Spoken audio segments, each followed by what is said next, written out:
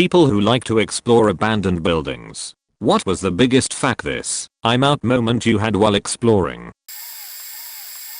As kids we would walk this 1/4 mile railway tunnel near where I grew up. There were no tracks, but it was next to 2 live tunnels so there was a slight element of danger that, and the fact it was trespassing I guess, and railway workmen or transport police could catch us at any moment point so as you can imagine it was dark real dark in the middle, but towards the end there was enough light to barely see. One day we took an old school pal down there, and after walking the length, almost at the end of the tunnel, just as it was beginning to get light he stopped to look down a large uncovered square 3 feet by 3 foot manhole. No he didn't fall in, but after a flash of brief confusion he took in a deep breath and screamed, then immediately started sprinting for daylight. Oh, shit, fucking ruin, he screams. Naturally without question we ran, having a hard time catching him up. At the mouth of the tunnel we stopped, all out of breath. What the fuck? What's wrong? What did you see? We asked. His face was pure white and shaking, barely able to speak. He said there was someone down there looking up at me. Now this buddy was and still is a good friend of mine, but back then he was known for not being the sharpest tool in the drawer. Instantly we had an idea what just happened, but slowly we returned to open manhole point. Then as the 4 of us stood around this hole looking down, sure enough, reflected in the still water about 5 feet down this feckin' hole was our 4 faces looking back up at us. A friend and I were exploring an abandoned mental facility that had been purchased by a large computer co here in Silicon Valley. The compound was massive. It had its own sheriff, slaughterhouse, industrial mechanic shop, on-site homes for the employees, everything a small town would have, in addition to the hospital, school and a beautiful mansion. All but the mansion were being demolished. The hospital had some creepy, though typical of the time, rooms and equipment, etc. Went through every house, storage unit, outbuilding on the property, and found some amazing things, with nothing negative of any kind happening. Then we went into the library. We went up a spiral staircase into the belfry, I think that's what it's called. From the minute we entered the building I was nervous and uncomfortable.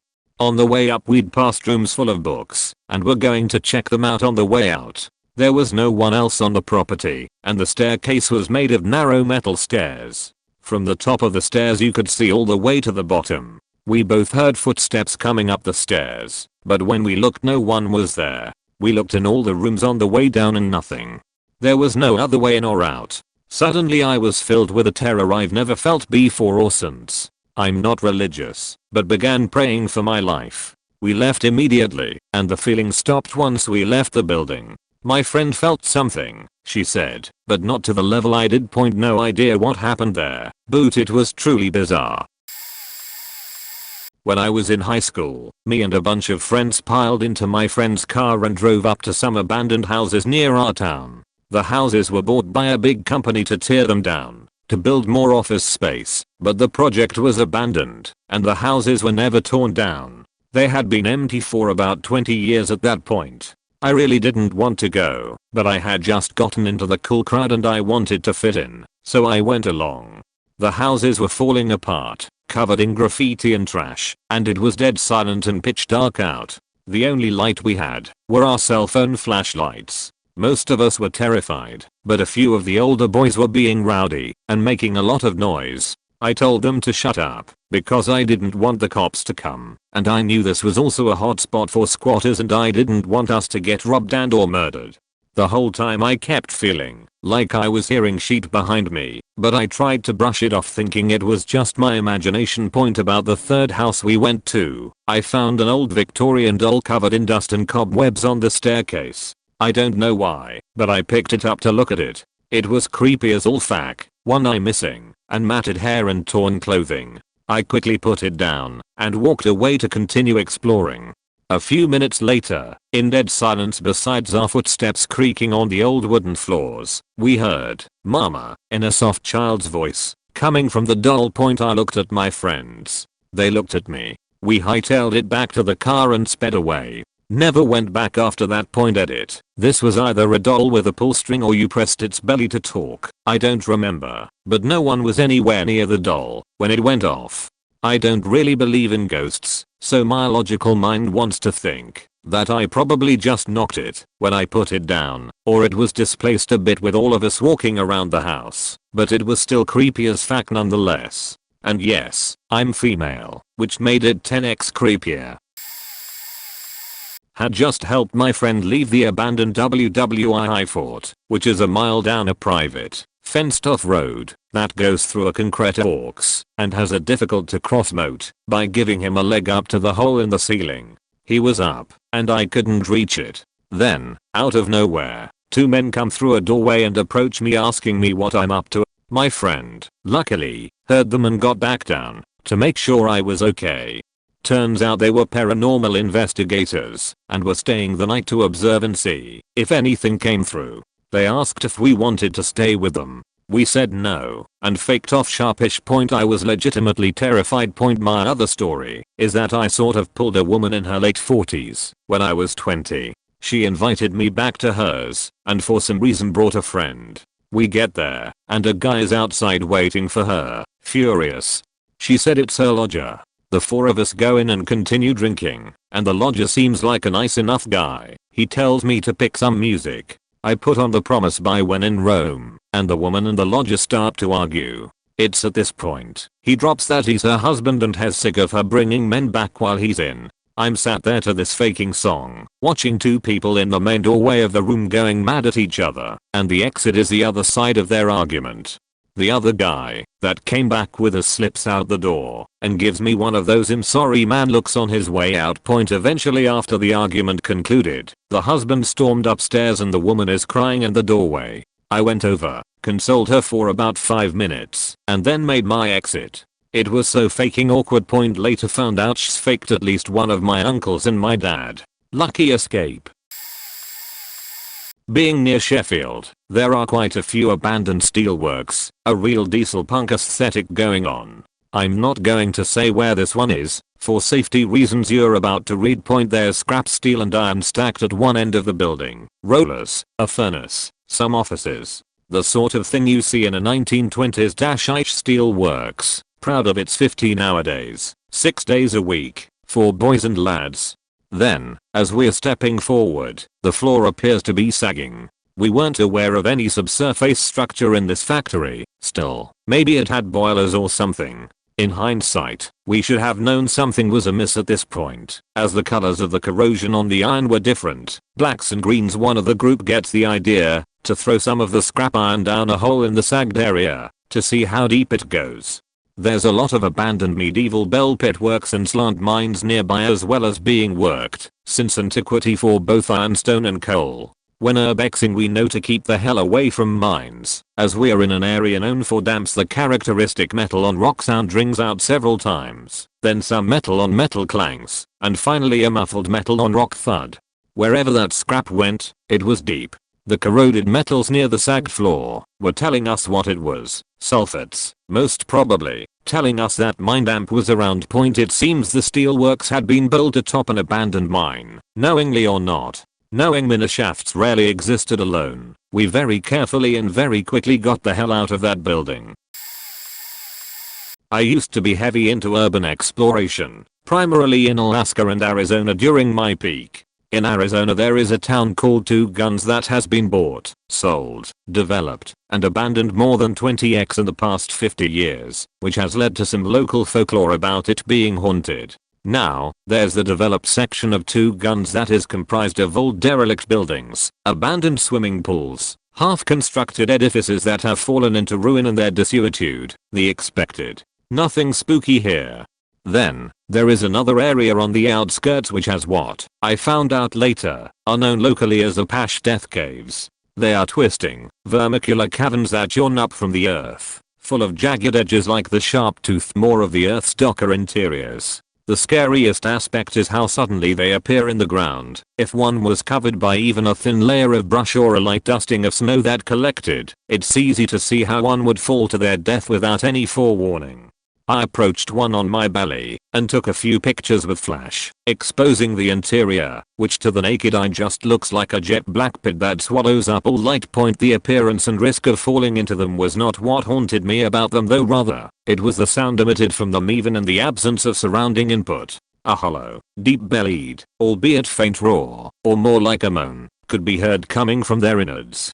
It was as if the wind was sucked into its corridors, translated into some non-Euclidean nameless horror of a language, and projected back out as the sound of 1,000 tremulous souls caught in the eternal horror of its bowels. The flash revealed a set of bones, pristine save a light dusting of dirt, which led me to believe even insects avoided flying into their open maws. I later read that the Apache Indians would use these caverns as traps for horsemen during raids and attacks during the expanse across the west by colonist settlers.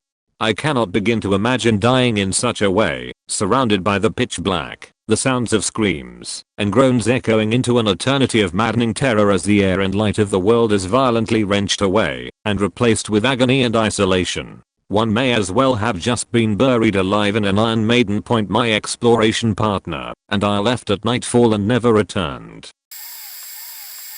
This is a long one, so there is a TLDR at the end. In my old neighborhood, there was an old, burnt out house with a ghost story attached to it, which I will share at the end. I heard it all the time growing up and never believed it. After all, I was a Trekkie, so everything had to have a logical scientific explanation. I joined a band as a young adult with a guy that claimed to be a medium. We had a number of discussions, but never changed each other's minds. One day, we wanted to take pictures. We wanted an abandoned building, so I suggested the old house from my old neighborhood. I never told anyone in the band the ghost story, and my hometown was an hour from where we rehearsed. So we loaded up and went down to the old, burnt out house. We got some great stuff on the first floor, then went upstairs. We are setting up in one room when the photographer asks, "Hey, D, you good?" D was the medium. D was really quiet, staring into space, and he had his crucifix out. He was rubbing that thing. D looks over and goes, "Guys, we need to leave." We ask him why, and he says, in the coldest voice I've ever heard, "I'm communicating with a spirit right now." And she says we have to leave. I laughed and said, "Yeah right. You're scared of some ghost girl." D looks me dead in the eye and says it is a little girl, and she's not the one we need to worry about. It's the man in the back. He's coming, dude. Every hair on my body stood at attention. I don't remember leaving the room or going downstairs. The next thing I knew was I'm sitting on the grass 50 yards from the house, puffing on a cigarette like my life depended on it.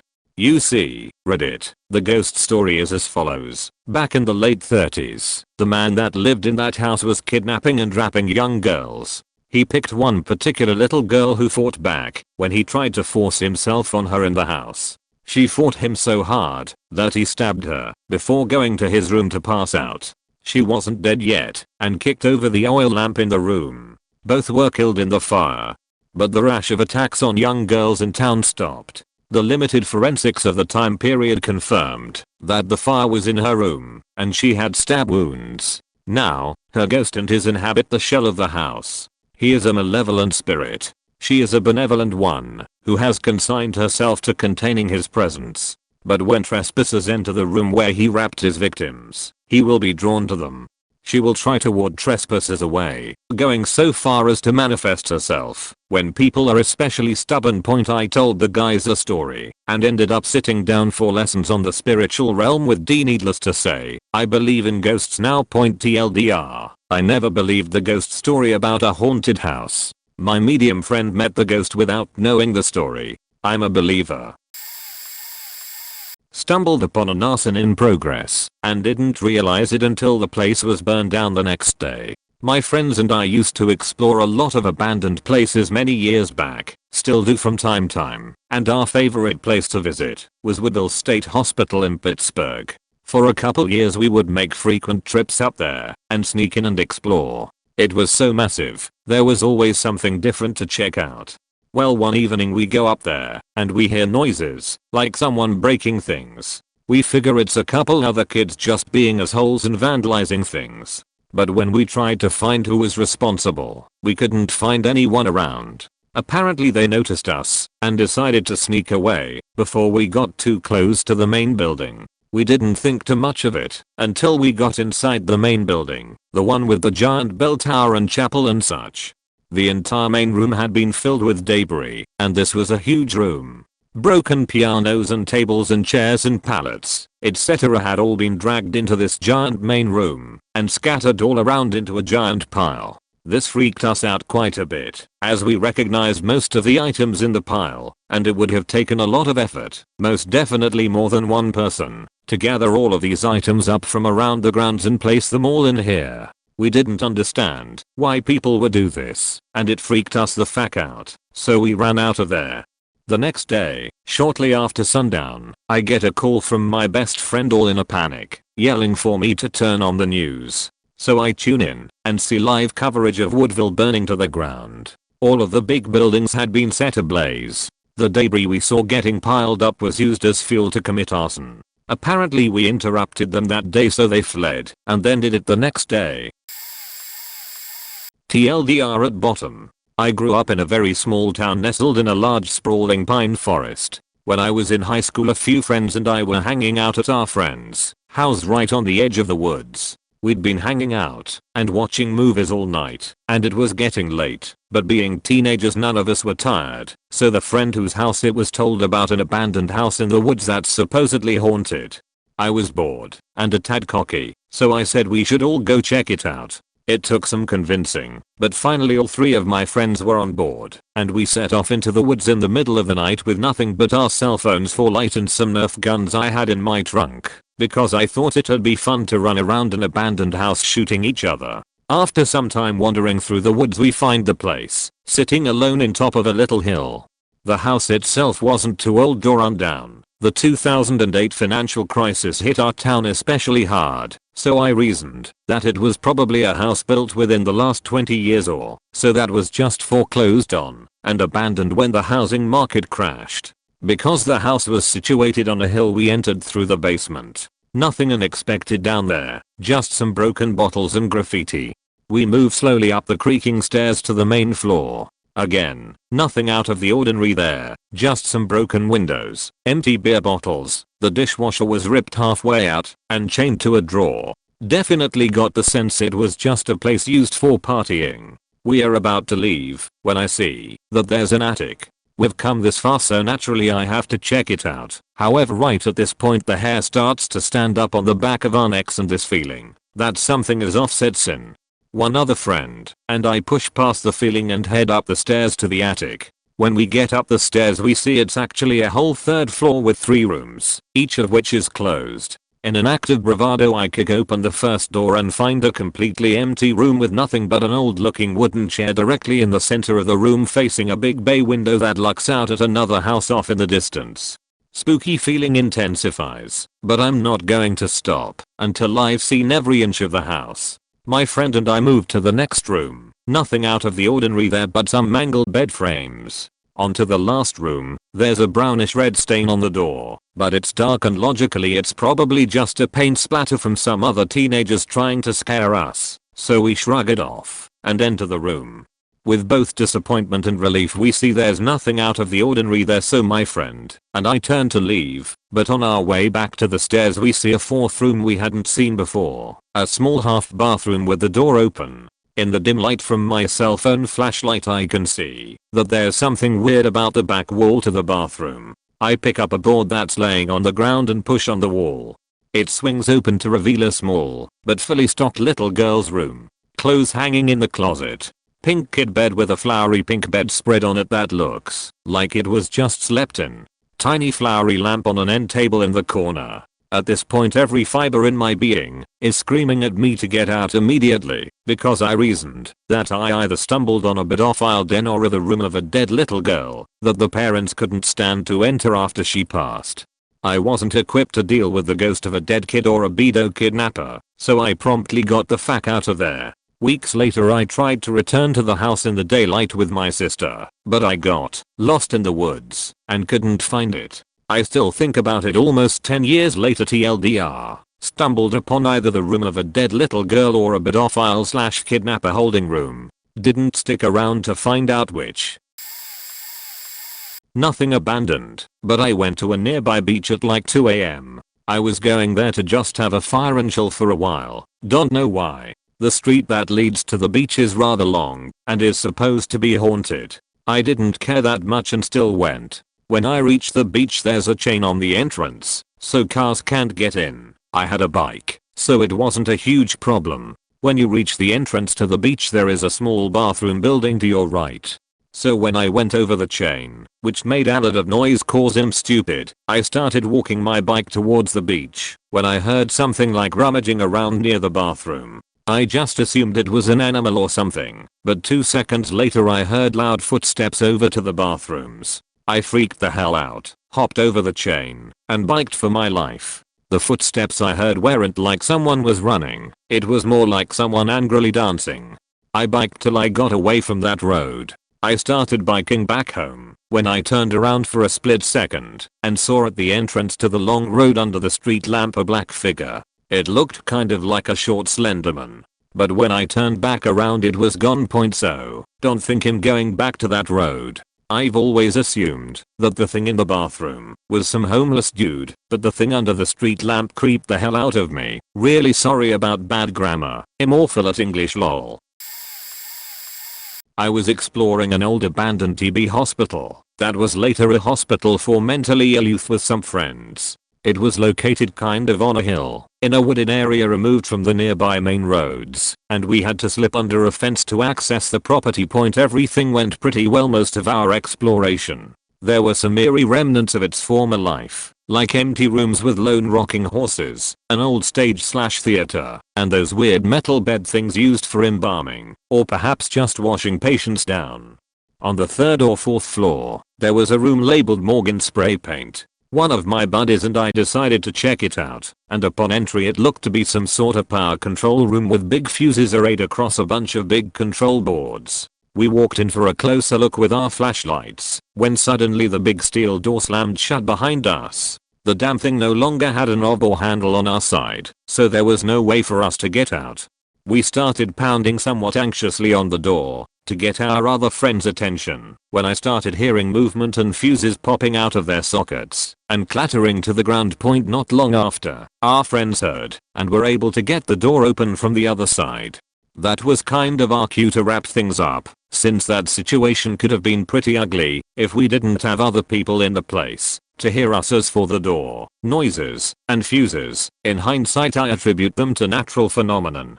Perhaps the door hinges were warped, and the banging on the door may have made some of the fuses pop out of the boards. Still pretty damn creepy in the moment though.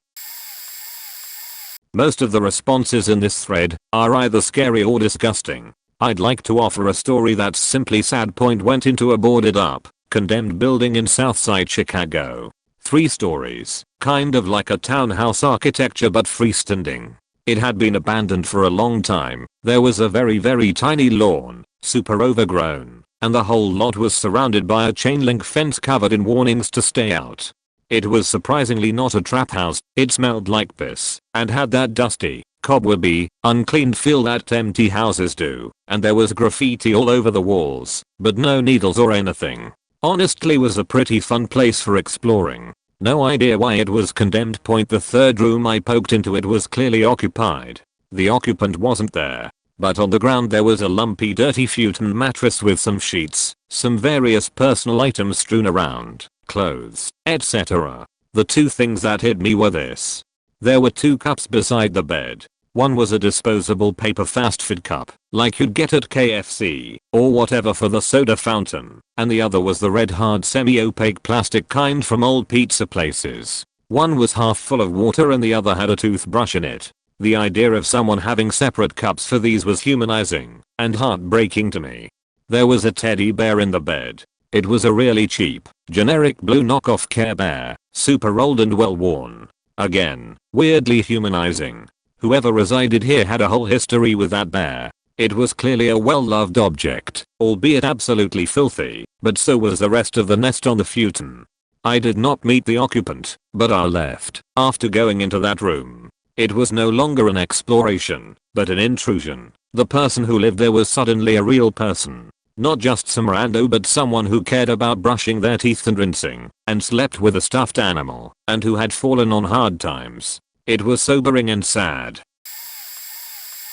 So a few years back I visited some college friends of mine for Halloween. We trick-or-treated, went to a party, and were wrapping up our night when my buddy got an idea about checking out an abandoned mansion a few miles away. The rumor was these rich people bred large wild cats under the house and all of a sudden disappeared a couple years before. Nobody knew what happened, but cars, house, lights were left on, etc.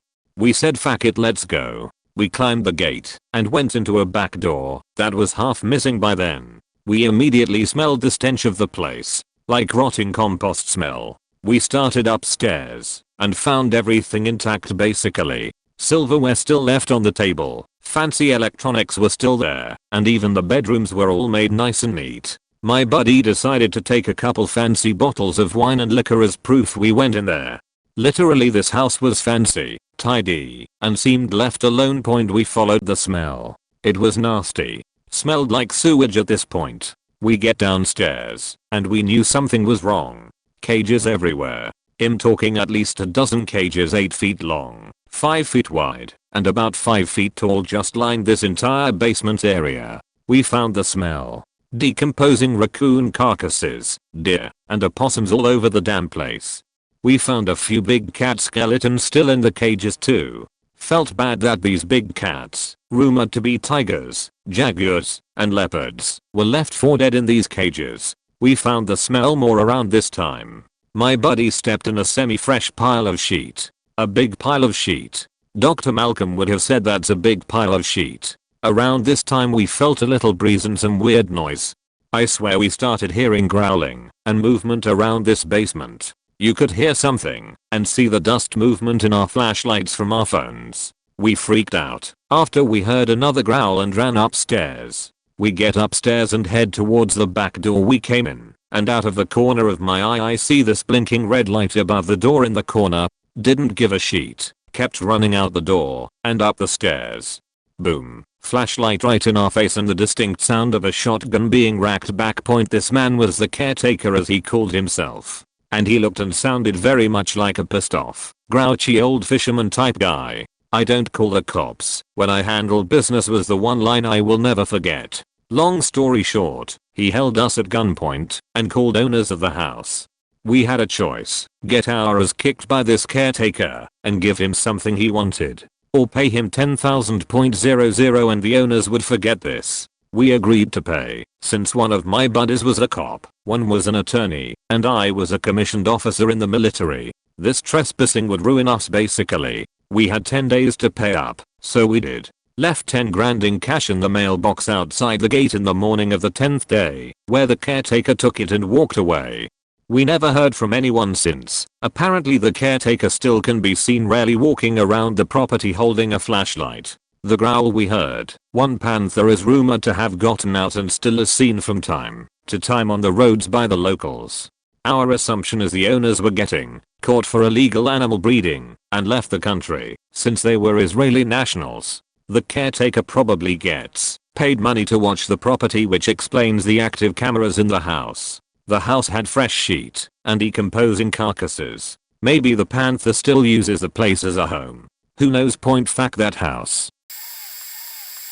While exploring my grandpa's ranch, he had stopped raising dairy cattle and milking them, had roughly 100 dairy cows about 16 years ago. He also used to breed and raise good ranch horses, had 45 horses, and he had about 400 beef cattle, now down to 100. Since then he has one horse left, 24-year-old black gelding, who he used to rodeo on. His best friend in horse form, which is why he hasn't sold him ever. The reason why he stopped with the dairy cows and horse business was because the economy dropped so drastically, he had to pick and choose what he could afford to keep doing. Also he had 2 heart attacks related to his stress levels of running a ranch with just himself and my aunt helping. He still grows and sells hay. I was pretty young, but I remember seeing all his horses out in huge meadows with foals, baby horses that would run up to you to see you, and all his cattle spread out across the hundreds of acres. I remember the dairy cows and seeing one of them have a calf. I was about 4 years old. Anyway, I was exploring the old dairy section of the ranch. It is very eerie, especially at dawn and dusk. I was out there at dusk, and the old light outside the milking barn is still on. It never turns off. I found a calendar on the wall inside the barn, and it was on May 1996. Never moved since then. There is still grain on the floor, still water in the troughs. I stumbled upon a couple dead cats inside the barn, and a dead cow right outside the barn, near where he let the dairy cows out into a meadow every day inside the milk barn. There is an upstairs. I don't go up there, because you will fall through floorboards. But, I heard footsteps above me, and it scared the hell out of me. My great-great-grandpa bought this ranch, and he died on the ranch, along with great-grandpa, and I'm sure my grandpa will too. He is 78 currently. I believe they are still there as spirits, doing their routine on the ranch. My family started the ranch probably around 120 to 130 years ago. Side note, there is so many old log buildings. I'm not sure what one of the buildings was used for, but it's pretty big, not collapsed yet but not used anymore. Then he has a old tack shed, saddles that are 70 years old tied with ropes to the ceiling to keep them off the ground, bridles, bits, halters and everything you can think of on the ground. The shed is leaning real bad. I'm surprised it hasn't collapsed yet. I'm not sure why all that expensive tack was left to rot in there, especially since a lot of them used to be extremely fancy saddles, covered in silver. There is another old log barn, with more tack, that is still used. It is in good condition. There is a lot of old creepy things there, but I just wanted to give you an idea of the place. I've never really been there. I'm bored. Let's go into that shack over there and see if we find a dead body type. But when I was little, my cousin was definitely like that. I remember living in the country, and down the road I lived on, there was this really old and gross looking building that was like an old cabin, I think, in the middle of an unused field. Me and a friend would sometimes dare each other to run up and touch it, but never actually went up to the door or ever went inside.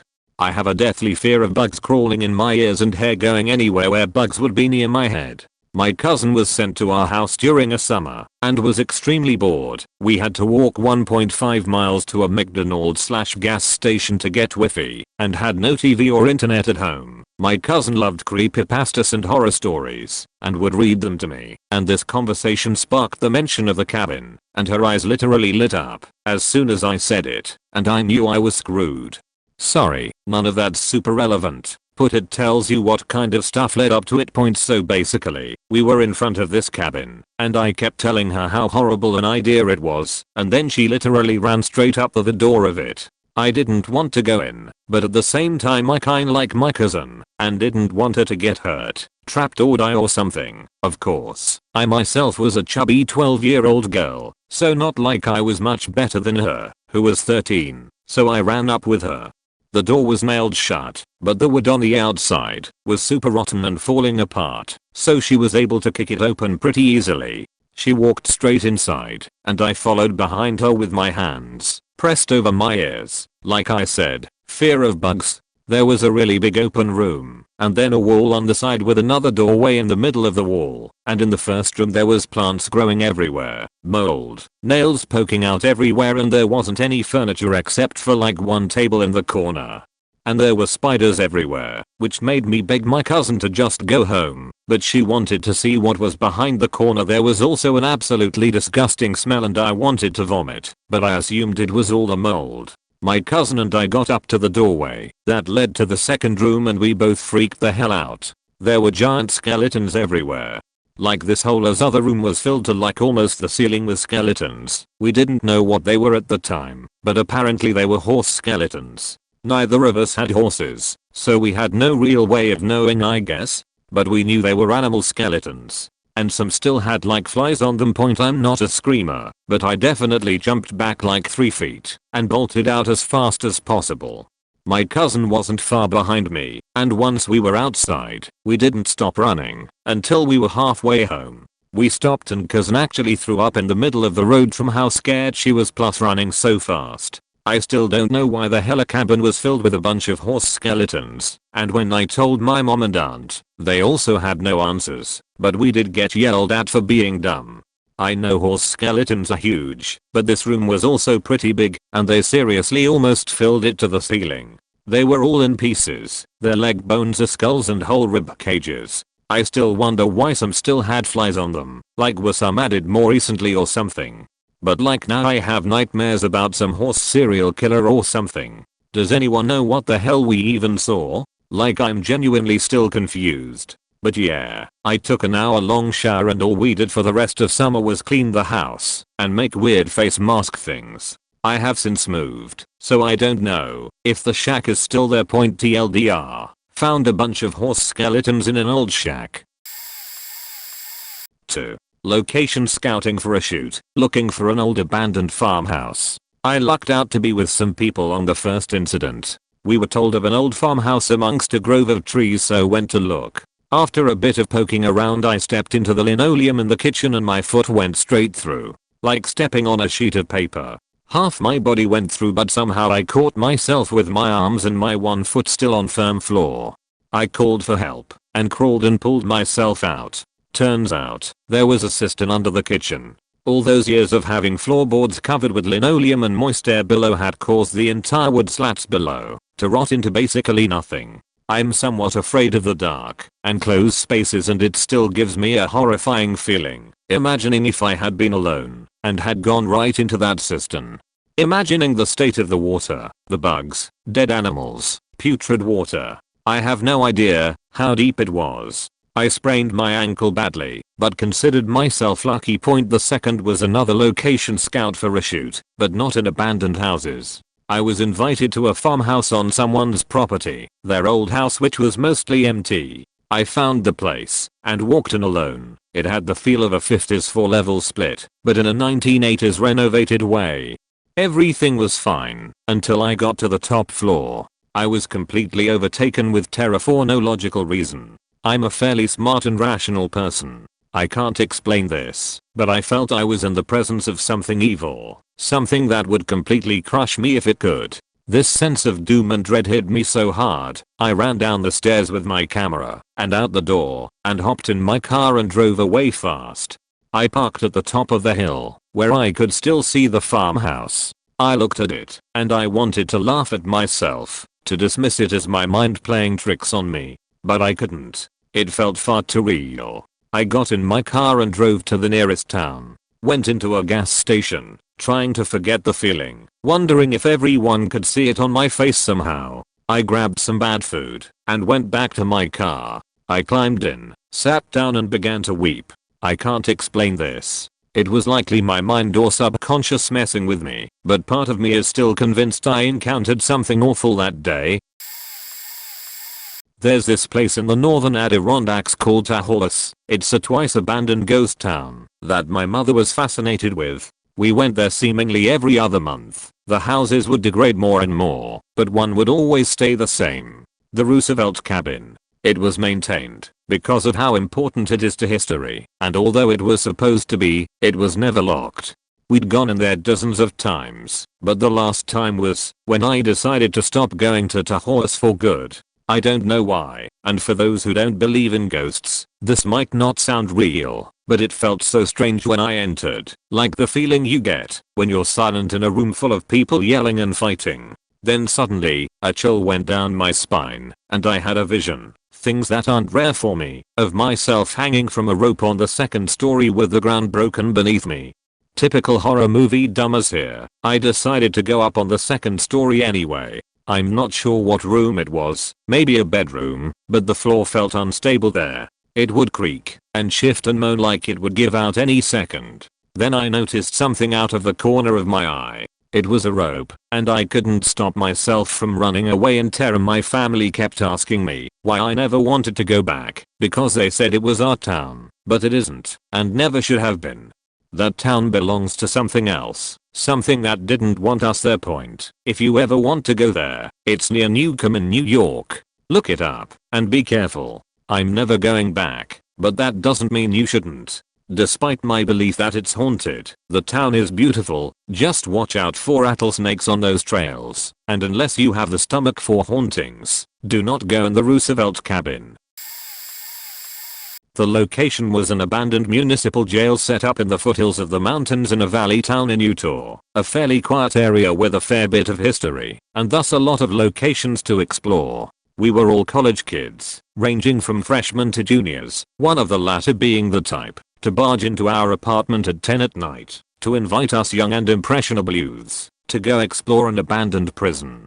So of course my roommate and I say yes. When given the opportunity, what 18-year-old hopped up on reruns of X-Files wouldn't want to explore an abandoned jailhouse, especially one that was alleged to be haunted? We were stuffed 5 deep in his Mazda protege within minutes, and en route point upon arrival, we were greeted with a very old and overgrown fence, which we breached via a decent sized hole. The frontage of the place was odd, lots of glass and 60s modern design, but clearly under shade for decades save graffiti and broken bottles, dumped tires and the like. The layout was similarly strange, practically built into the side of the foothills. 2 stories, but only the upper was immediately visible, the lower story half buried into the hillside and half exposed by design with an exercise yard fenced in at the bottom. We near the front entrance down and find that it's chained tight, so we proceed around the side and down a narrow flight of exterior stairs to an entrance without a door. The older of us go first, the rest of us piling up outside the doorway to wait for his signal point. After about a minute, we hear the sound of gravel crunching loudly, followed by the sound of our brave leader sprinting full blast. He runs out of the building and up the stairs, leaving the rest of us to follow suit or figure out whatever spooked him the hard way. We, of course, sprint after him. After we reach the fence, he looks at us and said he was about to walk through a doorway when a stick got thrown through at him. He never saw what threw it, but it clearly wasn't something that could just happen without somebody doing the throwing, so he turned and ran without a second thought. We weighed our options. We halfway wanted to see what it was that threw the stick. However, we didn't want to get killed by whatever gal, hobo, or otherwise had done the throwing. So of course, we made a slow approach back toward the building, but with hopes of finding a different way in. Not halfway to the building we hear this freakish, unhuman sounding moan, literally like whatever was making it was right beside us, but we knew it came from inside the jail. Without a word, we all stood, turned, and ran as fast as humanly possible through the hole in the fence back to the Mazda. Whatever or whoever made that sound was definitely not something we had any desire to see up close. Not strictly an abandoned building story, but hope you will enjoy it all the same. In 1964 the Air Force assigned my dad, a captain with SAC, to service at Barksdale AFB in Bossier City, Louisiana. After settling in during the summertime I fell in with a group of kids around my age, 11, that would be sharing 5th grade with me when school started that year. Some of them were Air Force brats and the rest had lived near the base all their lives, so we were all comfortable with airfields, military activity, etc. One day we were hanging out near a remote fence when we spied a weird opening. It wasn't a gate exactly as it had no movable parts, but had partitions extending out on both sides of the fence, so you couldn't run straight through the fence, but could easily enter if you followed the corridors. My new friends dared me to sneak onto the base and see what was in the nearest hangar. Eager to prove myself to them I agreed. After making my way through the fence I raced across the tarmac to the nearest open hangar. Peering inside I saw the craziest looking jet with enormous wings that almost touched both sides of the hangar. The wings were held up with little wheels not nearly the size of the usual landing gear. Everything about this jet was different to me as I was well versed with most of the aircraft the USAF flew. Between my dad's career, airshows, model building and the like I thought I knew about all the current aircraft, but this jet I was looking at proved me wrong. Right away I knew I had faked up big time and was looking at something I was not supposed to be seeing in all likelihood. After I got back to my friends hiding in the field and described what I had seen they agreed I was alright in their eyes, since I had been brave enough to take them up on their dare. At dinner that night I casually asked my dad what kind of plane I had seen in the hangar. When I think back on how naive I was to ask him what I had seen while trespassing on a military installation. My dad blew up, and I mean really blew up. Stood up and started shouting at me. Mom grabbed my brother and left the room, and me to my fate. He was as angry as I had ever seen him, and I melted in a blubbering mess in my chair. This caused him to stop, and mom and brother made their way back to the table. Never addressing my questions about the plane in the hangar, he explained to all of the family that if news about what I had done got out, it could cost him his assignment. Knowing I could have adversely affected my dad's career really shocked me. He then explained his anger was because of how close I had come to dying. I had no idea what he meant. Dad said, "Have you ever seen the Air Force's guard dogs, German Shepherds?" And I said yes. He said that opening the fence was where the guards and dogs transitioned security sweeps from inside the fence to the outside perimeter. Had the dogs seen me, the guards would have released them to secure the intruder and told the guards to catch up to them. To reinforce what he was saying, he took me to a demonstration of the guard dogs, how they were trained, how lethal they could be. He never apologized for how angry he got, as he felt the situation deserved it. He just made it a point to educate me about how close I had come to being attacked and seriously injured by the guard dogs, and how much trouble it would have cost everyone if I had been caught trespassing on the base. He never directly answered my questions about the jet itself, but later, as more became revealed about the US spy plane U-2, he said that's what you saw in the hangar. Although it was 4 years after famous U-2 pilot Gary Powers was shot down, there still wasn't much known about them by the general public. Only much later, when he was retired from the Air Force, did my father related that in addition to his regular duties involving air refueling fighters and bombers, including a tour of duty in Vietnam, he had also performed air refueling for our U-2 spy planes, especially during the Cuban Missile Crisis. In downtown Columbia, South Carolina, there used to be a condemned asylum. It burned down recently, but I was lucky enough to explore it a couple of years ago before the fire razed it. It hadn't been in use since the 1980s and truly became creepy over time. The main building and its supporting wings were 5 floors and created a complex with long, narrow, and sometimes dirt-floored basements linking all the buildings. The dilapidation and decay inside the building was creating gaping holes in the floor that would sometimes go several floors down into the dark.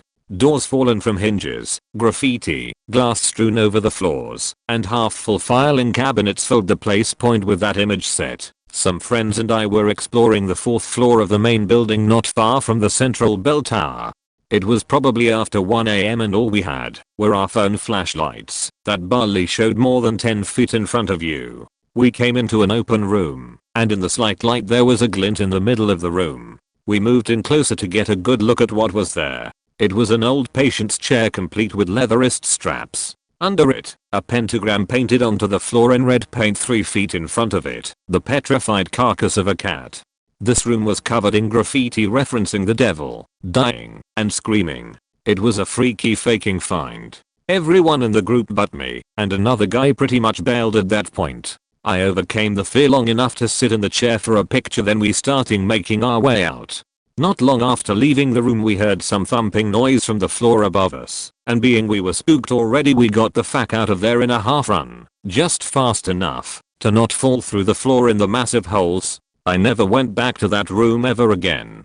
Despite going back the asylum a few times after, that room is the scariest thing I ever experienced. If anyone is interested enough, and I can find the picture and post it.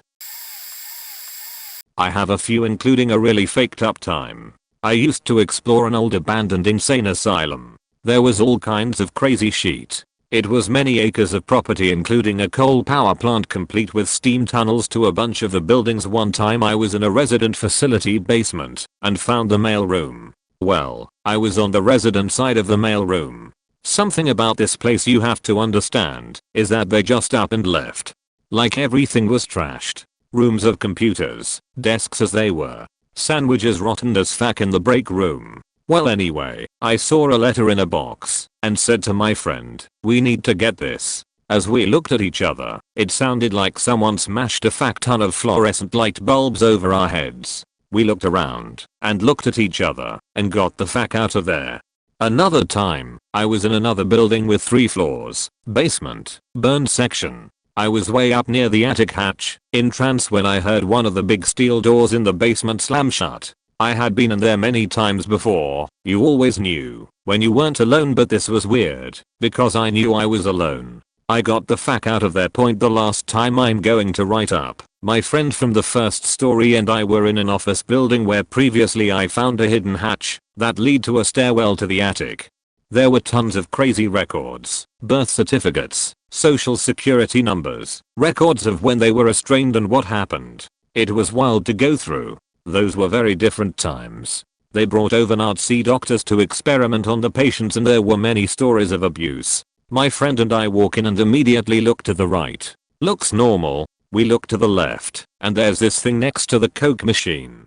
It's like a bundle of blankets or something. We shine the flashlight over, and it's a blanket or two with feet sticking out the bottom. The body was bloated like crazy. My friend and I ran out so fast. Luckily we were barely in. We went back about a week later, and the whole building was boarded up. It looked like they had to cut a hole in the wall to remove the body. So here in Moscow we have famous abandoned building called Hovrino Hospital that was never finished. In early 2010 it was this creepy place with bunch of creepypasta like stories ranging from ghosts to cults that performed rituals there. To me and 3 of my friends' story with that place point there was me 13 years old and my friend who was same age except for one guy who was 15 at the time. As a young stupid kids in Russia we love, do stupid and really dangerous shit and we all finally decide to try and visit Hovrino Hospital. That was not far from where we lived, just take 30 minutes ride on bus. We meet at 2 p.m. as always and embark on our one-day adventure. The hardest part honestly was get over the fence and don't meet guards on our way in and out, but our grown-up friend do, so research and find some hole under the fence. If my memory is right we entered southeast wing through window and start exploring. First hour was kinda uneventful for the most part for exception of some cool and some creepy graffiti, and when our grown-up friend jumped from one side to another of elevator shaft. But when we get deeper into the hospital, that's where we start slowly sheeting our pants. Barely any light from windows, makes really hard to see plus one of our friends was kinda prankster who tried scare us. But that we stopped and get all quiet listening to the emptiness of building. And then heard a terrible loud scream that echoed through walls and corridors. What that was we don't know. We was not that brave or stupid to try investigate in the dark and just run as fast as we can cheating ourselves in process. From that day I personally was not so enthusiastic to go and explore abandoned buildings, especially hospitals. Please. Sorry for mistakes.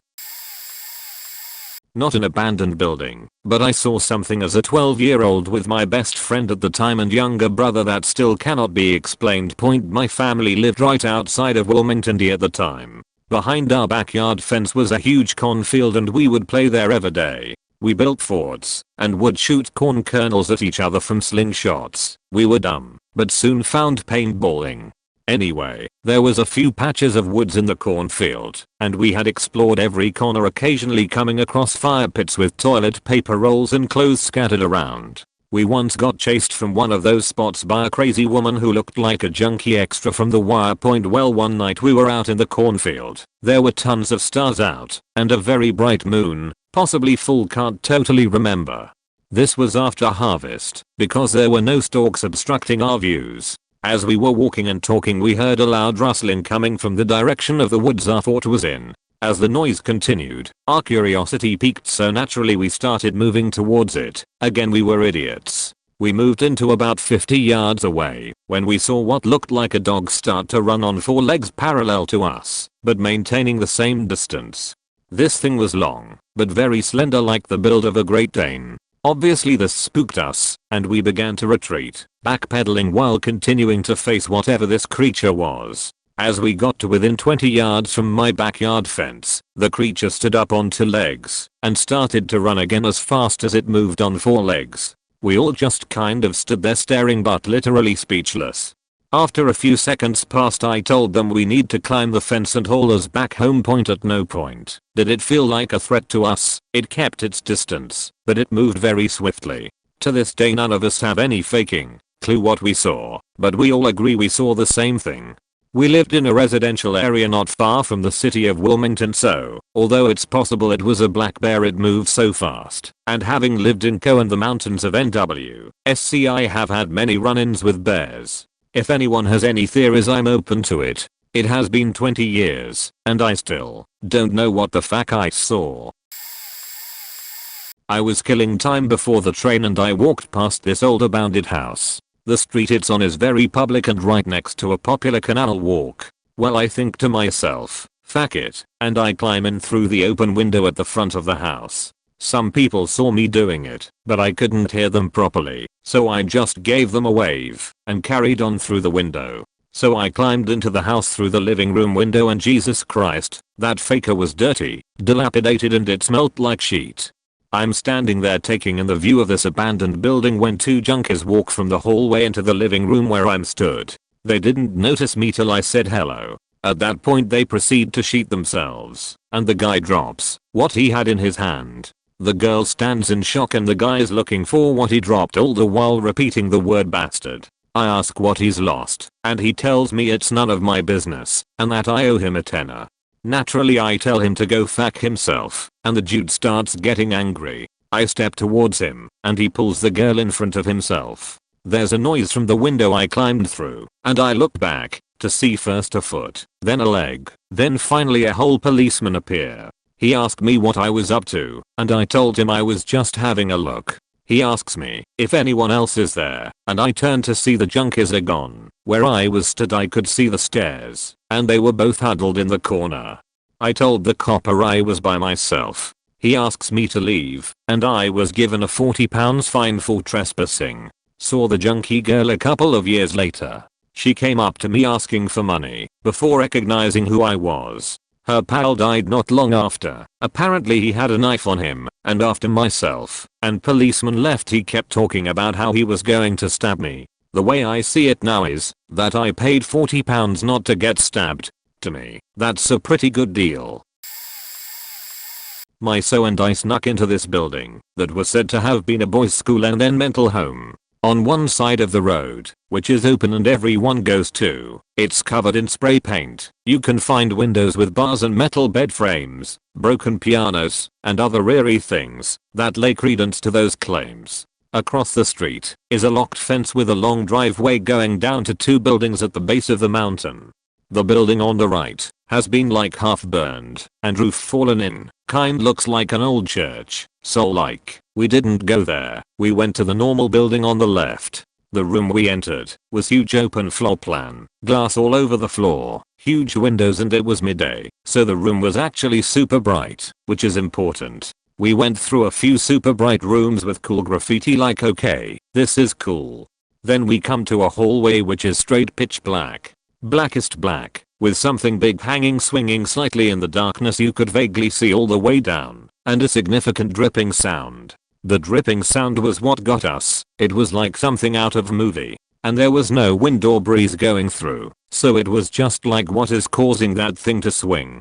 And it's the middle of a bright day, how could it have possibly been so perfectly black? We kinda stood there and stared for a few minutes waiting to see if the other person would be like let's do this, but the longer we waited, the more it felt just scary standing there in front of it. Like if something spooky was down there, it could totally just come snap us up.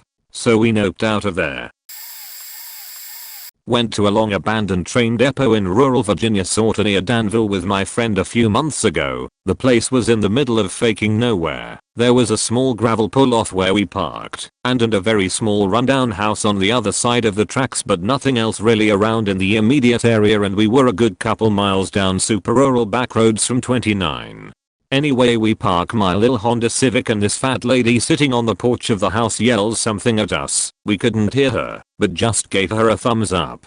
She gets on her cell phone and we pay no mind, because the cops are literally 30+ minutes away, and we make our way into the building. The building is pretty lame, it's almost totally empty except for a few modern cabinets still with the Home Depot tags on them. Empty, just stacked in one room, but still sorta cool to see the old building. Eventually we find a door that leads to a super steep narrow staircase that goes upstairs. Upstairs is one very large room with a door to a smaller room on the opposite end. We go into the room and find two modern looking dressers, and when we opened the drawers they were all completely filled with KKK robes and flags and stuff. We get out of there pretty fast, and by the time we get out of the building and are fighting our way through the chest high brush, To get back to the road, an Obs 4 Ranger with a bunch of rednecky dudes in the bed is pulling into the house's driveway past my car and they start yelling expletives at us. Keep in mind, I was driving a lowered Honda Civic with a bigger spoiler which clearly marked us as not from round these parts, and this was the kind of place that, if a couple city boys went missing, nobody would find us. So I got the fuck out of there, and the truck followed us most of the way back to Danville, before we eventually lost them in traffic. Not abandoned, just an empty unused house. It used to be the house of my friend's grandparents which passed away, if I remember correctly. We were teens and the hookah, nargileh, water pipe, was very popular back then, so we decided to go smoke my brand new hookah and have some drinks there. To hide from our parents, the house had 2 stories. The top floor was packed with boxes. You could go up the stairs to the second floor, but you could not enter easily. Because of the boxes, we were chilling, sitting legs crossed on the carpeted floor of the first floor in the living room, and all of a sudden the kitchen door, the door didn't have a knob or a lock. It was the kind that you just push to open, blasts open, as if someone had punched it to come inside the living room. Immediately after that we clearly heard someone going up the stairs really fast. By the way, the stair were beside the kitchen door and in front of us, but we couldn't see anyone, and when it reached the second floor it ran through the hall. Remember, it was packed with boxes, and the footsteps suddenly stopped. We just stared at each other for like a second, and bolted out of the house so fast that we flipped over the hookah with the lit up coal. Panicked, I grabbed the hookah and the coal with my hands to get it out of the house, and got a real bad burn. Point, we never returned to that place again. My entire family has farmland, and we frequently go out to visit them at all times of the year, just randomly, but also on holidays. When I was a kid, maybe 15 over 16, we explored the woods next to my uncle's house. We were having a great time jumping over dead logs, swinging on vines. My brother broke his ass on rocks because a vine broke, lol, running through his cornfield, etc. We ended up finding an abandoned barn out there, and we were like, oh my god. Secret base. Secret base.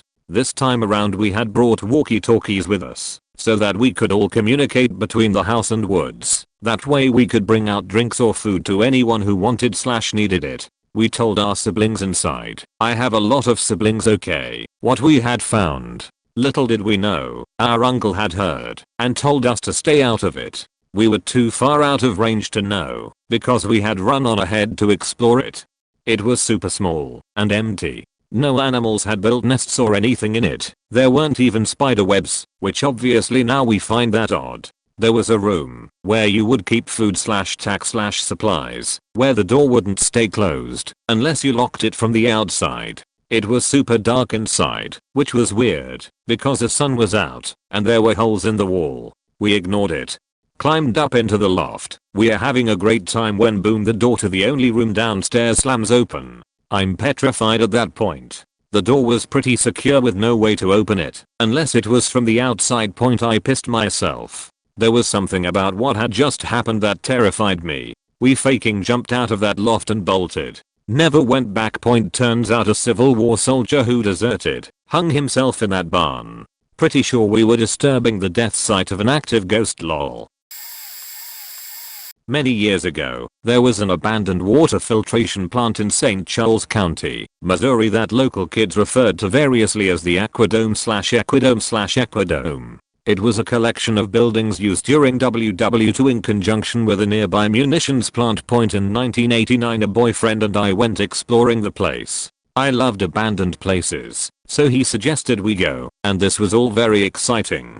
There was of course the ubiquitous pentagrams, graffiti, questionable dead animals and references to Satan, but I was mainly interested in the architecture and industrial remnants. Apart from some structural safety issues, not much scared me until I reached a spot with a meter square hole in the concrete floor, with hell scrawled above it in red spray paint, and a downward pointing arrow. I laughed off the cliche until I crouched down and shone my flashlight into the abyss below. There, in the dark, about 15 feet down, was some standing water covered in what looked to be hundreds upon hundreds of bright orange puffballs, about the size of baseballs. I took one glance and noped the fuck out there so fast it made my head spin. found my boyfriend Jason nearby, and had him take a look. He too noped the fuck out. This was a 6 feet 4 inches, fearless punk rock dude that people generally didn't mess with. We left after that point today. The Equidome is long gone, and the area has been leveled and turned into a police shooting practice range. To this day, I wonder what the hell I saw down there in the dark. Some kind of fungus? Strange mystery apparatus used in water treatment? Aliens? No one knows. Me and a friend took a shortcut while walking at night and came to a really neat park. It had a playground, monkey bars, seesaws and other crazy contraptions, and had large walls running parallel on either side with a crappy metal fence toward the way back that led to a canal, kinda like a cul-de-sac or a funnel. It was dimly lit, but kinda nice, so we stayed and goofed off for a while, and started coming here on the weekends thereafter, always at night for some reason. There was an abandoned apartment complex on one end and a row of really old houses that might as well just be abandoned. That just made the park feel so isolated, but we liked it, so we kept coming back. One night we were both chilling quietly. I was lying on a bench and he on the grass, and we heard noise. It was maybe 2 or 3 AM and we knew people didn't live in the complex, and it was too late for the people who lived in the houses to be out, so we grew alert.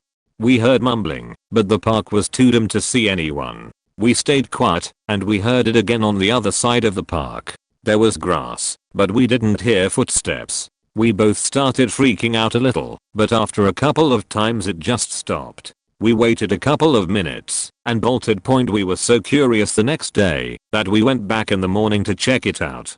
When we got there we realized we've never been here during the day and I cold sworn it seemed there were more trees at night. One of the walls had a few cinder blocks missing, so we peeked to the other side and realized that it was as a cemetery. My friend got a little spooked thinking about what had happened the day before and started walking around until he stepped on a large piece of flesh on the ground. We checked it out and it looked like a thick femur with some meat still attached. We both got spooked and started to walk away wondering if it could have been human or animal when we noticed more flesh on the grass, intestines. Upon realizing there was more, we widened our field of scope and found more stuff. A small pouch with an eye, kidneys, a heart and a pig's head, all around the park right where we were hearing the noises. We never came back. TLDR at the bottom, because this is long, also might be formatted weird, because mobile. This happened maybe 4 years ago. Not a building, but a graveyard in an old, abandoned coal town called Red Ash. This place is notoriously haunted, and there are multiple stories, sightings of apparitions, and paranormal activity in the area. There's multiple legends about a graveyard of child coal miners, a woman who cries over her grave every night, the spirits of coal miners walking along the train tracks, a witch's shack, and a demonic goat man among other things. There's legit so many stories about this place, and if you ask anyone in my area they'll tell you about it. Most people actually avoid this area because of the stories, but mostly because it's on a back road with 1-lane bridges and potholes. But not dumb teens, and my friends and I just so happen to have been dumb teens. So one night I was driving around with a couple of friends when we just started talking about the place. Friend A and I had never been there, so friend B insisted we go right then. This place is like a 30-ish minute drive from where we all live, so friend A and I were like, yeah sure, let's go. So we drive all the way out in this deep neck of the woods in tiny 2-door Mini Cooper with the intention of finding all the legends, starting with the graveyard. We never got past the graveyard. We all got out of the car once we found the graveyard and started looking around for any signs of the paranormal. All of us jumpy as hell because it's like 2 AM. We keep hearing footsteps in the woods, probably goatmen, and the only adequate light we had was our phone flashlights. We try to take our time, and I split off from our terrified group huddle to look around. Friend A and B are looking around one side of the graveyard and I make my way to the other. Note, the graveyard is very small. We were maybe 20 feet from each other when we were roaming around. It was mostly us saying stuff like, found anything yet? Just this baby snake, no keep that over there. But then I notice this set of 2 twin headstones that are very old, and the writing on them is weathered, but otherwise are still standing. They were particularly interesting because they were twin stones, probably a couple. They were about 1 foot wide and 3 tall, both on one base, so these stones were close to 4 in height. Most of the stones were in ground or very small headstones, as I said before, mostly the stones of children or the poor. I circled the base of the headstones, starting at the front. I come back around and begin to walk away when the left stone literally breaks in half and falls towards me. It hits the ground with a loud thump, which is what alerted me to the stone having fell. It was a horizontal break, but these stones had no cracks, and I didn't touch the stones in the slightest. I jump, turn, and scream at the same time. Both friend A and friend B scream. Friend A whips around to see what happened, while friend B just guns it straight to the car. I also began running, grabbing friend A, so B doesn't decide to drive off without us. Friend B dives headfirst into the back seat from the passenger side. Friend A jumps into the driver's side, and I throw the front seat backwards and hop in, while B's legs are still hanging out the door, now trapped between the seat and the door frame. We drive off with the passenger door still open, and I'm holding as closed as it will go with B's legs still hanging out. As we are driving, I pull my seat up, so B can actually get into the car. I'm actually laughing miles off, now that I'm thinking about this again. We're all traumatized, shook even. But now we are filled with questions and gushing with adrenaline, so we do the stupid thing of turning around and going back to the graveyard to find that the top half of the stone is completely missing now. There was maybe 10 minutes between us leaving and coming back, and in that time the piece of the tombstone that broke off has completely disappeared. We decide we've had enough and leave for the night. We've went back a few times after that, and it's always spooky, but we've never had quite the encounter as our first visit. I actually plan to buy some cheap ghost hunting equipment and have those friends go back out with me, because this place is a gold mine of spooks also. If anyone has actually read this far, thank you for reading. TLDR, some friends and I go out to a well-known haunted area. I get assaulted by a tombstone that disappears after we come back from having ran away from the ghastly graveyard. My friend and I, both females, were 14 years old at the time, exploring an abandoned house in a small town that neighbors the town in which I live. My mom had driven us there, since it was quite a far walk from any nearby occupied houses, well over 8 miles, at least. So this tiny town was abandoned back in the 70s, when it was supposed to be flooded to create a large reservoir/dam. The government kicked everyone out of their homes and only a few families stood their ground and refused to leave. A few are still living there to this day, but most houses in the town are now abandoned, boarded up and falling apart. The families that once lived there left most of their personal belongings behind because they were so rushed to leave, even though the project never went through. So furniture and things of that nature were left behind. In most cases, lots of the houses have been partied in or graffitied to sheet, so many items of furniture were thrown from windows and scattered all over properties. I've thoroughly explored most of them, but there was one that really got the hair standing up on the back of my neck. My friend and I entered this house in the middle of the day, sometime in early summer. So it was warm, probably somewhere in the 60° -70° F range. We went upstairs, and I went in one room to the right of the staircase, and she went to the one on the left. Mind you, all the windows are broken, and there are small holes forming in the floors. She called me in the other room sounding a bit startled, and I went to see what she had found. She found a bed neatly made with fresh sheets, not from the 70s, from present day, just very dirty, and a closet full of clothes, all on hangers. Big no thanks. We both turned right around and never went back. I tried to find the house years later, just to point it out to a friend for proof that it was where I said it was, and I couldn't find it. It might have been torn down, or I just went to visit it when it was so overgrown I didn't see it, but that was so very odd. I can only assume someone was squatting in there, but man, that is such an unsafe place to live.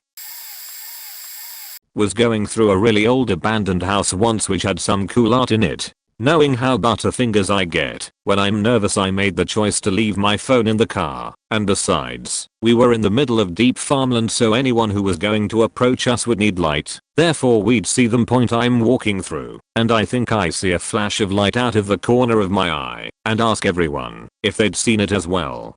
The consensus was that nothing flashed, and it was dark enough with only our glow sticks for light that we'd have seen it 5 minutes later. We're in the basement admiring some paintings of Baphomet. We all hear it. the rustling of a person crawling in through the same window we all crawled through. I began to think the friend we'd left behind was trying to catch up and had changed his mind. None of us moved, except me to move closer to what must have been a closet. I tucked myself in and listened to the steps getting closer to the top of the stairs and then down them. Fuck this, I thought, and called out, "Hey, who is that?" and heard "Sheriff's Department, come on over here." We all got off with warnings because all we brought was glow sticks and a couple of us had wallets. Apparently it's a historic monument and they're having to tear it down because it got so tore up by people over the years, and there were a lot of addicts using and living in it during winter, so this small town had a sheriff who just pretty much watches it constantly and calls in for help if he needs it.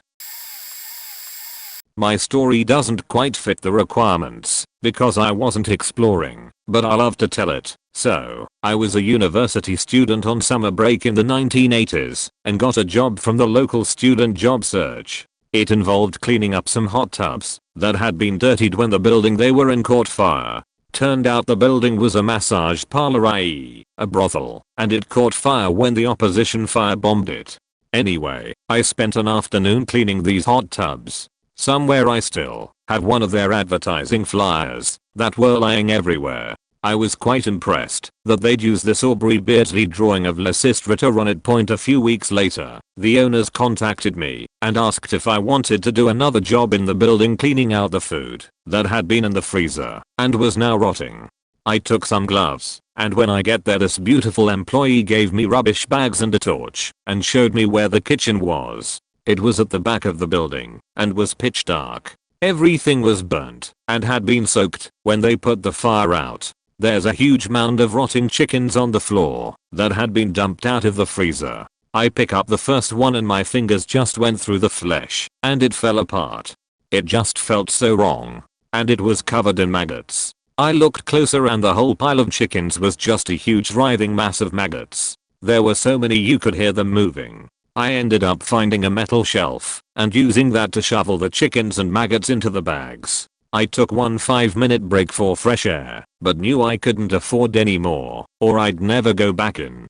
We are talking so many maggots they would have filled several buckets. I eventually got the job down, and the beautiful employee gave me a lift to a friend's house, so I could have a shower. She made me wind the window down, though, because I stunk so bad.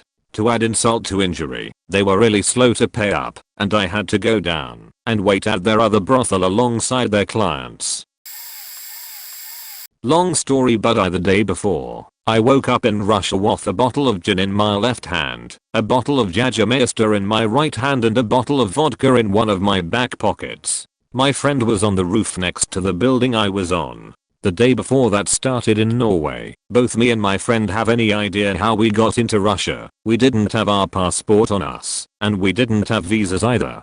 So after we call some friends to come pick us up, we say bye to the Russia people we apparently had partied with and started walking around. As the buildings around us started looking more rundown, we found a factory/mining building looking structure and decided to explore while we waited. As we enter on the second floor and walk around, we start hearing people talking in Russia. No idea what they said, and as we enter our open room which looks down into the large central room in the middle of the building, we see a ton of Russians. Either they didn't see us up there, or on later thought they might just not have cared. As we look down on the Russian, they bring in another guy which they place on his knees. One man steps forward towards the guy and starts talking in loudly as everyone else shuts up. He talks for a minute or two and then looks at the rest of the Russians. They all vote by thumbs up or thumbs down. When the talker is finished counting the thumbs, says 2 words, pulls out a gun and shots the guy on his knees. Me and my friend panic/scared AF leave the building as fast and quiet as we have ever been. When we get out, we start running faster than Usain Bolt for a solid 6+ minutes. I don't even remember how far away we ran. TLDR, woke up in Russia. Explored an abandoned building. Witnessed Mayfair execution. Ran like Usain Bolt. Not as exciting as the other stories told here, but last New Year's me and a few friends decided to go into an abandoned house we'd been frequenting. We came there on occasion to just drink and have fun for the thrill of it. This time we brought some girls who hadn't been there before.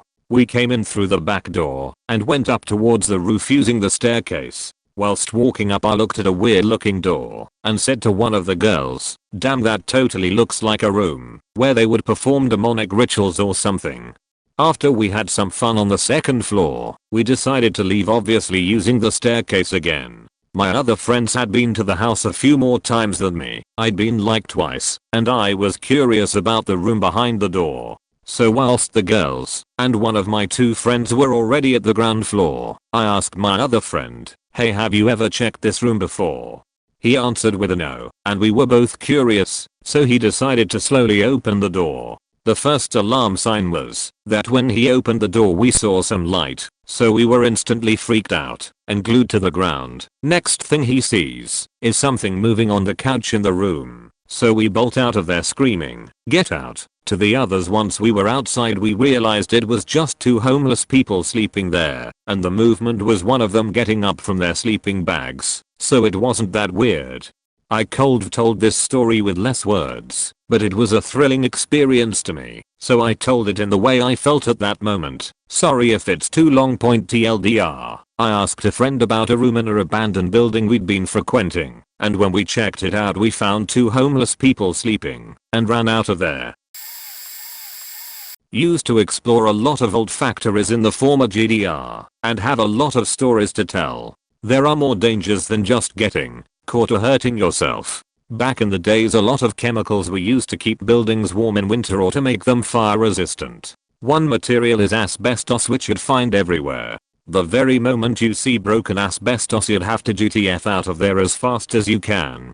If you breathe small particles there's a high chance of developing cancer and eventually dying. But that's just a quick disclaimer for everyone trying to explore abandoned buildings. My favorite story happened on a Soviet military site that was also used during Second World War and had the lovely name Adolf Hitler Lager. It's now called Forstzimmer for anyone who's trying to look it up. One can say that Forstzimmer is like a big abandoned city in the forest near my hometown.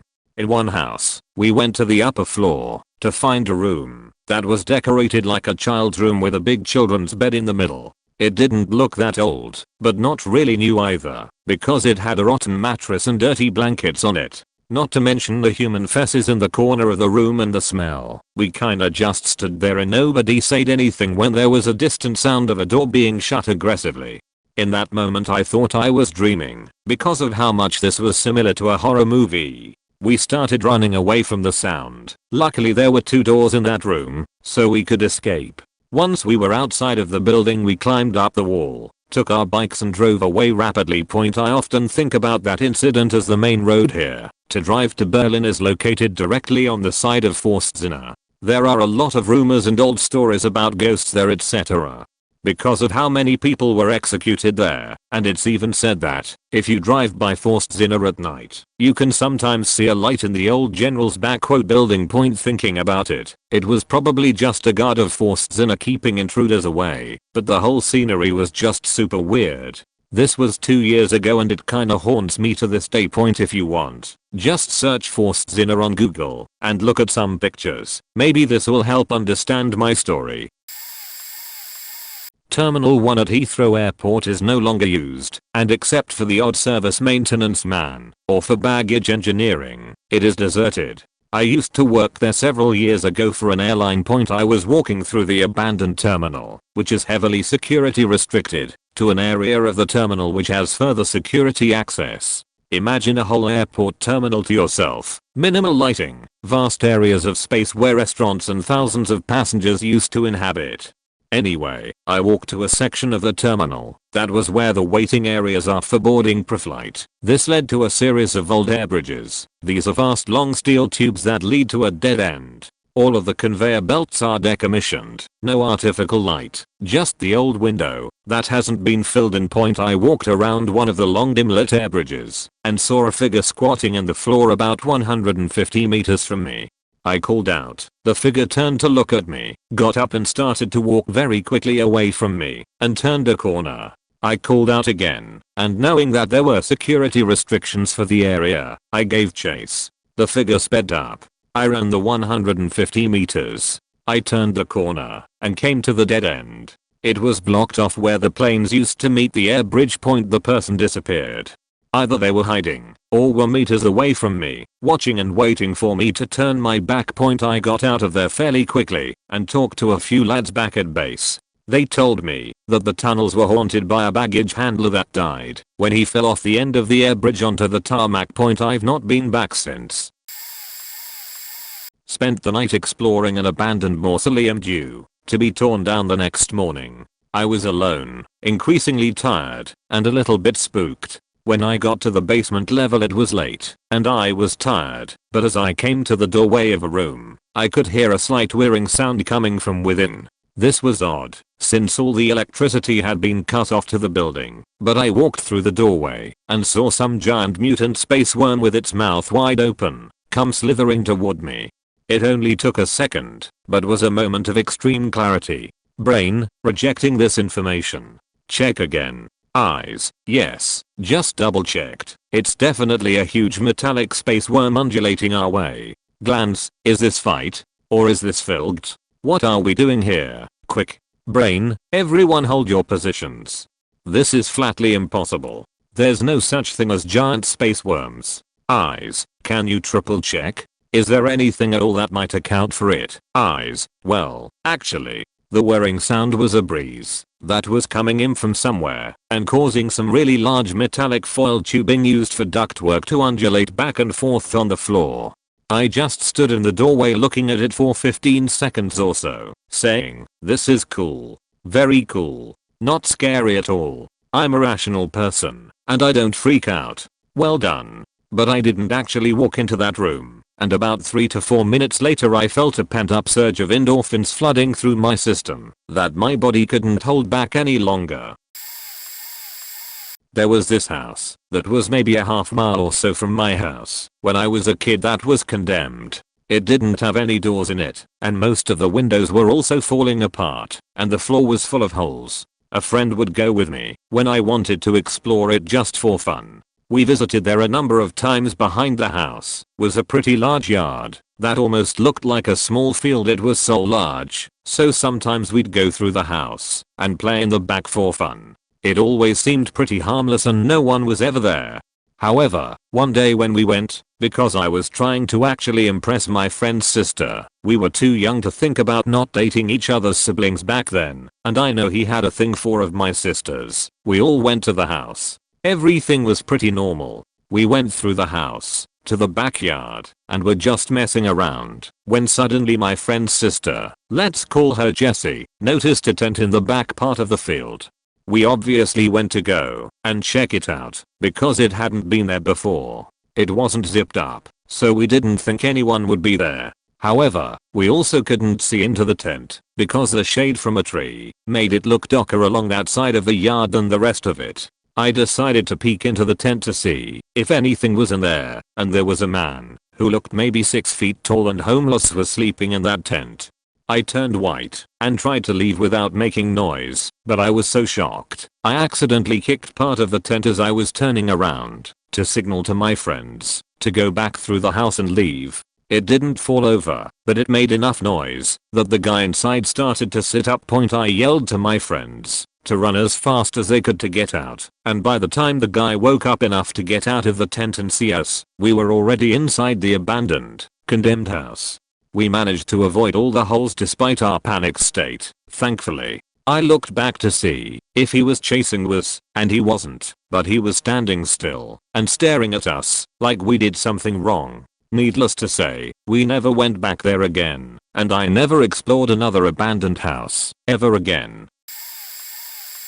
We broke into an abandoned pub near where I live. They had plywood covering the smashed windows that people previously used to gain access. Staying at my friend's house, it's 3 AM. We decided to get in all black clothes/gloves, get a saw, spray paint and break in. We were 15ish. We get there, make a square cut in the wood and climb in. It's total darkness. All the other windows were boarded up, preventing any street lights. Exploring with one phone light, we find everything a pub would have: empty kegs, cutlery, even tablecloths still on the tables. We broke in upstairs and decided to go down to the ground floor, which was super creepy. The air smelled bad, and every movement we make had a noise associated. The stairs creaked so loudly. My friend starts throwing plates off walls, throwing glasses around and just generally destroying things. I was going to start spray painting some stuff. Couldn't find the can, so asked my friend. He said he never had it. Creak. We both freeze and look towards the door with the stairs creak, then the unforgettable sound of a spray paint can shaking. The nearest window was boarded up, but my friend just put his boot right through it. We grabbed the wood and ripped it off the wall. We went out basically together, head first, with both of us getting cuts on our arms/legs from broken glass shards. We ran to his house, which was a 4 to 5 minute sprint. My friend fell after a minute or so of running, and I genuinely thought I was about to see something turn a corner after us. Never went back, never found out what happened. I remember going home the next day. My clothes were covered in burglar paint, a sticky grey paint put on window edges to deter people. I got some clothes from my friend and burned them. I'm guessing a homeless guy lived there and tried to spook us off, which 100% worked. Other than that, I've no explanation for the can of paint shaking by itself. I want to believe in the supernatural, but I've got no evidence in my head. I've decided it was a homeless guy. My high school was built in the 50s.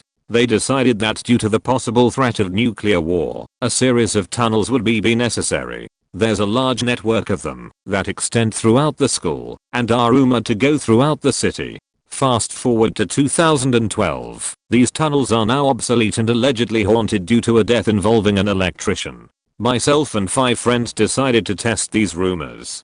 We scoped out a trapdoor in our cafeteria. We waited until everyone left after a football banquet and went down into it. It was a concrete tunnel with a ceiling that was maybe 5 feet high. We started venturing, using our phones as flashlights, and noticed something interesting. We weren't the first people to explore these tunnels. There were initials carved into the walls that dated back to the 50s. Pretty cool stuff. We decided to continue the tradition. As we etched in our names, a light appeared around where we entered. We froze. One friend asked if we told anyone else we were down here. We nervously shook our heads. Who is this? Our coach? A custodian? A squatter? The ghost of the deceased electrician? We freeze up until we hear, "What the hell are you doing here?" We dip out in the opposite direction. Now keep in mind, these are football players. Big dudes. We are running through this small tunnel as fast as possible, looking for any possible exit. We see a trapdoor similar to the one we entered from. The guy at the front of the group runs up to it and flings it open. We crawl out like our lives depend on it. I get out and look around. I see we are in a locker room, but something is off. My heart drops. We are in the girls' locker room. We cover our faces and scurry out as fast as we can. I hear someone call my name frantically. It sounds like a friend of mine. I sheepishly glance while running and see that we have bursted through the floor during a swim meet. I shrug my shoulders and keep running. Luckily, nobody saw us leave the building. We get in our cars and try to make sense of the situation. My friend gets a phone call. I hear cackling on the other line. One of our teammates who wasn't invited to the exploration was the one who flushed us out. That jealous bastard made us bust through the floor of the women's bathroom during a swim meet.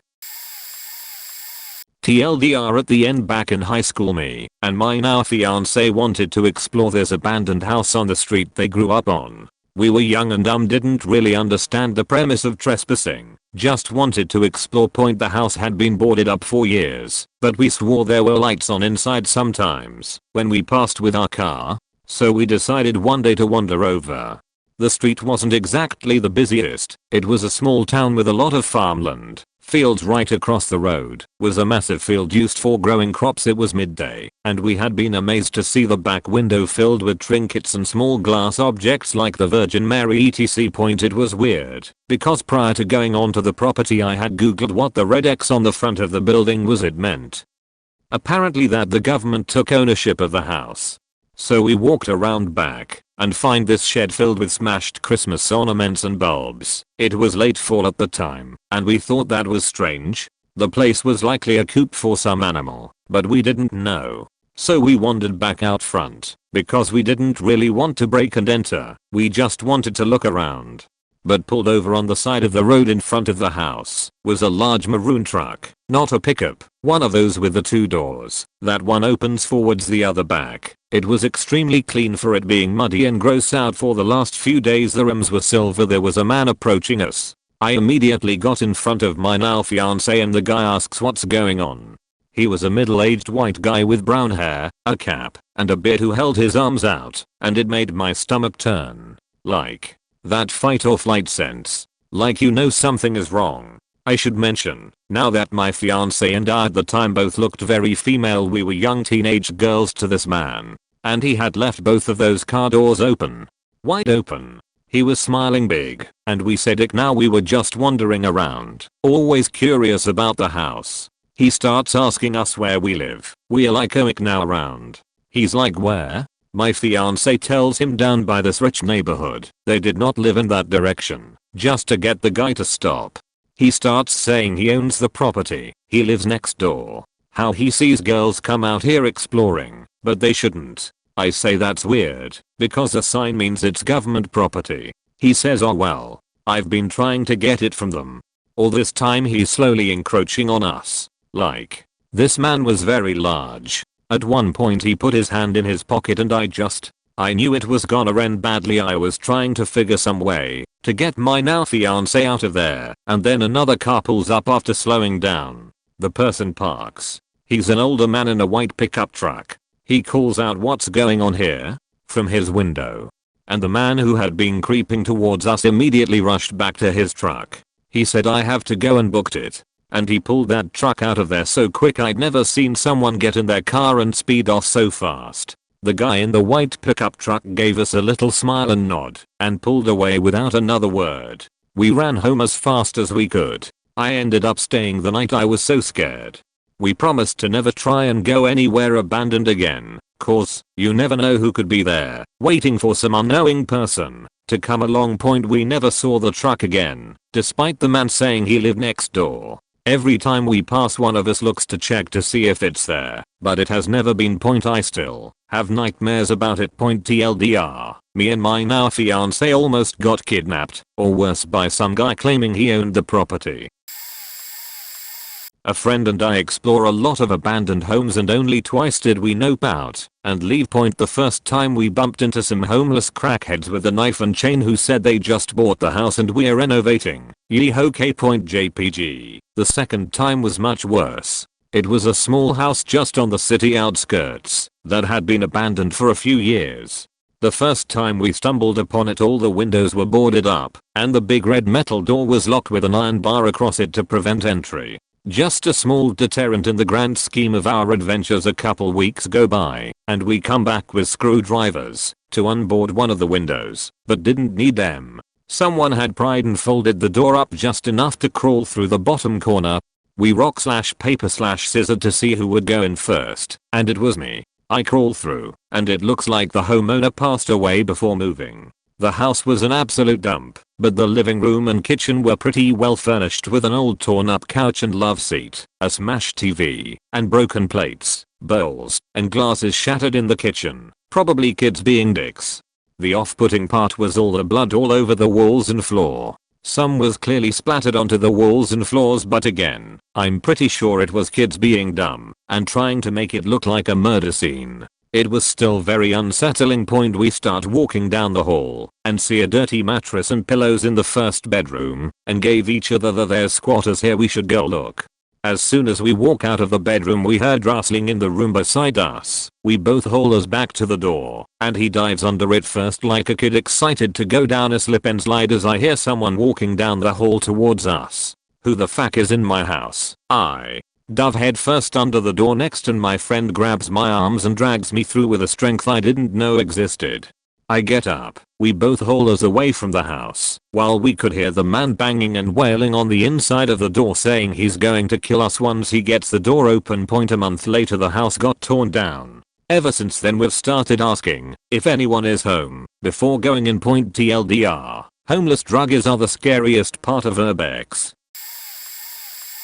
So 2 Halloweens ago, me and my older siblings decided to hop the gate into the abandoned school that was opposite our house. It hadn't been touched since well before we moved in, 14 years prior, and was condemned because of asbestos, so we wore masks. As soon as we entered, something felt off. First weird thing, there was a light in the hall that flickered, even though the building was receiving no power.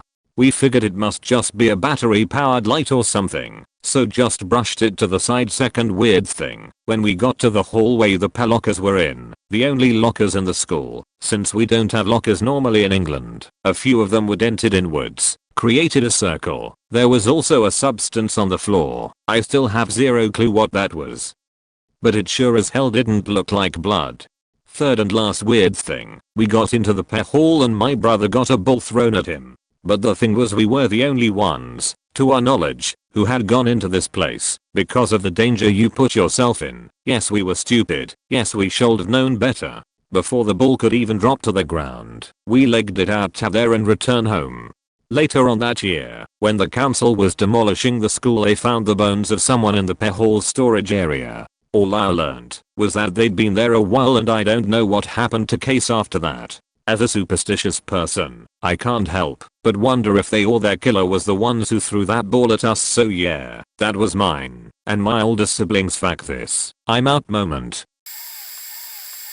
This was in Essie, Florida around 1987 or so. Point exploring the rare undeveloped areas near my apartment. I found a strange forest of smallish trees whose branches intertwined thickly, but the trunks were bare up to a ceiling of about 4 feet. It reminded me of the woods near my house up north, where a local man kept goats. They strip trees as high as they can reach. I see a clearing up ahead and discover a perfectly round, grassy area.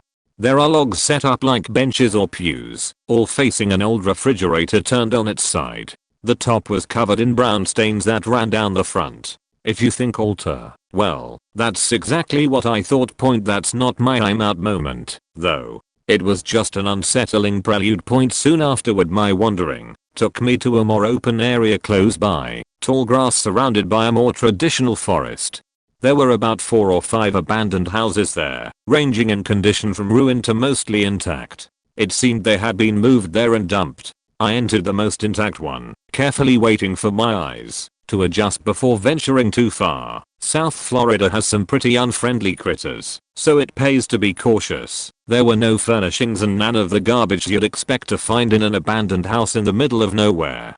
It was clean, dry, and looked as though it was habitable. I explored the kitchen, no appliances, and a front family/living room. About that time I realized that there were no spider webs, rat droppings, or any other sign of living creatures. I told myself the house must have been put here very recently. Point the stairs looked solid, so I went up. At the top, just down the hall, was a ceiling hatch. No hinges, just a board in a frame.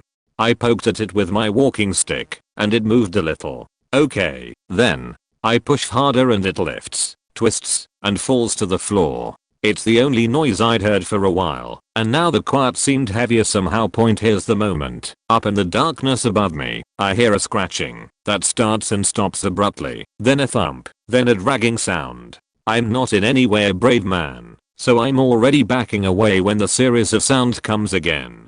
This time it's closer, and when it repeats even closer, it's all I needed to convince me I should be somewhere else. Point it sounded, and this is exactly what went through my mind, like a person dragging themselves toward the opening from out of the dark. Or a zombie, maybe. I thought about that too, and after I had time to chill at home, worried that I'd maybe abandoned some poor kidnap victim or something. My roommate's solution was to go back the next day, but it was raining, so we waited. When we finally got back there, I didn't go back inside. I got the major creeps just standing outside, so I can only report what he told me. Yes, the house was strangely clean. Yes, it was pretty sturdy. Yes, he went up the stairs. But then he called me a liar, because when he'd reached the hatch and shone his light on it, he saw that it wasn't gaping open, with the board on the floor beneath. Point it was shut. When I was 19, I was homeless. Me and some other homeless people broke into an old halfway house for women coming out of prison/physiatric high security who were deemed too mentally ill to be accountable for prison. How do I know that so exactly? It looked like it closed overnight. The bedrooms and even some belongings of the people were still there, but most disturbing to be left, boxes and boxes of personal files, mental health histories, lists of crimes and risk factors.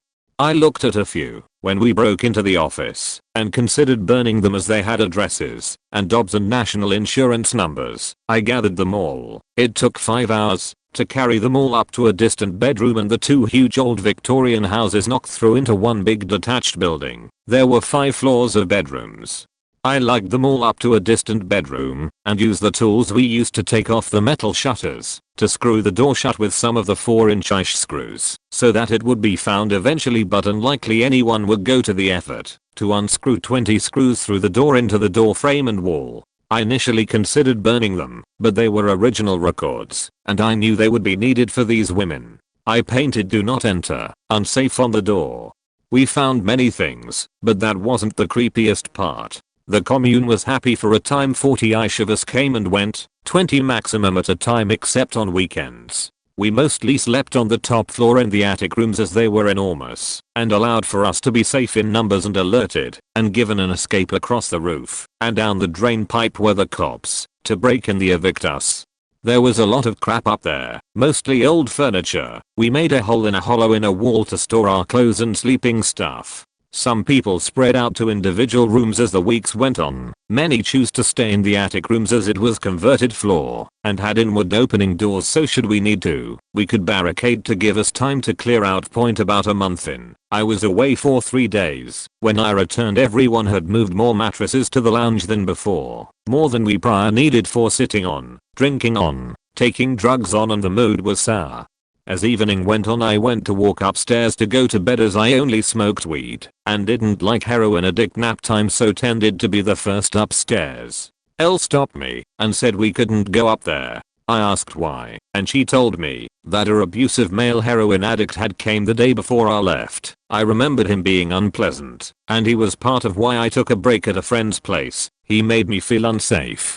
Had barricaded himself up in the attic rooms and blocked both the entranceways with chairs after being asked to leave after he was caught molesting a sleeping woman in the shared rooms upstairs. This had all happened in the middle of the night and they'd cleared out till morning, abandoning their sleeping stuff as he had been brandishing a knife and no one wanted to get stabbed.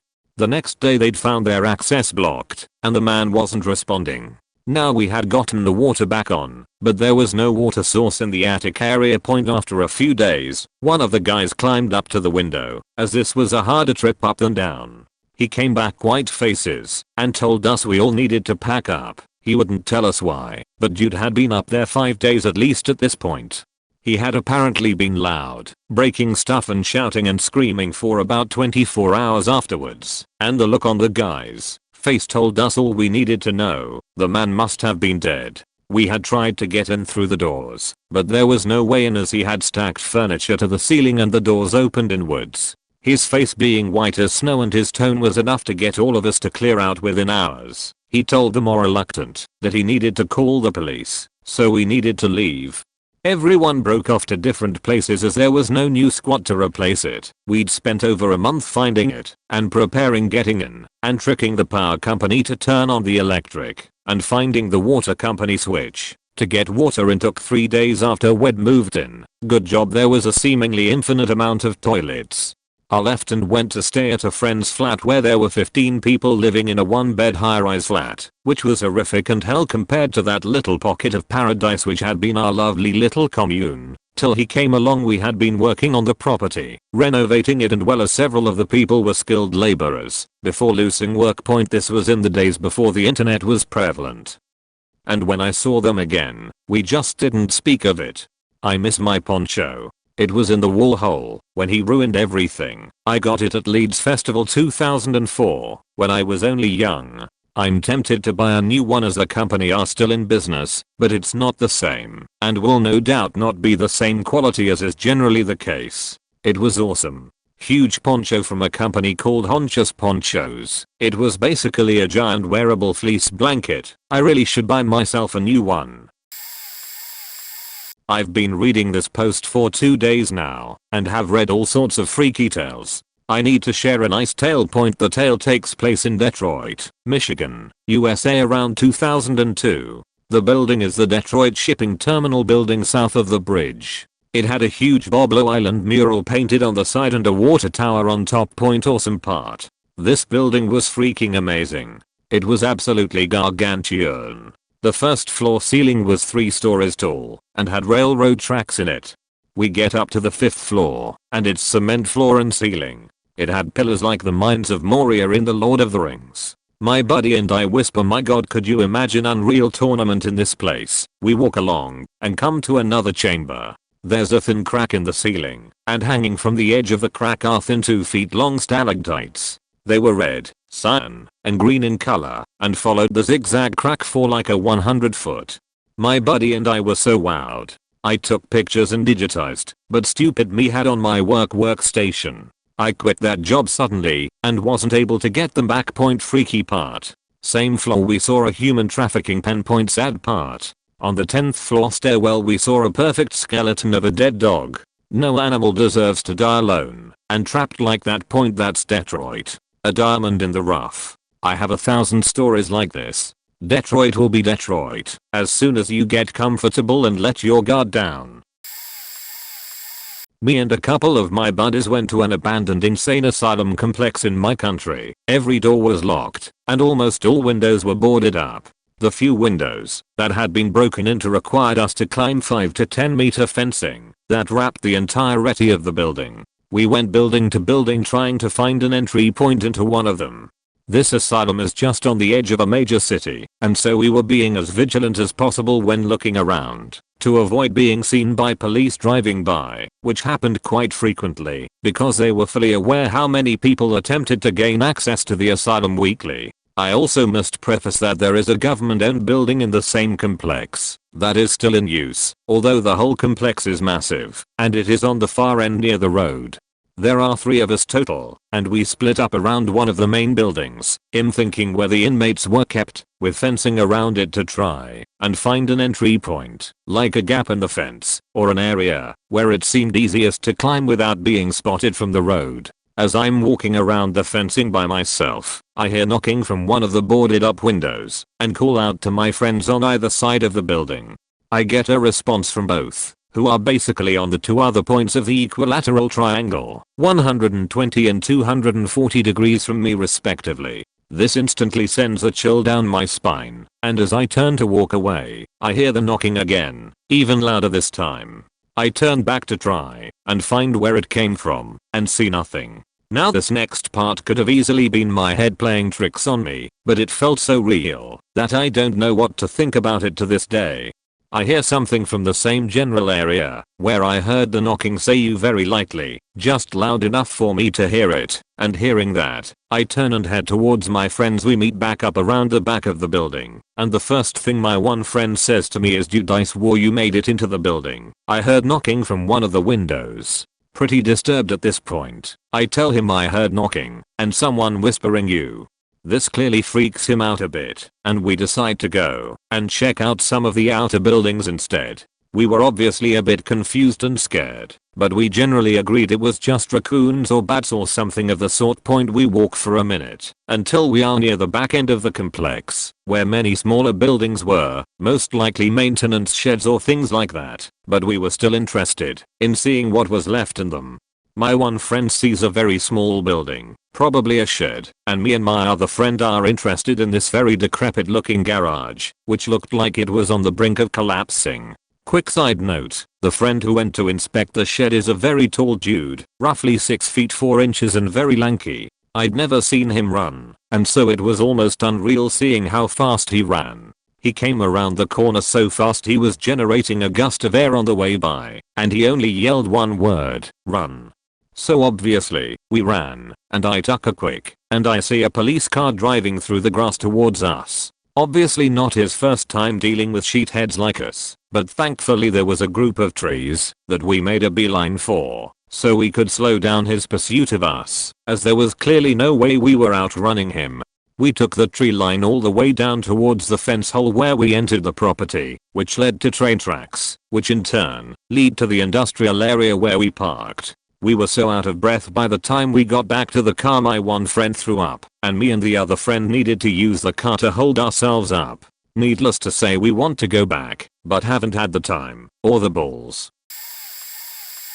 One time I went exploring an abandoned factory with my friends when we were 15. The building was at the edge of a small village in the Netherlands, hidden between some trees. It was in a very bad state, the floors were weak and dangerous and all the windows were smashed. We decided to go in anyway. The factory hadn't been used for years and was completely stripped. The weird thing was that we found empty jerrycans everywhere. We decided to move on to the next room. When I went around the corner I saw something that scared the living shit out of me. I saw two men standing there. They noticed us immediately and looked me straight in the eye. I had never been that scared in my life before because no one was allowed to be there, so they probably had ill intentions. I really thought that that was the end of my life. The only thing I could yell was run. And so we ran away as fast as we could, scared to death that those men would follow us. We jumped over fences and ditches to get away as fast as we could. Adrenaline is one hell of a drug. Luckily we made it out safely and called the cops. We've never heard anything about it again, so I have no idea what those guys were truly up to, but I think they had something to do with those jerrycans, that they were producing and selling drugs, and that they left their waste products there. I think we walked in on their negotiations, and that potentially could have been a very dangerous situation for us. I never went exploring abandoned buildings again after that. Not sure how old this post is, and if this will even get seen, but my last solo exploration led me to find a but naked man holding some makeshift weapon who I kept eye contact with whilst I backed away never to return. It stopped me from doing any solo exploration. I've pretty much stopped going to abandoned buildings, but for a few years I used to enjoy going to explore and view nature reclaiming buildings and other structures as well as trying to find interesting places that others may not have been to. This small adventure took place one summer day in an underground tunnel-like structure. I was walking further and further in, and my eyes were adapting to the darkness. At some point I thought I heard some noise coming from behind me, so decided to stick closer to the walls in case someone was searching or trying to find me. After a few minutes with no noise I continued a bit further and regained my confidence walking in the middle of the tunnel. I saw some movement coming from my right hand side near what appeared to be a doorway or some sort of offshoot, and quickly froze up as this guy came running towards me, but naked, holding some makeshift type weapon on his hand. I tried to stay my ground and not look away from him, but couldn't help myself from feeling mad scared. No words were really said, but it was clear that he wanted me gone, and I wasn't about to fuck with a naked dude who probably lived in that tunnel. I backed away without looking away from him just in case. Once I felt I was far away enough I just walked briskly away. Telling the story to others I've met and friends who were into this kinda thing seems to get a laugh, so I figured I may as well share it here. Thanks for reading.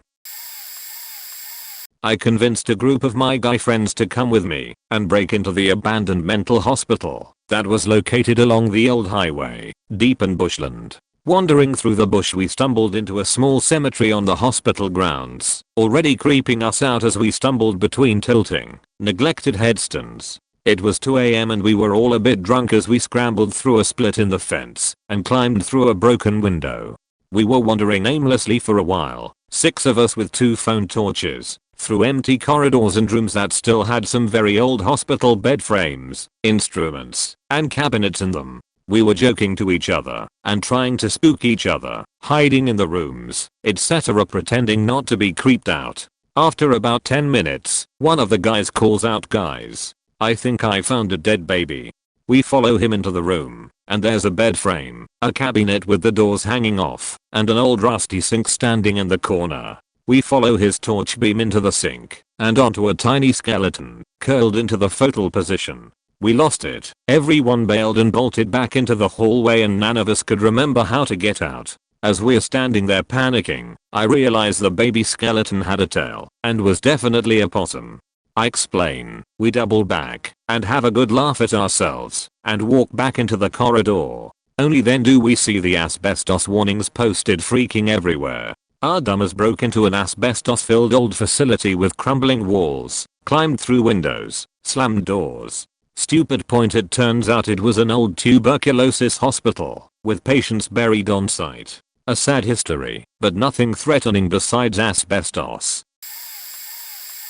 So I've had a couple fuck this moments, but the most notable one I've ever had was when my friend and I were actually someone else's fuck this moment point in high school. My pal and I used to go walking along the train tracks in our city. We found this one abandoned concrete bunker like thing not far down the tracks, and we went to go hang out there, fuck with a cool echo there, and just chill out. Generally, the place was filthy. Used needles lined the sides of the walls. Porno mags from the 80s and 90s rested on the concrete, and there was always dusty clothes and a sleeping bag or two along the wall. You know, typical abandoned city junk point. The whole place was made of concrete and had 40-foot ceilings and one entrance, which was a huge, rusted metal door. As a result, the echo was awesome. We used to bring our guitars and speakers and just blast it. We never ran into anyone living there, but it was definitely inhabited, as the clothes and bags changed every 8 months or so. One day, we had come down to dick around in the place, and after a bit, we decided to head out. My friend, just messing around, kicks the huge metal door open as we head outside, and it made this huge, resounding slam as it opened. We hear a yelp, and watch this young lady absolutely booking it, sprinting through the bushes that lead into the place. We watched her jump the fence in one smooth motion and disappear forever. We only saw her for a fraction of a second. Point. I still don't know whether she lived there or was just another curious soul like us, but either way, I watched her running fast enough that if we scared her so loud of her with that slam, it was still trying to catch up with her as she left.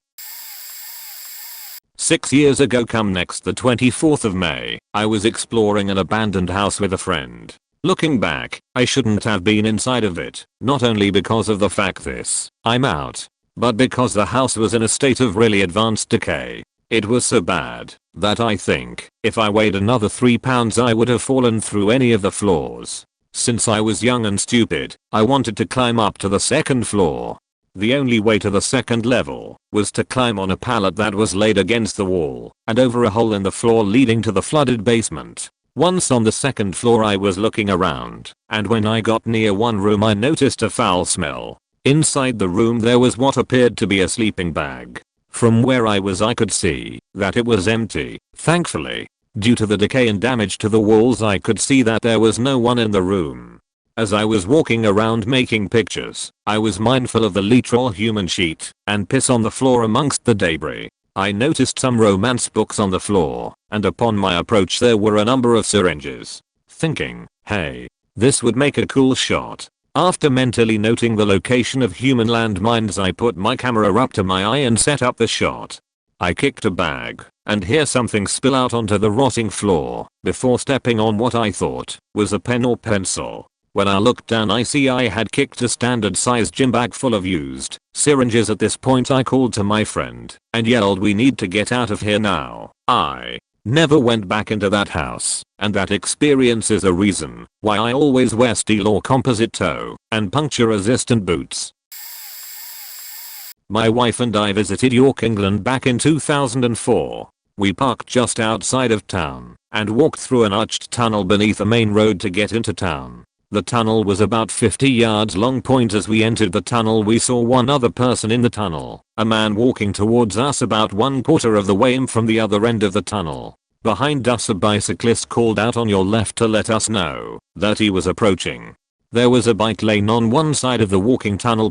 Naturally we looked to make sure we were out of his way, and our gaze followed the bicyclist as he passed us and continued into the tunnel ahead of us. As we watched him, my wife pointed ahead and asked, wasn't there? And I finished, yeah. What happened to the guy walking towards us? The only other person in the tunnel with us now was the bicyclist.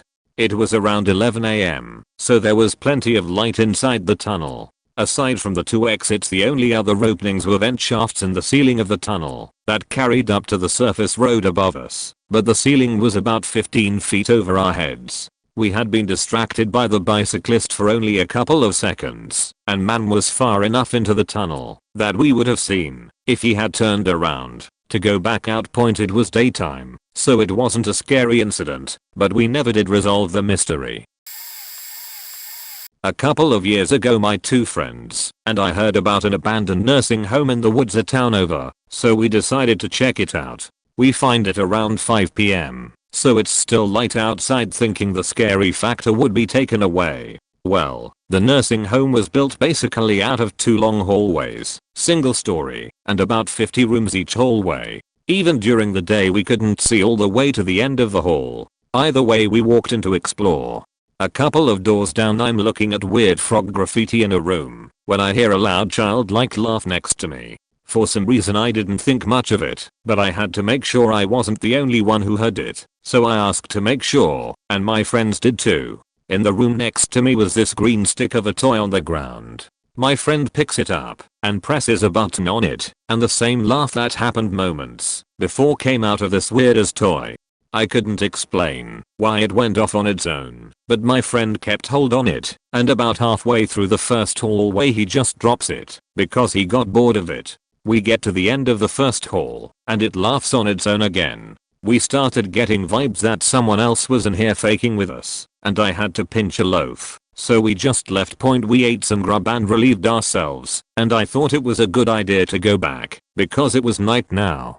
We get back into the woods with our flashlights, and stand at the entryway. My friends didn't want to go in with me, but hell I wasn't going in there alone. So after 5 minutes of convincing them to enter with me, one of them decides to. As soon as we planted both of our feet in the pitch black hallway, we heard the laugh. So we bolted to the car as fast as possible. Lol. Tried telling other friends what happened, and went back a few weeks later, just to find the toy wasn't doing it anymore, so I just broke it for good measure. Yeah, I know, if it were a horror movie I'd be the common idiot. A few years ago, me and my friend went to check out this huge abandoned office block in my hometown that was behind the mall. You had to go below the busway and squeeze through a gap in the fence to get into the grounds, and then climb through a window at the other side. We came unprepared, i.e., didn't bring glow sticks to mark where we had been. The building was massive. Floors and ceilings had huge crater-like holes in them. Graffiti, needles and used condoms everywhere, as well as old office furniture. The toilets had all been smashed up with a baseball bat and soiled. It was around 5 stories tall, and we entered on the second floor. It was cool at first to take in the sights and see the inside of the creepy building. We were taking silly photos and reading the graffiti when suddenly from the floor above we heard a bang. A door slamming. My ass has never fell out of my backside so fast. What followed was loud footsteps above and another door closing. Someone had heard us and was coming. Panic set in then, because we had not marked our trail through the building and every room and corridor looked the same as the last. It felt like hours were passing in what must have been 10 minutes as we tried to find our way out. I was ready to call someone, and my friend was looking out of the windows going, we will have to jump here and break our legs or get impaled on the railings. The footsteps were getting louder and closer, and we just kept moving away from them. Then we took a way we hadn't tried and noticed an old trolley that we saw on the way in. We ran past it, and we were back in that first room, and then out the window, and then in the grounds, and then back through the fence. My heart was beating so fast. That is the single scariest situation I've ever been in. We walked back to my parents and ordered pizza. I was hanging out at my girl's house when her brother came in with a friend and said, look at all this money we found. He was holding $3K in $1 bills that still had the paper bank band around them. I asked where he got it, and he said that they had found it at an abandoned house. The house belonged to an old black woman whose family started a farm there just after emancipation. Her family had been there for a few generations. She was the last living member of the family and had been living there alone for several years. She had been getting several offers from big-time real estate companies to sell her property because it was right in the middle of a rapidly growing town. There were new housing developments and strip malls being erected on the bordering properties, and her farmland was more or less like an oasis surrounded by modern civilization. She passed away, and Keller Williams Real Estate Company somehow gained control of the property. A large gate had been placed at the end of her driveway with a sign that said something to the effect of property of Keller Williams, no trespassing, future home of yada yada yada. So My girl's brother and his friend decided to go check it out because PPL had been saying that it's probably haunted. Side note, the property sat for about 3 years before the Keller Williams acquisition and had been sitting vacant for that time. That's when they found the money point, so I called a couple friends and we went to check it out. We went in the house to find what at first glance just looked like someone had been dumping their garbage in every room of the house for the last 3 years. But upon further inspection, we came to find that all the garbage was really just things like a garbage bag with a show box inside of a beer box that were seen together. When we opened the first package, we found a pair of bronzed baby shoes, some old trophies, some old letters, an antique bottle of perfume, some ivory dominoes, and $1K and $1 bills. We started opening more of these little garbage packages, but were being careful not to destroy anything out of respect. But I will admit that the more money we found, the more greedy we were becoming, and just started ripping and tearing everything apart, without regard for respect for the dead point. I had found about $6K, and had found a very large garbage package. I tore the lid off, and threw it out an open window. There were no bushes, trees, or plants of any kind outside of that window. There was zero wind blowing that night. There were no clouds in the sky, and the moon was extremely bright. It was very easy to see there was nobody outside that window. But, when I threw that lid out the window, as soon as it crossed the threshold of the window, it flew back in the window at least 10 times harder than I threw it out, and it hit me in the cheek, and gave a pretty healthy paper cut. At that point, without me saying anything about it, everyone yelled simultaneously that it suddenly felt very weird to be in there. We all suddenly felt extremely guilty, and the lights all came on. There was no electricity service to the house anymore, so we fucking bailed.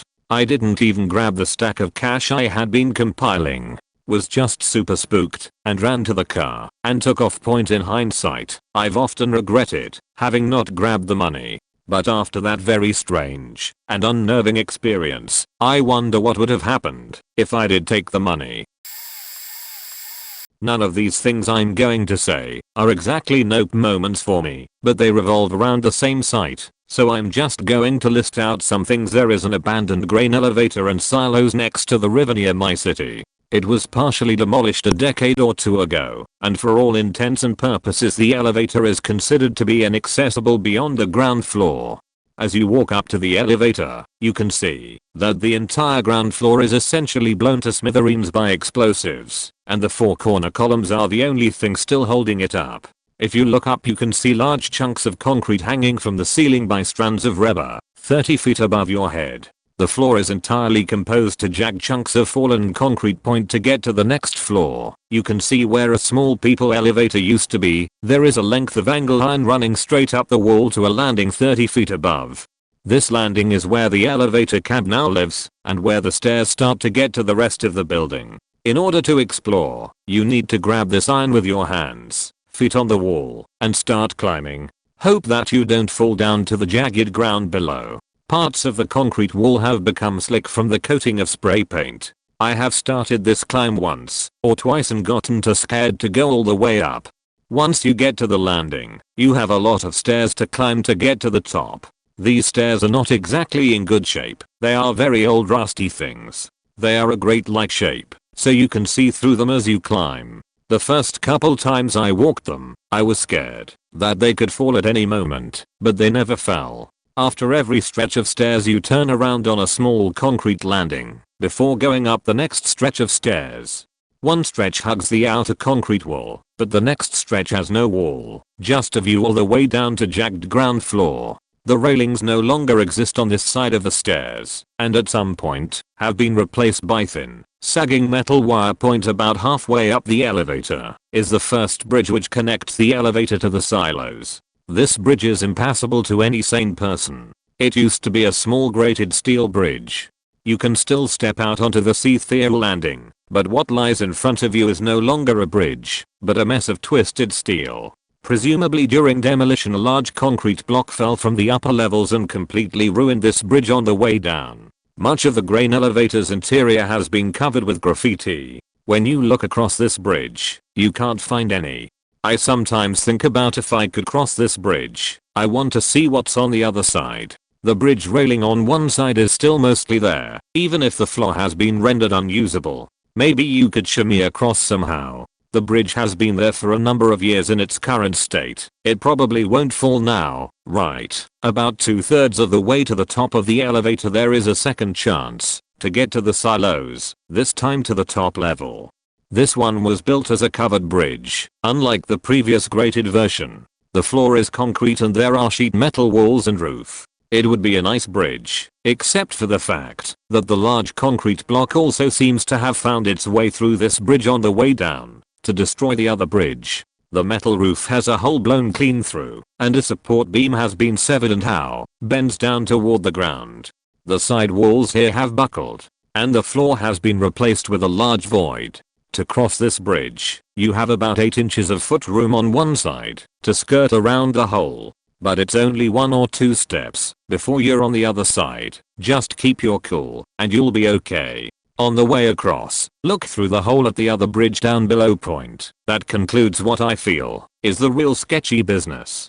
There is a graded ramp that connects the top of the silos to near the top of the elevator. I've only walked it once. The exposure over the ground below is scary, but the visual exposure to the cars on the street is more scary to me. If you take the stairs all the way to the top, you can climb out a hatch onto the roof and there is a 30-foot tall ladder up to a grated steel platform. This platform is actually slightly offset from the building, so when you look down you can see all the way down the metal supports to the ground.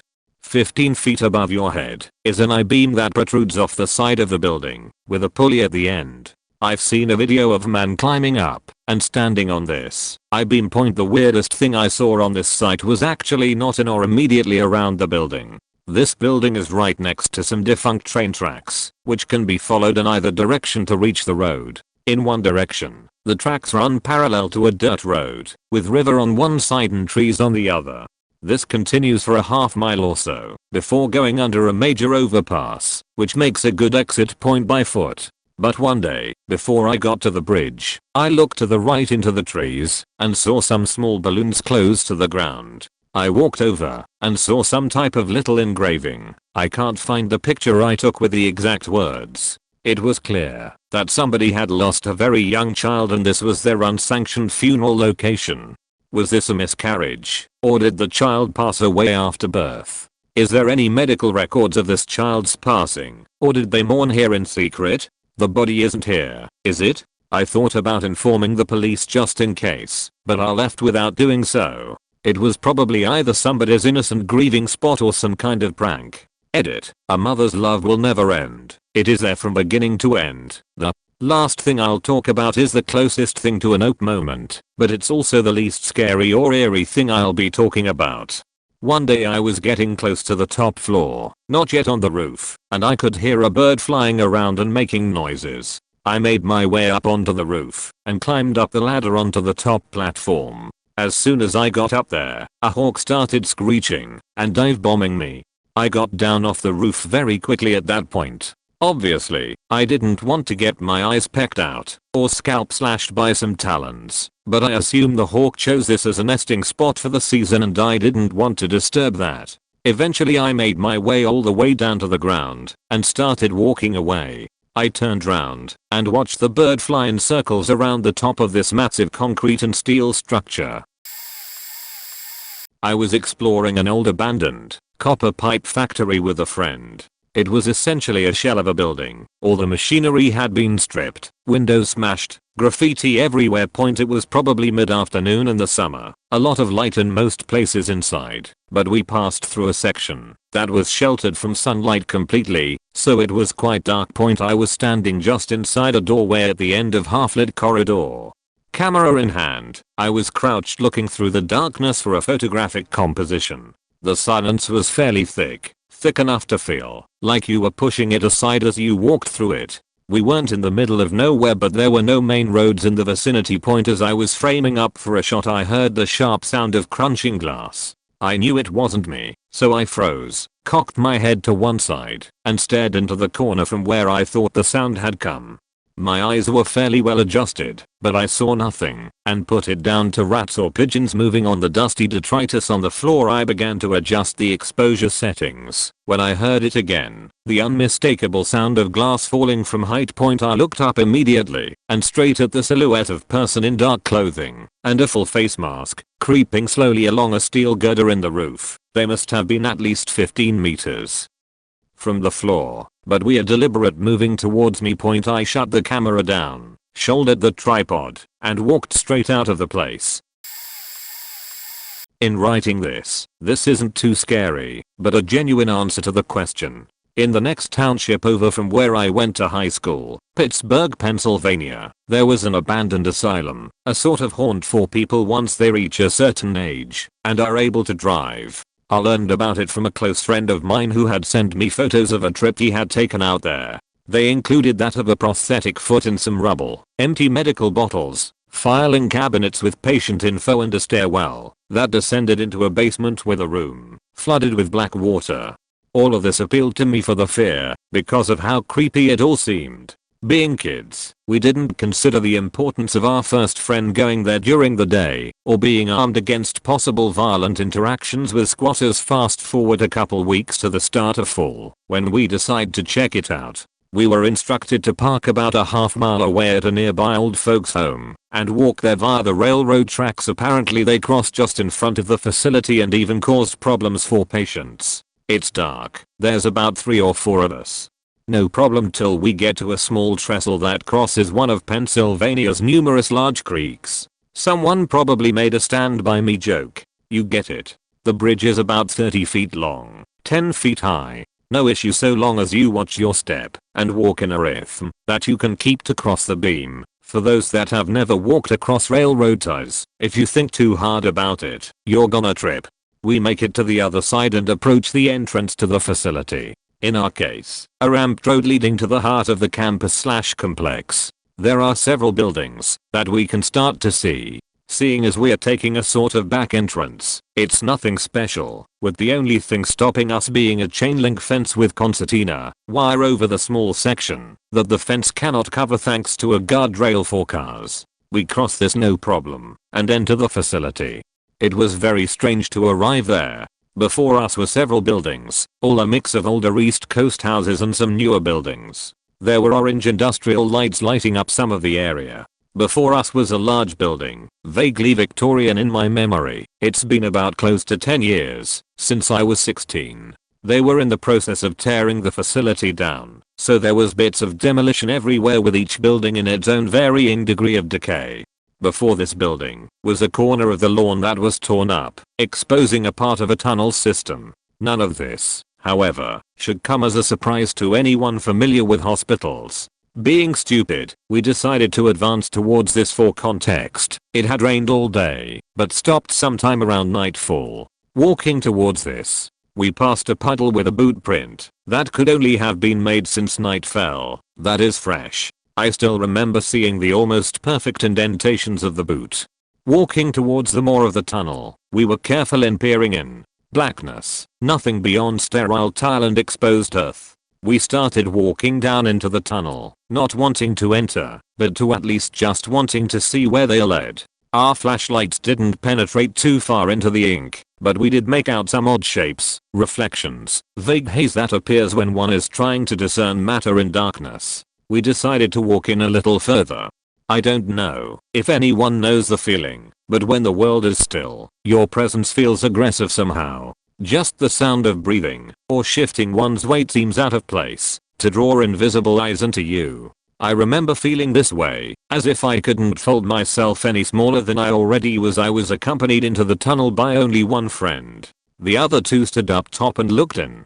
We walked maybe 10 feet, made out an oxygen tank, some shelves, a gurney or a wheelchair, I can't remember, all in disarray. I've always been the person that's forced myself to do things despite my feelings, but that sense of wrongness was strong. It wasn't until our friends up top whispered, "Guys, get the fuck out of there," that some of that tension caused by the silence was broken. We turned quickly, but quick flashes with our lights into either direction still wrought me with a sense of discomfort, knowing how little I could see in the darkness. Making our way out, both were looking towards the building in front of us. One pointed silently. For a moment, there appeared nothing, and then, we saw a small light pass from one window to the next, as if a flashlight held by someone at our level when walking. I think that feeling of not being alone was too much for us, and we left with little to show for it. So turned back, shimmying one by way past the concertina wire as before. It wasn't until we made it to that bridge again that we started to feel like we were returning to our world of things. After that silence, the creek flowing beneath our feet was comforting. But, at only about a quarter across, and taking our time one by one, the bushes on the bank started to rustle heavily. I mean fking hard, as if someone was moving through them. We all swung around and planted our lights on the brush. And nothing. It stopped. We couldn't see anything. Allegheny brush is thick. Given a second, suddenly we heard a loud ploosh underfoot, as if a large rock had been thrown to the center of the creek. Simply the force at which the brush moved, and then the sudden silence freaked us out. We were safe, obviously, but felt uncomfortable being watched and f***ed with by someone we couldn't see. We hippity hopped out of there and never went back. I was with some buds from college skating around a suburban town in Oxfordshire with a line of abandoned warehouses just off of an industrial estate. We used to skate around the area a lot, longboards, owing to the near empty yet smooth roads, but this one day in summer we decided to explore the buildings. After slipping in between some broken fence slats, we were exploring alleys between a warehouse complex, but all of the shutters were down, and the place was pretty locked down tight.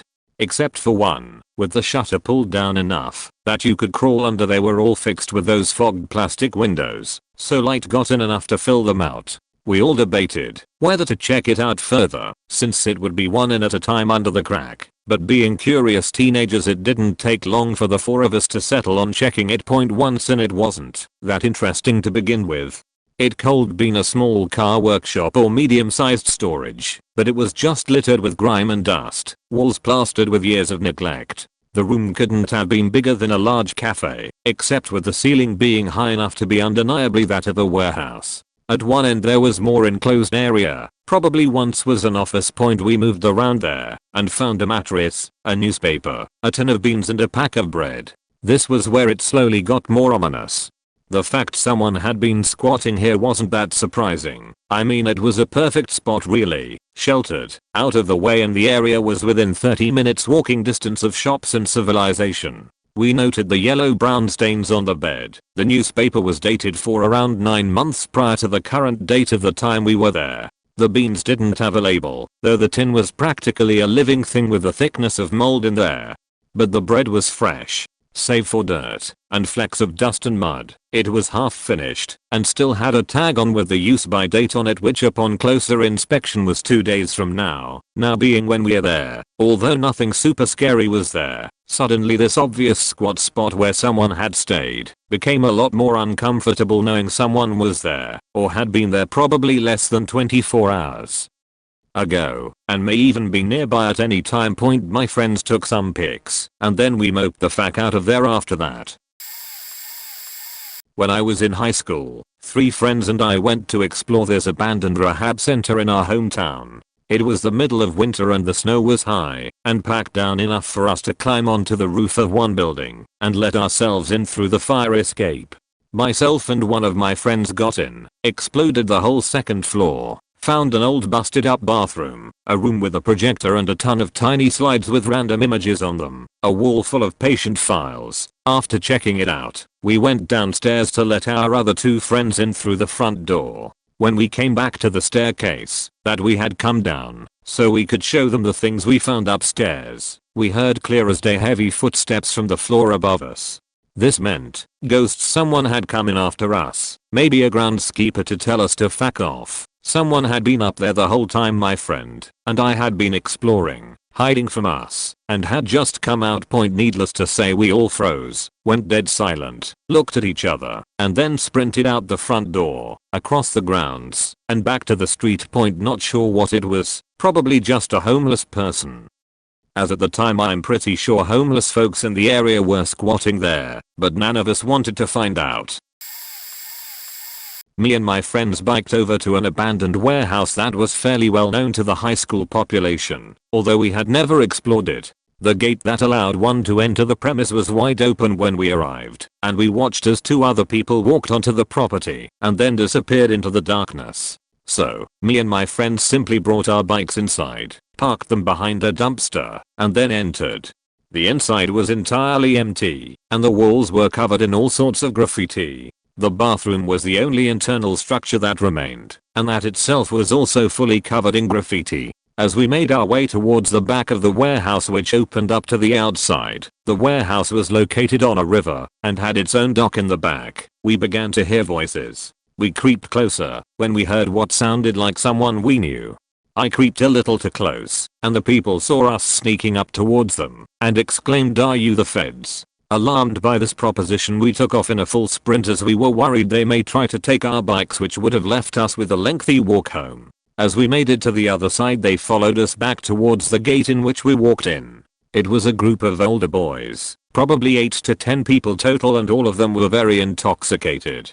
We didn't know at the time, but the warehouse was actually a popular drinking spot for other local high school kids. We were sophomores, but as anyone who attended American high school knows, there's a hierarchy that goes up with age, and there can be a big difference between a 12th and 10th grader. Anyways, I figured since it was in our city, that they went to the local high school in which we attended. Usually simply calling out to see if they went to the same high school was enough for them to know that we weren't exactly encroaching on their turf. However, these kids did not go to our high school, at least most of them. One of the other kids recognized my friends and said we were cool, but that wasn't enough for the drunken rage to take over the rest of them. And well, they started yelling and pushing us around. There were only 3 of us, so if a brawl took place we would be pretty much out of luck. But instead of fighting us, they simply yelled they don't know how to get out of here and locked the gate as they left the premises. The gate locked from the outside. The entire warehouse was surrounded by a 10-foot fence, and although we could climb it, we would have to leave our bikes behind. We quickly searched everywhere to see if there was any other way out, and eventually we found a little dip where we could get around the fence. However, to get there we had to carry our bikes hopping from rock to rock across an area of the river to make it out. Anyways, we did it and imagined to escape. However, the drunken group had not yet left and spotted us about a block down the way as we tried to escape. They took off full sprint coming after us while we were still trying to climb back onto land from the precarious spot on the river. It was a quick rush to get out and escape. Luckily we had our bikes, which, while at first seemed like our doom, ended up being the thing that saved us, as we were able to hop on and take off and easily outpace them as we could go much faster for much longer. Anyways, we got the heck out of there and never went back. I went back recently and saw the warehouse was gone and has since been demolished, so I guess the local kids have to find a new place to get intoxicated. Me and some friends would often go to and explore an abandoned Greyhound stadium. One day some older kids who were like 14, 16, we were around 10 or 11 at the time, were there too. One of my friends was pretty outgoing, so we ended up chatting with them when one of them went off before coming back and getting them all to rush off. Basically, he had set fire to the old public toilets and rushed off. We noticed pretty quickly, and when we went to run out the way we usually gamin, we were young, so we managed to just squeeze under the gate. We noticed a police car outside and cops walking towards the gate. We decided to use a second way in / out, which was though a small hatch in the floor of the old pub that lead into a crawl space which was open to a publicly accessible area beside the stadium that was covered by some bushes. As we popped out of the bushes though, we saw the cops walking around the corner towards us and so panicked and ran back in. We were too panicked as we were convinced the entire place was about to be on fire. In hindsight, it was a tiny fire of kitchen paper that had long since gone out, and the reason the older kids ran away probably wasn't because of them having lit some toilet paper on fire, but rather that they noticed the police before us, and I suspect they were there to get high. So we ran around towards the back of the stadium where we saw a gap in some bushes. We went through this gap into an overgrown wooden area and followed it until we ended up on the side of the motorway. We lived on an island city, so this was one of two main roads leading into / out of it. So we recognized it and recognized how we could follow it home and just walked alongside the motorway until we made it. Point after that fiasco we never went back there. Not particularly creepy, but thought I'd share anyway. Point: I live on what was once a big country estate for an aristocratic family in a tiny cottage that was once a workshop. Parts of the estate date back to the 1400s, but the majority of it was built in the 1700s, which in the grand scheme of British history isn't really old at all. There is a mausoleum on the site, where the bodies of the aristocratic family members were once buried over several hundreds of years, and it's long been abandoned. The bodies were removed some decades ago and buried elsewhere when the estate was sold off, due to a growing interest from urban explorers. Despite being on private land, the mausoleum is popular with local urban explorers and thrill seekers. It's all locked up with large gates surrounding the building, but it's pretty easy to break into, which I have done just a couple of times. The first room one finds oneself in is what I imagine was originally the reception room. There is the shape of a crypt, empty, under the floor, and the walls host a couple of slate plaques commemorating the family members who were once buried there. Clearly there were once many more plaques, as there are marks on the wall from where they would have been nailed in, but they've probably been stolen. I find it simultaneously moving and unsettling to see their names, knowing that I now live on what was once their land, and that since the estate was sold off in the 80s they are probably long forgotten. I believe there are no close relatives alive today in the area, and the bodies were taken to another part of the UK hundreds of miles away. There are a set of stone stairs that take you underground. Originally an enormous heavy wooden door would have prevented people from accessing these stairs, but the door has been broken down and now sits stiffly and unhinged at the top of the stairs. Down the stairs leads to a series of corridors, along which are dotted what would have been tombs once upon a time. They've since been closed off with concrete walls. There are drill holes in one of the walls, where evidently someone has unsuccessfully tried to get through to the other side. The corridors go on seemingly indefinitely. I didn't have the courage nor the right shoes to much further. It gets seriously boggy and muddy, but the length of the underground space does not reflect the small round building that we see from the outside. Point: my GTFO moment was suddenly feeling the sadness. The mausoleum has this unbearable atmosphere of sadness, which settles like dust on every piece of slate, brick, and stone within its walls. The sense of sadness is so strong that it feels oppressive. I'd like to go back on a semi-regular basis to remember the forgotten names on the walls of the people who once lived here, died here and were buried here before being removed and taken to their final resting place. I hope that by remembering and commemorating them, the sense of sadness might cease somewhat. My wife, girlfriend at the time, and I did our fair share of urban exploration. Looking back it's pretty funny, but in the moment though, we didn't run, we had the hell scared out of us. We were in an, I say abandoned, but it was recently changed locations and the old location is now for sale, in-house rehab center. The building had 2 or 3 stories and a basement. The main floor had a small entry that led to a hallway that ran north-south and all the rooms were off this hall. Administration, sitting room, elevator, cafeteria, kitchen, all that was main floor. The second and third were all patients' rooms. The long hallway stretching north to south with nothing but doors on both sides of the hall. Some had round window, think prep holes, others solid steel doors. The rooms were empty for the most part, but the night's darkness accompanied with the 4 of us, wife and some friends, and 4 iPhone flashlights set just the right creepy ambience. Nervously we made our way through the building, scanning the empty rooms with our phone flashlights, trying to spook each other out. After a half hour or so in the building, just enough time to get in your own head, we hear this rumble from downstairs. We all look to each other in panic. Now a distant whine can be heard. We should definitely get out of here, and that's when it happened. The wall across from us began to open. A loud shutter and scratching noises all accompanied by a bright shining light. It took but a second or two to realize what was going on. The wall opened to a bright light. Aliens? The Dead Lights? Freddy Krueger? Nope, the elevator was working properly and someone had to have bumped the call button or didn't played scared. We later found a pool table in the basement, littered with cigarette packs and Gatorade bottles. It was obvious to us this building was a teenager hangout, but still a fun memory. Thanks for the post, haven't thought about this in a while. I don't think anyone will even see this, but a few years ago I went to a place in Bramham near Leeds, UK, which is an abandoned orphanage, link, which at the time you had to access through a basement, egress into an old boiler room kinda thing, if you wanted to explore, which was completely dark. My friend and I climbed in and followed the light to a staircase when I heard something fall from the top of the stairs.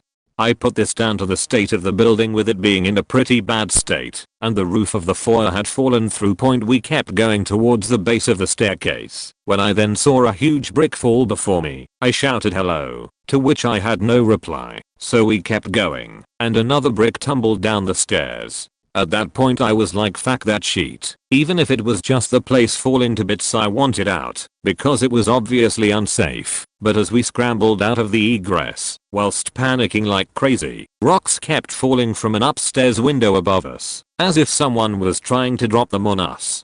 We held our hands above our heads and hurried down the side of the building, which was a narrow walkway, whilst rocks were dropped from the windows, until we made it to the front of the building. We got to a safe distance away to see if we could see anyone in the windows, but no. As we got to the end of what used to be a car park, which was about 150 yards away from the building, we kinda just stood and stared, wondering what the fuck just happened, and someone's head poked up from a window and shot straight down again. It was terrifying. My heart is racing whilst I type this, and it was about 4/5 years ago. Edit, a typo, and I just wanted to note that the egress is photographed in the article. I grew up in a small village outside of Huddersfield, England, called Netherton. Down by the bottom of the woods was this old abandoned mill. I'll link picture in the next post. We used to go down and run about it when we were around 12. One day we were playing hide and seek, and before I could find anywhere to hide, I heard the seeker announce he was coming for us. I was on the ground floor, and his voice sounded nearby, so I turned on my heels and ran away. Then plonk, I was submerged in water. I'd ran over the steps to the basement and fallen straight through, but the entire basement was submerged in water with about 6 inches to spare. I naturally panicked and began flailing around like a buffoon, but managed to spot the outstretched arm of the seeker and swim over to him so I could be pulled out. That wasn't what put us off from visiting the mill though. A few months later, on Boxing Day, 2 of us decided to return to the mill and drink Fosters that we'd pinched off our parents. All was good, chilling out on the first floor, until we heard what sounded like a gunshot and a wild scream. I peered out the window and saw a furious farmer running down the hill with a shotgun. We legged it towards the woods, but first we had to cross a bridge in quite a large field. When we were crossing the bridge, the farmer clocked us, began screaming again, and once again fired off his gun. I still to this day don't know if he was firing at us or up in the sky to scare us. We didn't dare look around. In the field we realized we couldn't outrun this guy's gun, so decided to dive into the long grass. The entire field was overgrown and had grass long enough to obscure us if we laid down and crawled. So, for the next half an hour, it was probably less, but it felt like it, we crawled through the field, trying to dodge the farmer who was shouting, "I know where you are, I'll get you bastards," as he trudged through the field looking for us. Eventually we got to the little stone wall on the edge of the woods, hopped up and sprinted into the trees away from another exasperated scream from the farmer. When we got home we didn't tell any of the adults, because we were afraid that we'd get into trouble from trespassing. So instead, we resolved to never ever go back in case the farmer recognized us. In my hometown there was this abandoned house in the woods. It was owned by a hunter that lived there a few years ago before he died. Me and my friends explored a lot since our town was surrounded by woods and hills. So naturally one night we got our flashlights and went there to check it out. We looked for an entrance, but the front door was locked, so we had to look elsewhere. On the other side of the house we found a back door that we pulled open. The oldest guy, that was never scared of anything, went in first and the rest followed. There was a bathroom to the right and a room to the left. At the end of the hallway was the kitchen. We went to check out the kitchen and there was a cool looking cup on the table. One of my friends picked up the cup to take it home. As soon as he touched it, he yelled "What the fuck?" and walked towards the back door. Everyone was confused, and we all touched it. The cup was filled with hot faking tea. And when I say hot I mean like, freshly poured. We all started walking back towards our houses and we talked about it. A couple of theories were created, and the one I believe it is, was that there was a homeless man that lived inside and just went outside, or hid in the house somewhere, when he heard us. One of the creepiest experiences I've had when exploring. Scared the shit out of me. Not quite exploring abandoned buildings, but close enough in my opinion. A few years back, I was fighting a legal battle to keep my home from foreclosure. It wasn't looking too good, so I decided to start looking at homes that were on the market. Sadly, my price range meant that I was looking at homes that were already foreclosed. The irony wasn't wasted on me. Most of them were already empty cause the owners did a cash for keys deal. But this one house out in the sticks was my nope the fuck out moment. I never got the info on who the original owners were, but the house was just littered with junk. Obvious hoarder/potential crack house. The first sign that something was wrong was the fridge. I shit you not when I say that there was so much spoiled, moldy food in the fridge. The inside looked like an aquarium for maggots, fungus, mold, and other gross critters. Close to the fridge fast as a gunshot. What finally made me nope the fuck out was the basement. There was no way to get into the basement because of all the trash that was blocking up the stairs. You couldn't even make it past the first step. And there was a smell far more horrible than the inside of that fridge coming from the basement. I remember a story about a newspaper hoarder who was crushed to death by his towering collection of newspapers and was only found days later. Really didn't want to buy a house that came with a dead body, trash, and that might be a potential money pit for repairs. Luckily, I did find a new home after the bank foreclosed on my old home. Roof leaked a few times, but that was the worst of it. Thank fuck. This occurred my senior year of high school. I lived in a nice part of Georgia. My family is middle class, but there is a neighborhood called Atlanta Country Club which inhabits very wealthy people. Usher and supposedly Justin Bieber lived there at one point. My high school friends and I decided that we wanted to go and check out some of the mansions because some were completely insane. While we were driving, we noticed one mansion was under construction. My friends thought it would be cool to go and explore it to see what the house was going to look like. We park in a cul-de-sac a couple minutes away, so we don't look suspicious. We arrived at the house and walked down this steep driveway. Basically was a hill. We had to climb up to the door because the walkway was not built yet.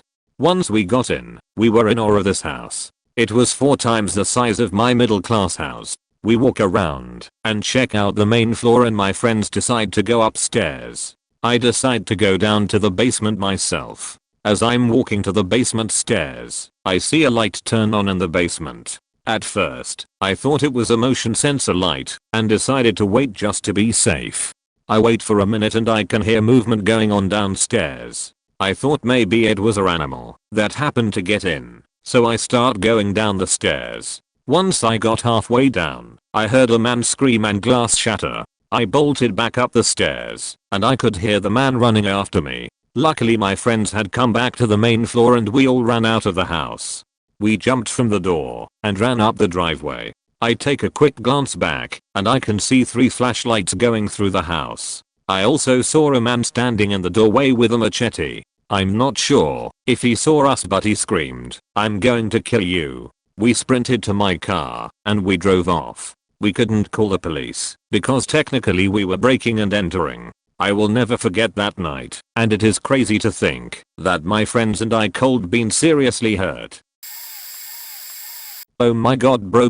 I went ghost hunting in the middle of the night with my cousin, his friend, and my girlfriend at the time. We were checking out this old abandoned building in the canyon just outside of town. In retrospect it was probably just an old, weird concrete barn. But we got about halfway in when I realized it was crawling with black widows. Just all along the floor and ceiling corners there were just webs on top of webs on top of webs, and every one of them had a big fat widow just chillin' in the middle of it. So we dipped right out of there. Then while we were milling around outside, the farmer, who lived next door and apparently owned this place, rolled up on us in his truck, high beams blaring. Pulled up super fast, then skidded to a stop just before hitting my girlfriend's mom's minivan. So we all jumped in the van and took the fuck off out of there, or at least were about to, before we realized my dingus cousin had somehow managed not to notice any of this happening and was absorbed recording down a well with his high-8 camera. So we rolled up on the well. Friend in the backseat opened the sliding side door. We all screamed at him to get in. He looked up, looked around, saw us, saw the truck coming up, then screamed, ran and dove onto the floor between the front/middle rows of seats. Friend slammed the door as we were burning rubber out of there. Farmer chased us down the highway back towards town, and a train was coming. The tracks and the highway run through the canyon and cross at this point. So we are all screaming at my girlfriend to floor it and beat the train, because we are all picturing this guy coming for us with a double-barrel shotgun. Of course, I had brought my paintball gun, so as we are all yelling, I accidentally fired it into the floor mats of girlfriend's mom's van. So now there's paint spatter everywhere, and my girlfriend is screaming, "What? What did you do?" We didn't beat the train. But there were other cars by then, so we had to stop at the tracks in a line of cars in front and behind us. Not sure how many cars back farmer was, or if he had turned around. We were all watching the mirrors to see if he was going to mosey on up to us while we are stopped for a stern talking to, or to blast us. I guess you never know. I had to apologize a lot and clean the fuck out of the van. The early aughts were a hell of a drug. It's been a long time since I had any interest in abandoned buildings, but years and years ago I was at an abandoned asylum in New Jersey Point. After parking my car, I had to pass a small lot of 8 or so smaller buildings that weren't visible from the road. They were all clearly plastered with signage indicating there was an asbestos risk inside, so I kept some distance and just got a look at how destitute the whole place was. I have to imagine it had been abandoned for at least 5 years. There was lots of graffiti, shattered glass, torn down caution tape, heaps of junked furniture at the end of the street between the row of buildings, and nothing but faded paint and hints of nature reclaiming the houses. Of course, to me, that was all kind of exciting and reminiscent of a dystopian aesthetic or something, so I was happy to look around from the outside and take some pictures. Other than the clear asbestos warning, I could see through the windows that the stairwells inside were not up to code by any means, and the last thing I wanted to do was break the stairs and get injured inside a place I was technically trespassing while dealing with known asbestos, legal trouble and health risks. Now, I'm here to sightsee, not hurt myself. Eventually I went for the main path to the asylum itself, which is kind of hard to overstate the size of. I couldn't imagine how a building so large could ever just be abandoned. It had to be 6 stories tall, 300 yards long, and another 100 yards wide, give or take. My memory isn't perfect, but I had a strong impression of holy shit, this is way bigger than I even remotely expected, since the biggest abandoned buildings I had been in before were typically the size of a large house, whereas this was like a whole-as hotel. That freaked me out some on its own, so I took the careful approach of looking around the entire building from the outside. The most noteworthy stuff here was that there was a on-site morgue at the back of the building. At least, that's what I think it was. That's what I had read about the place online. I was less interested in being around places of death and more interested in dead buildings, if you will. Or I'm a wuss, whatever. In any case, I kept my distance from that part and found an on-site church on the side of the building opposite my entrance. Inside was a complete dump, very dirty, trash around, but still recognizably a place of worship with pews and stained glass. I startled some animal by coming inside, which made me jump really bad, before I realized it was a bird nesting in the roof of the building. It flew away as soon as I saw it, and the scare had me feeling like I was ready to look elsewhere, mostly because there didn't seem to be a whole lot inside. Just the bare bones minimum, no extra rooms or confessional or anything that might have been worth checking out.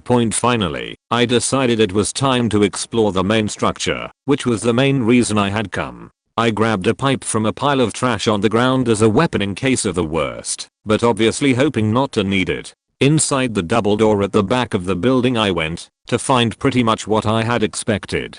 Lots of rooms that had obviously served a medical purpose in life. Singular basic beds with metal frames, emptied rooms that looked as if they were classrooms at one point, tons of draped cloth over broken windows and so much graffiti on the walls of some of the emptier rooms. The patients' rooms were largely free of that for whatever reason. The place was honestly scary, just to be in between the fact that everything was broken to some degree. Even large sections of wall had been ruined in a lot of places, and the stairwell was carpeted and disgusting and dusty all over. It was exactly what I had hoped for, and some of the views, like looking down the full length of an unlit, empty hall with doors wide open and sunlight only coming from one side, were magical and ominous at the same time. The second floor was the spookiest. There were restraints left lying around, which just sparks all kinds of imaginative images. I don't remember anything about the history of the place, and sure, restraints are probably necessary for asylum patients, but non-modern mental treatment doesn't exactly have a track record for being much more than torture. I don't exactly believe in evil or anything supernatural, but it was haunting to look at rusted shackles and not need any further context to guess at how they would made the wearer feel. A few of the rooms that had instruments left didn't have windows either, and I was honestly glad that they had been tagged with graffiti, because it would have been way scarier to have felt like the first person to return to a place like that. Point on the third floor there was a long hallway of mostly empty rooms. Nothing stood out as interesting enough to stop and look at, although that was just because of standards set in the other floors. These rooms were still interesting in an abandoned asylum kinda way, just with less character. The higher windows did make for a better view of the outside, which was surreal to look at. Can't really think of any other time I've been at a high level window and looked outside at a lonely, empty, overgrown lot with a single street lamp that hadn't been on in years. In any case, as I got farther down the long hall I saw signage for an east and west wing for patients, which is where I assumed they lived. I wasn't sure which direction I wanted to check out first, when suddenly I heard the slam of a door. Not just a door closing from wind, and there was not a single utility running in this building. It had been entirely silent the entire time inside. I heard glass crunching under my footsteps easily at every floor. I could have heard a normally voiced conversation at the opposite end of the floor, it was so quiet, but this slammed door was not even trying to be stealthy. It sounded like it had come from one of the wings. I don't remember which, so I did what anyone in my situation would do.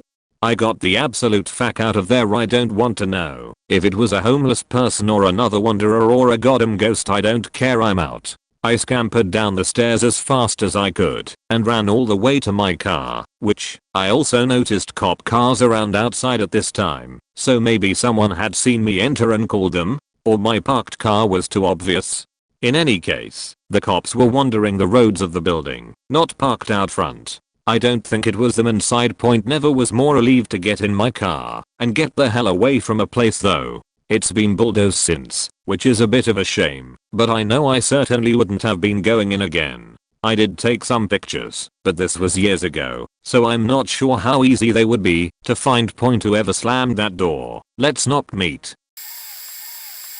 Back in uni I thought it would be an excellent idea to drag, willingly, my friends to go explore an abandoned fort that was in the next city over. I had been inside before, in broad daylight, and it was amazing.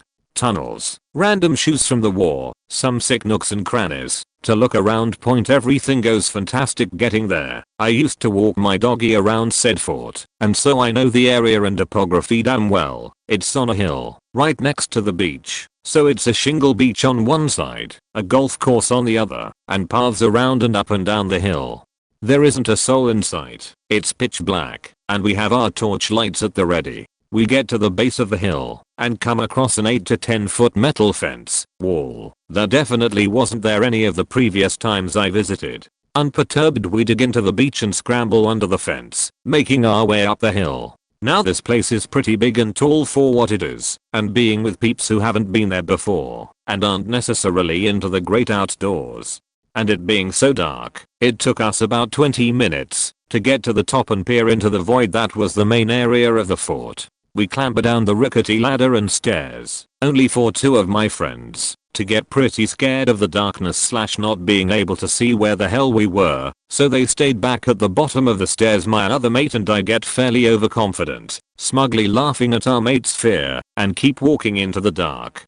We take one step into one of the rooms and my foot just squidged into the floor. Now I'm not stupid enough to keep walking into a room when I feel like the floor is gonna give way, so I take a step back and just look. I stepped on the only bit of floor that was left. It was maybe a 20-meter drop that I was about 5 millimeters away from falling into.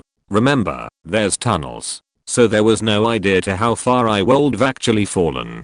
We kinda nope out of there, thinking so there's a construction wall around and no floors. We get probably 6 feet away from the room, basically thinking this was a failed mission, cracking open a tinny, when the loudest alarm I think I've ever heard goes off. Think WW2 air raid siren. We all sprint up the steps, ladder, and run down the hill. The alarm's still going off as we run away. We get to the car, the driver wasn't drinking, again we are not that stupid, and wait for the inevitable police to get their point. Fuck all happens. I don't think I've ever run that fast in my life. Nearly shat myself, and nothing actually happened. Definitely want to go back though, maybe in the daytime next time. Edited paragraphs, as I forgot the return key existed apparently. I regularly explore abandoned places, and I've got 4 stories. One was exploring a large abandoned mine in the mountainous forest with some friends and family. Was quite a hike to reach it, and the main entrance had been barred off to try to prevent people like me from getting inside. We were deep in, using small flags as a guide back to the entrance, and decided to swing some small pickaxes at the wall in a sort of spire section of the mine. Hot tip, don't do this. Dangerous. I looked up at one of the tunnels and saw a light coming down it towards us. I alerted the rest of the crew, and we all turned to see some silhouettes of about 3 to 4 people standing inside the tunnel entrance watching us. I couldn't make out what they looked like due to the lights shining at us and kind of just outlining them, but I could make out miner-style helmets on their heads. The front of the pack asked us what we were doing there. We responded we were basically just messing around seeing if any gold might be left. They responded with okay and turned back down the tunnel. We never saw them again, and we got out pretty quick after that too. Was exploring an abandoned military base in the desert with some friends late at night. It was Halloween, so in true fashion we all dressed as mercenaries, complete with at least 3 knives on all of our person. We were in the old housing area and planned to hit the hospital and hotel next when we started to hear noises in the distance, laughing, which only I was able to hear, some horns honking, odd slamming noises, etc. We realized some cars were nearby, so we got down in some brush next to the old baseball diamond and laid low for a bit. After waiting for what I thought was long enough, I called the group to book it out there, and the moment we stood up, we got flashlights shined at us from both sides, telling us to put our hands up. We got rolled up by some hired security, who made us place all our weapons down on the hood, then get our picture taken in case we came back. I could hear them debate on whether or not to call the cops, so I talked them down to letting us leave free. I was exploring an abandoned mental hospital in a dense forest near a secondary school of some kind. Met some friends at a nearby bar, and crossed the road, then snuck our way through the forest at night, which had a recent rainfall. Came up on one of those big wheel style trikes sitting in the middle of an abandoned road, and not much further on was the massive administration center. Found some freshly used duct tape and a hammer on the ground, and decided to move on to the church and the old elementary school. Church was uneventful, but once we got to the elementary school basement where one of my friends said they experienced time displacement, we heard a voice outside. Sounded like a woman using a playful voice. We froze in our tracks and turned all our lights off. Couldn't see a damn thing. Felt chills down my spine waiting to see what or who knew we were there. Same voice again, saying "Yoo-hoo, we are coming to get you." We absolutely bolted the hell out of there, practically sprinting by the secondary school on our way out, and getting spotted by the night staff there. Whether the voice was a person or something else, I didn't have my gun, and wasn't going to stay to find out. For when I was young, 2 friends of mine, we'll call them T and B, decided to go hang out at an abandoned house in the desert and smoke some cigarettes. We parked a little truck over in the bushes and moved in. First thing we noticed was a large outcropping of bush/trees near the home, with children's toys strung up by twine all over the branches. Odd start, but we kept moving. The house was really odd. It looked to be still under construction, unfinished walls, flooring, plumbing, but it also seemed lived in. There were themed rooms with pink and white or blue and white tiling, like for children, and there were handprints and signatures of a family long forgotten in the concrete outside. We thought nothing of it and let up our smokes when we heard cars pull up out front. We didn't have a view out a front window, so we panicked and realized we couldn't get out in time without being noticed. My panicked mind thought of the first idea I could, and we quickly pulled down one of those ladder-etic entrances and went up, closing it behind us. We heard the front door open, and my first thought was maybe someone had seen us and called the cops. I squashed that idea when I realized that whoever was in the house wasn't saying a word, not announcing themselves, not calling out to see who was there, nothing. It was multiple people, judging by the sound of the footsteps, and they seemed to be searching all of the rooms, silently. We were wide-eyed and terrified at the thought of them finding us in the attic, and in hushed whispers, we devised a plan. There were 2 entrances to the attic, both pull-down ladders, on each side of the house. The plan was to wait until the unknown searchers were all on one side, then kick down the further from them in trance, and bolt out the nearest window or door to our mini truck, which was hidden nearby in some bushes and painted camo. Soon as they got far enough, based on the sounds of their steps, we bolted, screaming the whole way. One guy went out the sliding doors, 2 of us vaulted out of a window. We ran to the truck, and in true horror movie fashion, it took a few key turns to start up. Sped off and saw 2 junker sedans out front. Never saw the people point. TLDR. Abandoned military base security rolled me up. Abandoned mine folks checked in on me. Mental asylum pranksters made me run. Abandoned house silent searchers. I'm gonna make this a longer pod kind of thing, because people seemed to enjoy this kind of telling. When I was in my early teenage years, my friends and I used to explore abandoned office buildings near our city's harbor that have been almost empty. Since years we have found various interesting things. Empty office rooms, partially still equipped ones too with older computers still intact, some halls with leftover scrap or signs of homeless people trying to survive in the lower levels of those buildings. It was a whole area full of abandoned buildings and a lot to explore. We even found a complex that still had electricity running and carried a couch from the street and some old TV from a friend's basement to play console on. One day, my to this time closest friend and I decided to adventure a bit deeper into the area and found something that looked like it was used as a home for workers from the area. It was fairly early in the day and I assume it was Sunday, because we would have not gone that deep on other days where we would risk running into people. My friend climbed through the bottom window of that building into something that looked like it could have been a kitchen, while I was outside scanning for people. Once I got in myself, he said to watch for the wet floor. Hyper aware as we were, I asked him if he thinks it's odd that the floor is wet, since it has not rained for days and it's summer. We did not give it a second thought. Out of the room down a corridor that seemed kind of endless to us were some figures standing, and we got the first shock for a few seconds. The building was in overall good shape, but we did not expect people. Turned out that it was literally just mannequins. Someone was there before us and placed them there. I cannot explain why they have been there, but we have found so much weird shit over weeks that we shrugged it off. At this point we were already a bit creeped out, but we decided to explore further down a shaft that probably used to be a staircase into something like a basement. We walked past toilet stalls and a rotten stench was noticeably getting stronger the further we went. I also remember pulling up my shirt to cover my mouth and nose because of flying tiny particles in the air that we could see as we entered the shaft.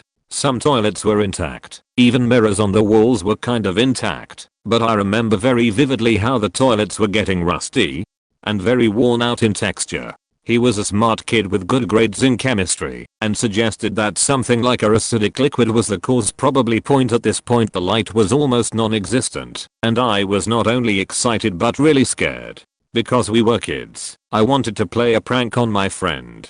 I picked up a little piece of a loose tile on the floor and threw it down a second staircase that we mutually agreed on not exploring. My friend almost died of a heart attack and I started laughing, so he yelled at me. From this point on everything is kind of blurry, because the next thing we heard were really fast steps from the bottom of the second staircase. It was not even as if it's one person, but a whole bunch. It sounded like a horse stumbling down the stairs, but with the sound getting louder and also really fast. I grabbed him by the arm and simply started running as fast as I can. I do not know if someone or something was living down there or even following us. All we cared about was getting out as fast as possible. Once we reached the window, we just kept running. We have not talked about this, except one time after all those years in which he told me half drunk that he said acid to calm me down. It was not rust on the toilets, because it was too dark red, and he believed it to be blood. I doubt, but what can you do? It's so long ago. Very rarely I actually do still dream of the staircase and the sound we heard. Edit. Spelling. Trying to improve my English when I was 9 in a boring summer evening with my cousin, 11 decided to explore by bike some semi-detached houses under construction near our block. All the street was a construction site, but the main road, concrete fence bases, and the houses was half ready. No doors or services, just the walls and the roof. The first we choose was the nicest one, with a little garden near the stairs to the main entrance on the right, a big patio on the left, and under it a ramp which lead to a basement garage. With our LED bike torches we took the stairs and came through the main entrance. There was this big open space with windows all around, except in the right wall where was the concrete stairs to the upper floor. All walls were in the rough, just hollow bricks and concrete, with dust and working remains on them. We explored the big room giggling about our bravery. My cousin joked about the little toilet room in the right corner under the stairs, asking if I might wanted to take a dump. I laughed so hard, maybe as a stress relief. A second later we heard a big thud from upstairs, right over our heads. Panic mode. Instinctively we pointed our torches to the ceiling, and steps from the upper floor made falling the dust from the bricks. The steps were headed to the stairs, right in front of the main door. Right in front of us. I just remember me running through that door, with the sensation of someone behind me on those stairs, looking to the right and seeing my cousin jumping the window to the patio so hard to miss the patio, and fall into the ramp under it. A big splash, not a word. While running the stairs outside the garden I looked again at my cousin, getting up covered in blood, but still running as hell to the bikes, reaching them first and almost crushing into them. We said nothing until we got to his garage, RGQ, with panicked eyes and shaking hands. I crack up every time I remember that. Hope my English didn't ruin the story. There's a road near where I live that is supposedly haunted and is super creepy to drive down at night. There was a girl killed in a car accident in the 80s or 90s there, and according to the story, her father was the head of the KKK in the area. I don't think this part is true. Upon her death, her family put a tombstone on the side of the road where she was killed. Everyone says she was buried there, but I think it's just a little memorial. To summarize the legend, people regularly see her ghost standing in the middle of the road, and people also reported her father trying to run them off the road in the area in a pickup truck with one headlight out. Mind you, this is all legend and nobody has actually been run off the road. I think people said her father died in a fire shortly after, but that's unconfirmed. Anyway, my friend and I, both around 17, decide we are going to drive out there at night and check it out. So we drive out there, and sure enough, there's actually a tombstone on the side of the road. For clarification, it's just a memorial. There's no human remains there. This area is more rural and it's pitch dark out. If you were to look out the rear window, you could see nothing. I was already on edge, as I had heard the area legend, when suddenly my friend who is driving lets out a gasp and slams on the brakes. I'm looking at my phone or something, so I'm not paying attention to the road.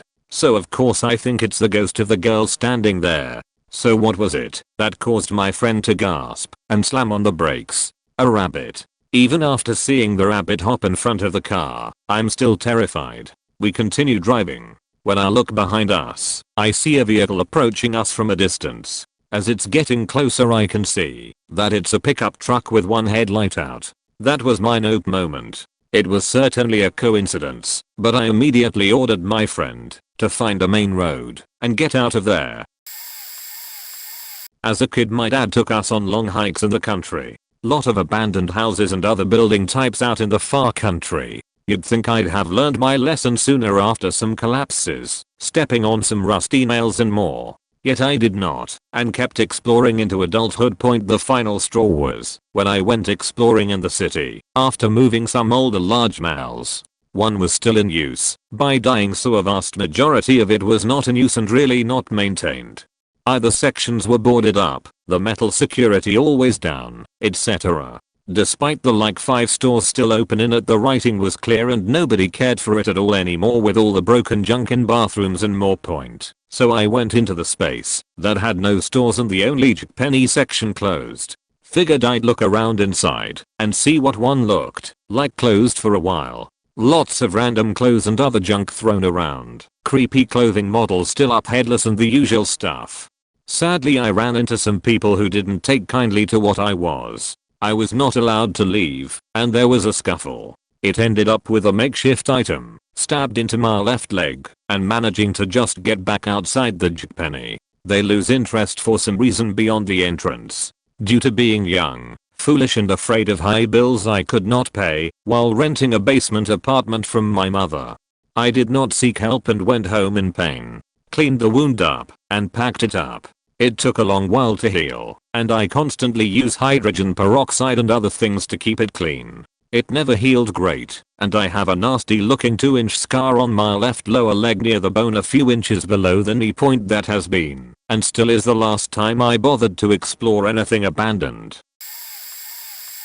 Super late to this, but I grew up in Somerset and in a nearby village there was this huge abandoned building that was first a care home for girls and then an asylum for "mentally retarded children," which every now and again we used to go and explore. The children's wards had massive painted murals of Mickey Mouse and Donald Duck on the walls that were all chipped and old and scary looking, old toys and rocking horses, super creepy and fun to look about. One day another friend and I decided we'd sack up for once and go down into the basement, but everyone else hung upstairs.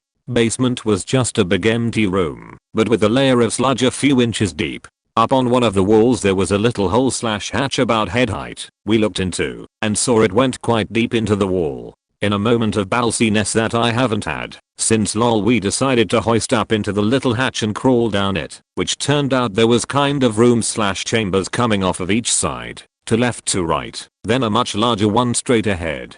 We were super creeped out wondering if it was a morgue or something, when all of a sudden we heard a massive metal on metal clang coming from straight ahead of us. Needless to say we scrambled our 17-year-olds backwards out of that tunnel as quick as we faking could and bolted out of the building ASAP. Our friends were up on the first floor, so it wasn't them ducking with us. Still wonder what, or maybe who, it was. Sadly the building was knocked down a few years after, so no going back there, but I'll remember Sand Hill Hospital for the rest of my life. There's an abandoned hospital way south of me. Thing is massive. 5 or 6 stories, full parking garage, the works. I was in high school at the time, a good 3 years ago, and I convinced my friend to go with me for a photography project. I remember the only way in was by scaling the second story of the parking garage and entering that way. It was private property and we had to squeeze through a fence. The place was surreal. Graffiti and destroyed concrete everywhere crashing with these bursts of absolutely beautiful overgrown landscapes, flourished with the brightest green I had ever seen. The place was scalped completely too. Looters and scrappers had long gotten to just about anything worth value. It was any wonder how the hell it got so decrepit. Anyways, we were going though, and there was this hallway. It was the deepest, pitch black I had ever goddamn seen. Like, this wasn't some regular darkness. This was advanced darkness. You could shine a flashlight in there, and it'd only go 5 feet in front of you with light, before being swallowed by the void. And every time we looked down that hallway, debated going into it, any of that, we were filled with this harrowing sense of dread. I know it's like monkey brain YDRK place baby, but for real, it was just like something out of r/novelep. The hallway was bad news, and our brains were telling us both don't faking go down that. So what did we do? We went down it. Scariest faking thing I've ever did. There wasn't anything too notable, but we only got so far before abandoning it and just leaving there. The longer we stayed in that faking hallway, the worse the feeling got. It was ethereal, and no way in hell were we faking with that place any longer than we needed. Still, I'm so glad I did go to the hospital. It was one of the coolest and most interesting, if not terrifying experiences I've ever had. If anyone does read this and wants me to post some pictures of the trip, I still have them and will gladly. Opposite story, as I scared the shit out of myself as well as two cops because of shitty friends. I'm from Salem, Massachusetts, and there is was an old, and I mean old jail they had done nothing with for years at the time. This is a historic town, so they pretty much save everything. One day, a few friends and I just decided we were gonna break in and check it out. We walked around, pretty sure there was homeless people living in there. We did not go in the basement, but the cell doors were open, still bars, and I went into one and was just faking around and looking around when one of them pushed the bars, not to intentionally close it, but that's what happened. The door wouldn't open back up. Here I'm with a flashlight and the light in my phone, stuck in this cell in this abandoned jail. Panic attacks ensue. We are all trying to kick this thing, pouring hand sanitizer on it, lotion, nothing, it's not opening. These fakers hear a noise and they faking run and say they will get someone to help. Yeah, see where this is going. Point. Apparently on our way in or on their way out they tripped a silent alarm. Now I'm panicking. I'm texting / calling them like, get me the fuck out of here, and they aren't answering. Now about 5 minutes later I see a flashlight coming my way, but no voice, and I just say about faking time thinking it's them. All I see is the flashlight stop and a whisper of what the fuck, and then footsteps slowly backing away and the running away and a flashlight disappearing. Now I'm screaming for help and my help disappears. About 10 minutes later I hear multiple footsteps, flashlights up high this time, and I'm freaked out even more now, because what the fuck was that? It's two men and they are talking to each other. I can't exactly remember what they were saying, but I remember they were scared. As the footsteps get closer I see a face and they see mine, guns pointed at my face. We are all screaming, and guns still pointed at me. They ask what I'm doing. I have tears streaming down my face, and all I could say was, don't hurt me. They had to come back with bolt cutters to cut the piece of metal stuck on the bar. They were making fun of each other the ride back to my house while I'm traumatized. So that was fun. Point. They took me home and didn't charge me for trespassing though, so that was a plus. That place has since been turned into condos and a gaming bar. Back when I was about to move off Long Island, my friends and I were exploring a well-known and long abandoned psychiatric center. Supposedly this place had been one of the first to utilize lobotomy. Yeah, I know, back in the heyday of psychiatric care. There's one building around the property that, also, supposedly, was used to house the criminally insane. Long story short, my friends and I are looking around the building, which is fairly dark as it's tucked into a wooded area, and finding the good shit like lobotomy rooms, pentagrams, and other exciting stuff. As my friends told me, there were rumors that the 4th floor held all of the rubber rooms, but the door is always sealed shut, so no one has been able to prove it. This was my first time visiting the property, so I can neither vouch nor deny that. Just relied off what my friends said. We get up to the 4th floor and find that the door is open, so we plan to check it out. As my one friend is opening the door, we hear a heavy object slam into a wall, as if it had been thrown across the wing, followed by the sound of quiet and muffled whispering. Not just a single voice, but several. My friends and I were a bit frozen in shock and rightfully decided that whatever was on the other side of that door probably didn't jive with us hanging around. Point. To add to this, all of my friends claimed to see a white figure run across a room that I had been walking full steam ahead into. I completely missed out on seeing this, but I'm glad to know that I'd be the one to get everyone killed in a horror movie. Point. If anyone knows the location I'm talking about, I'd love to hear more stories from this building. Apparently a lot of wacky shit goes down here, but it's hard to find on the internet. Going into abandoned buildings isn't exactly legal, haha. Not my story, but one I remember seeing on a Reddit post a long time ago. A group of friends would get together on road trips a lot and find abandoned places for urban exploring. They found an old house out in the country that was padlocked shut. Once they eventually got in, they found food and unopened mail on the dining table, leading them to believe the people that lived there left in a hurry.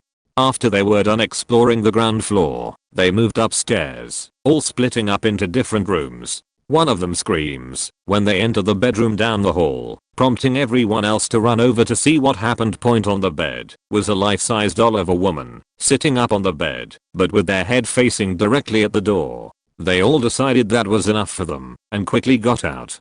I distinctly remember the post saying something like, on the drive back we were all left with the horrible thought that someone either had to leave their property very quickly on their own free will or was getting evicted, but felt the need to set up this creepy-as doll on the bed with its head facing the doorway for someone to find it in the future. Keep in mind this is a Reddit post retelling of another Reddit post from many years ago, so it could be total bullshit, but it's stuck in my memory. I was playing airsoft with some friends of mine up in the mountains of Virginia maybe about 6 years ago or so. A few weeks prior to me and my friends coming over, there had been a drug bust in the area, as apparently the wilderness that my buddy lived on was notorious for meth labs. My buddy who lived there was telling us about how helicopters had been flying over the woods shining lights and things, and dogs could be heard barking out in the woods. Well, we get to playing, and we like to go out for close to a full day, bringing big packs of gear with us. We got out pretty far into the woods, but never got worried about being lost, cause my buddy was a hunter and knew the area pretty well. During one of our matches we hear a friend shout out to cease fire and come over to him. He leads us to this 2-story shack, really dilapidated, with the roof caving in on one side and big scorch marks along the wall. We stuck our noses around the outside. There was just trash and junk all over the yard, which looked like it hadn't been mowed in decades. We got closer to the house and contemplated going inside, but heard very obvious footsteps on wood. I noped right on out and went back to where we kept our backpacks. My friends didn't join me. As I was running back to the camp I heard screams and loud bangs coming from behind me, which I knew came from these roughly fist-sized firecrackers we used in the games. I was scared shitless and just knew my friends were being murdered, but I had no way of getting back to the house, cause we all relied on our buddy to be the guide. Maybe about 15 minutes later, seemed longer to me, my friends came out of the woods laughing their ass off. They knew I was jumpy and arranged to stick a guy up there to make the noises. Then when I got spooked they acted like they were being murdered. I haven't lived it down to this day. I love exploring abandoned places and find it super interesting. Fortunately I work on a remote area of the British Columbia coast on a general cargo vessel, and there are a lot of opportunities to see ghost towns and abandoned canneries, mills, fishing lodges. One of my favorites is a town called Ocean Falls, a mostly abandoned ex-pulp mill town that was once a booming little community. It's worth a read on Wiki if you've never heard of it. About as isolated as you can get, at the head of a steep fjord and only accessible by float plane or boat, no cell phone service. The town was famous for their huge hotel that they built in the 40s that was closed I believe in the late 80s and still stands today. I figured I knew every inch of that hotel until I spoke with a relative that grew up there, lived there until the early 70s, and said the hotel had a basement that was only accessible from one stairway. Minimal fire code back then apparently, at the backside of the hotel. The next time we tied up there for the night a few weeks later, I set off to check it out. I should add that, because of the tight delivery schedule we run, we basically only tie up to sleep. So basically midnight is the only opportunity you get if you want to do some exploring. After bushwhacking to get to the backside of the building, sure enough there was this creepy stairway that descended into darkness below. Getting to the bottom it appeared that this was where they stored all kinds of extra equipment and materials like window glass, light fixtures, fuses, dishes, etc. The hallway kind of wrapped around and kept going underneath the hotel and branched off with rooms along the way. The feeling that you only had the one exit behind you was not a great feeling. When I finally reached the final room of the last hallway I went in and shined my light around, and there was this big current rod thing in the far corner that was somehow standing straight up and had the curtain attached and draped down in a way that just looked terrifying. Don't know how to explain this well, but it's like sometimes the shape or orientation of an object can look just off in a way, and it gives you this weird deep fear. Like it's not natural for it to look like that, and could leap at you at any moment. Well, after seeing that combined with the rotten smell in the room, I finished my adventures for the night and hurried out of there. The whole walk back down the hall to the stairway I must have shined my light behind me at that room 50 times, fully expecting to see that faking curtain rod leaning out the door watching me leave. Me and my friends were exploring an abandoned hospital in the outskirts of Miami, specifically in the city of Miami Gardens. This hospital is next to a top gulf and major highway, so we needed to evade police as we made our way through an opening in the fence. It was about 5 of us, and we had masks and lights, since it was nighttime and extremely dark point as we went in. A group of about 3 were coming out. We spoke briefly with this group, before lifting each other over a concrete wall. As the entrance was elevated point, the hospital in itself gave me a sense of dread. It was messy, with debris everywhere, and most of the windows were shattered, so you could hear the wind howl. The stairs leading up the floors were cracked and slippery, and no railing would prevent a plunge to your death. But we explored the entire hospital. Nearly. We explored everything, except for 2 parts. 1, the basement. As we walked down the basement, the graffiti becomes satanic. We are all Christian, so we were deeply disturbed. There were arrows graffitied that we followed until we got to a part where we saw a noose. Beside the noose was another graffitied arrow pointing left into a thin corridor as well as Momo. We decided to turn back. 2, I think it was the 8th or 7th floor. All other floors were open, but this floor had a door with a cracked window. One of my friends, we'll call him David, said that he heard this was the most haunted place in the hospital. You could not see anything past the window. It was completely dark. We contemplated. We didn't even ask ourselves if the door would be shut or not, but we decided against it.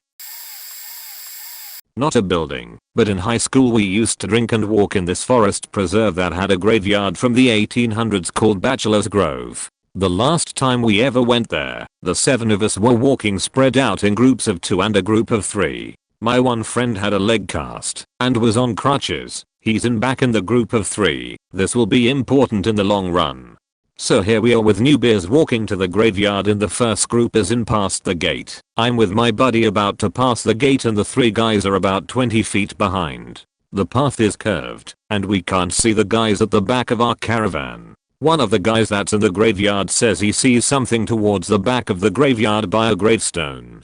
I turned to look that way, and as my eyes focused on that area I saw a shadowy figure. Within a moment all our beers start foaming over.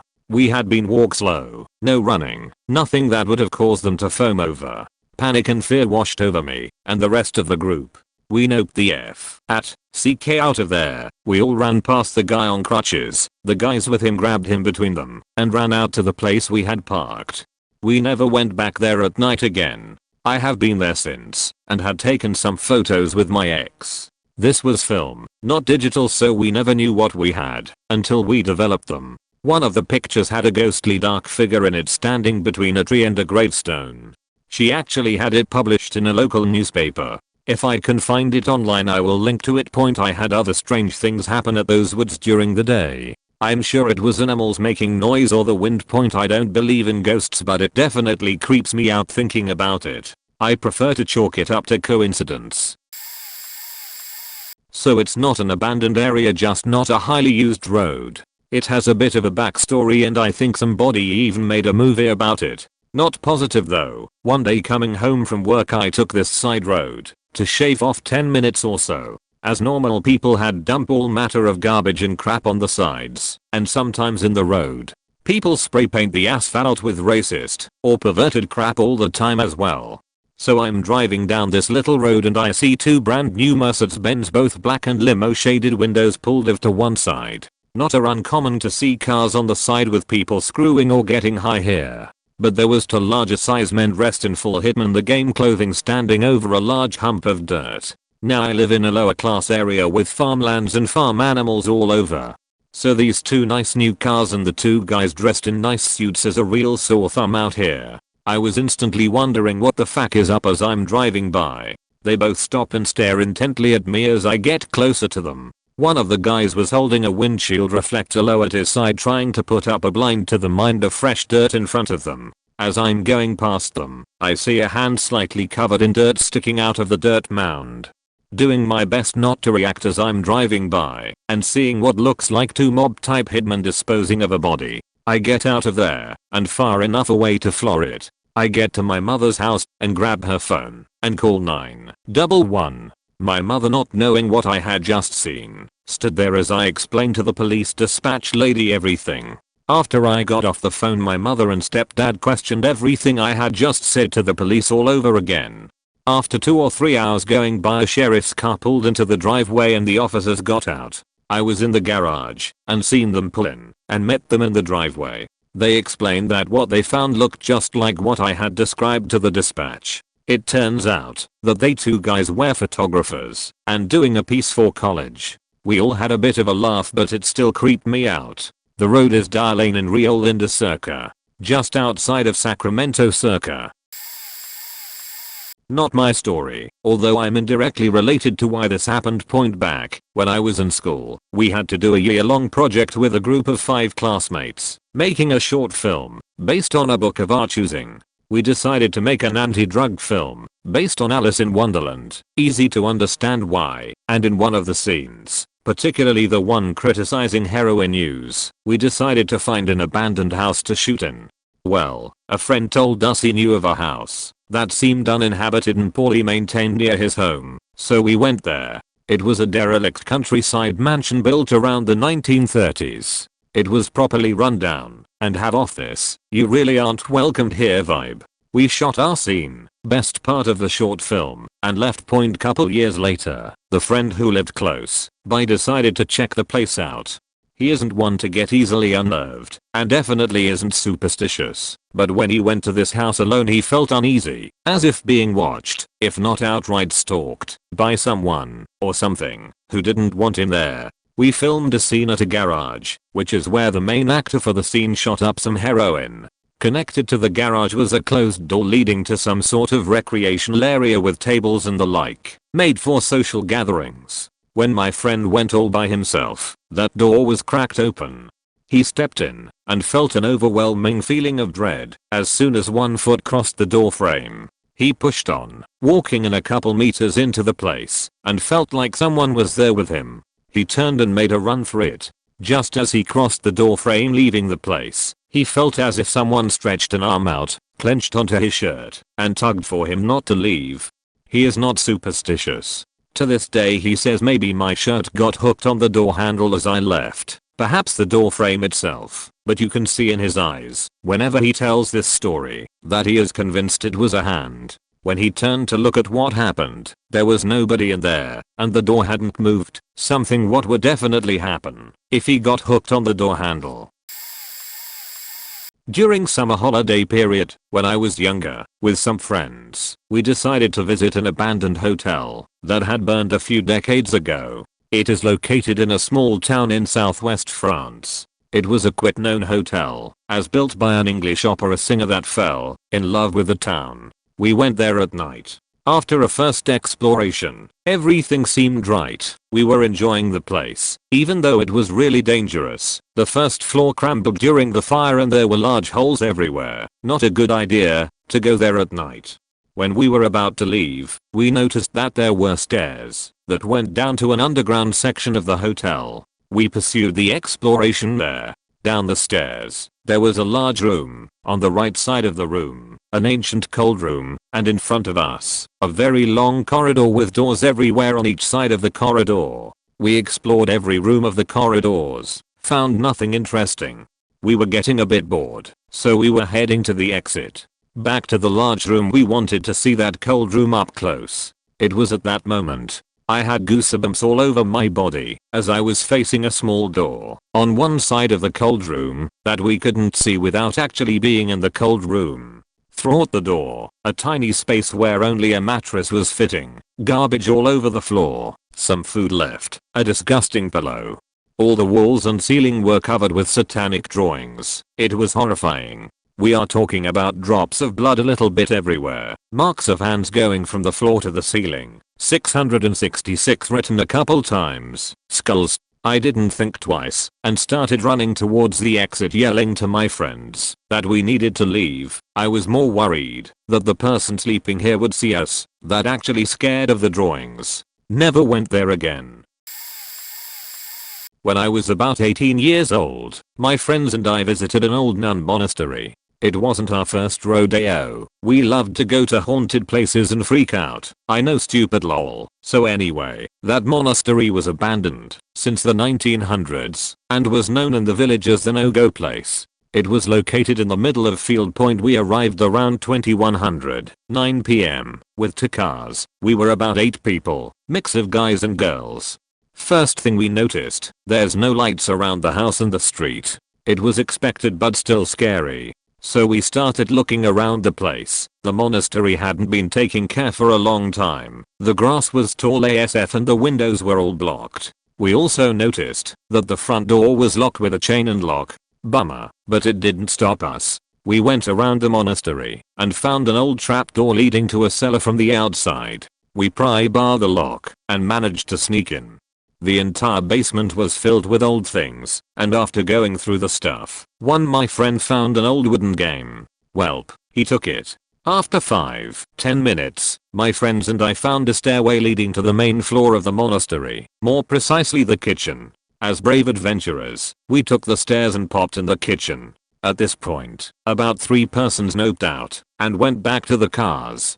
So we entered the kitchen and realized that the entire place is in crumbles. And I mean, flipped tables, chairs everywhere and debris all over the place. Not so long after, we found a hallway leading to the rooms where the nuns were sleeping in the past. So we split it into groups and started looking around the rooms. Again, they were all in crumbles, but then, we arrived in front of the last room.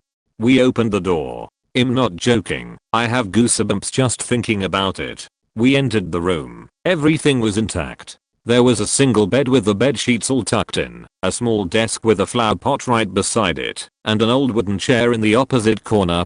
All our jaws dropped. At this point, we all had our fair share of mystery. We all turned around, and as soon as we exited the room, the old wooden chair starts swinging. Man, we ran as fast as we could to the cars, through the hallway, to the kitchen, and by the basement point. That was the last abandoned building I ever snuck into. Man, the feeling, the cold, the sensation was so inexplicable. I like to think that I'm not scared easily, but that place scared the shit out of me.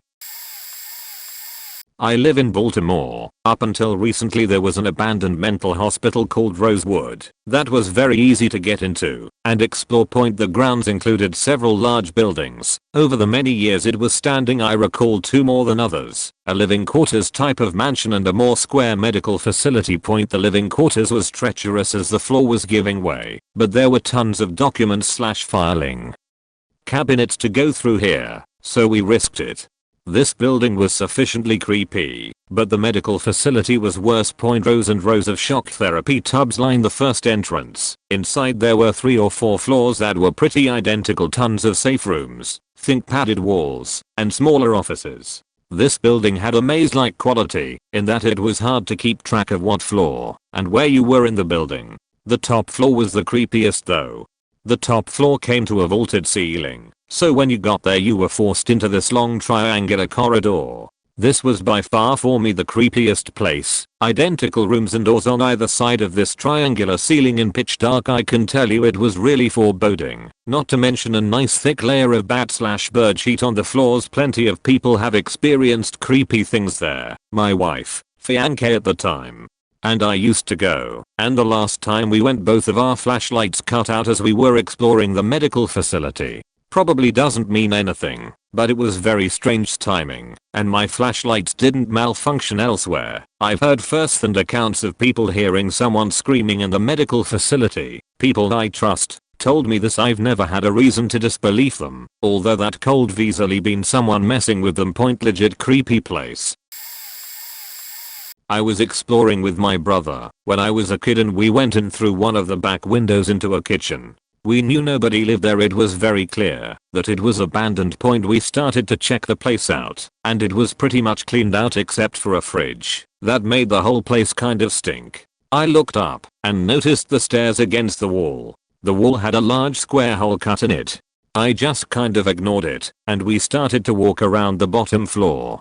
from the window we came in. If you look toward the front door, there's a doorway that leads to a carpeted room, I assume a living room, and to our right was a wood-floored room that connected back to the living room through another doorway. We walked around for a bit looking for a basement door, but never found one.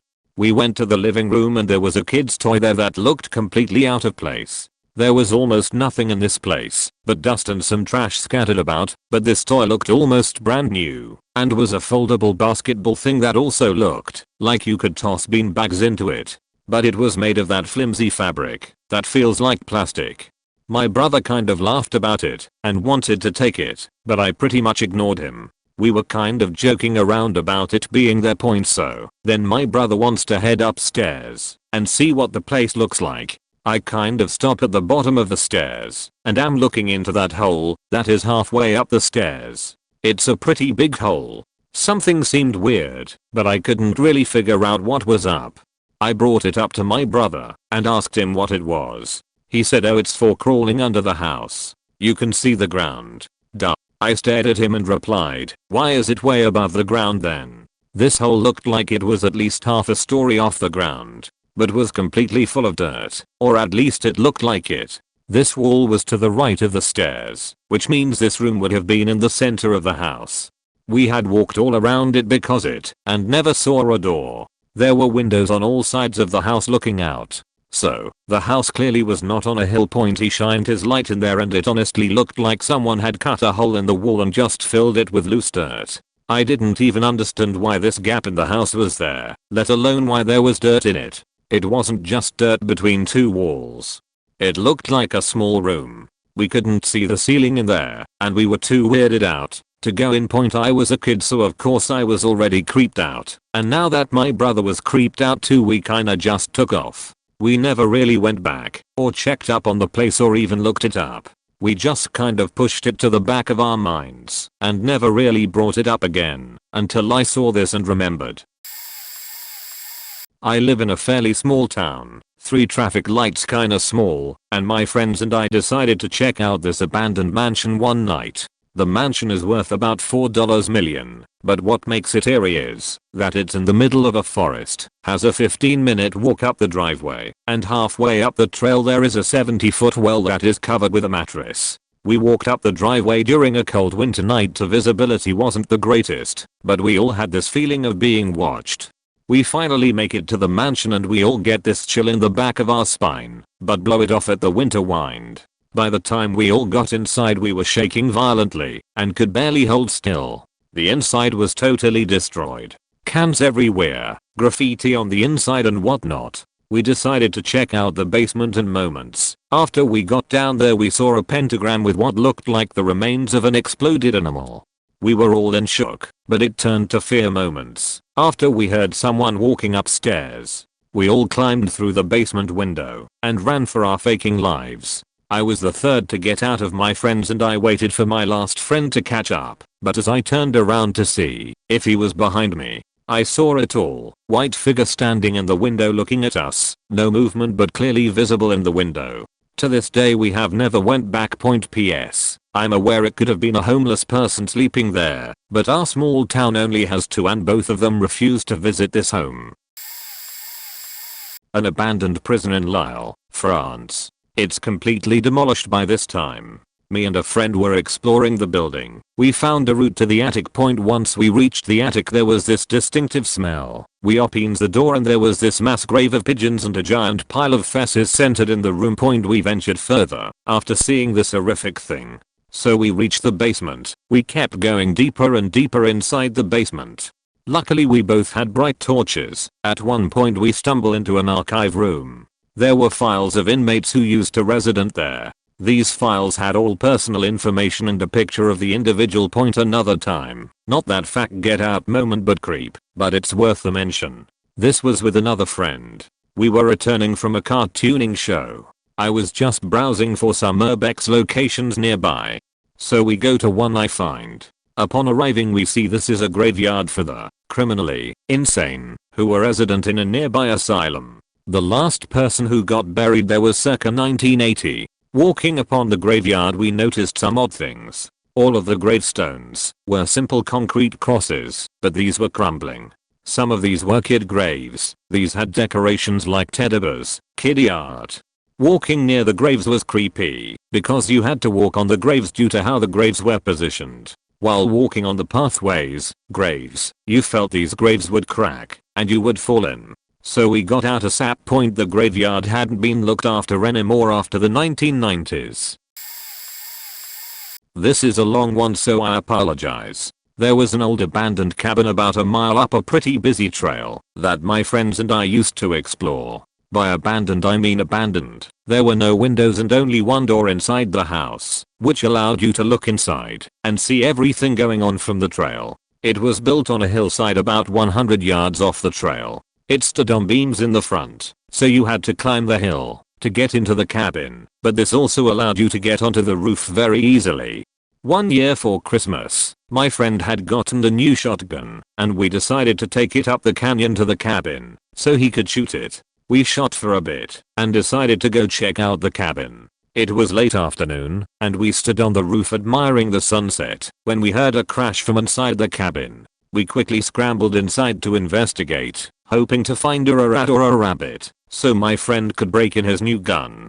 I SWAT kicked open the only door in the house, which wasn't very hard as it was basically as flimsy as cardboard, and scanned the room. Nothing. We shrugged our shoulders and decided to leave as the sun was setting and the canyon would soon be completely engulfed by the darkness. We trudged through the waist-high snow back to my friend's vehicle and hopped in.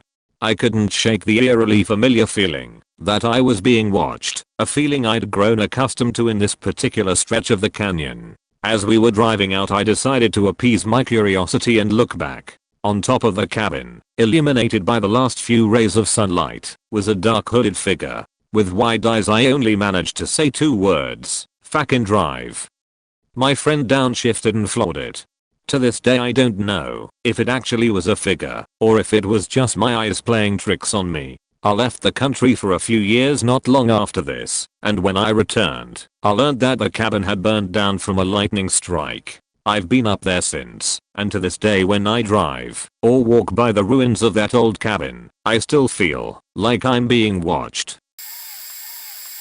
My friend was seeing this guy, let's call him Matt, when we were 18 over 19. I of course was always trying to wing woman for her, so I had to deal with Matt's friends. They were always your stereotypical Boston area college kids, so douches typically. I actually had a crush / I'm gonna bang this kid feeling towards one of Matt's friends, Craig. Sure, Craig. Matt and Craig brought us to an abandoned, haunted house in our little city.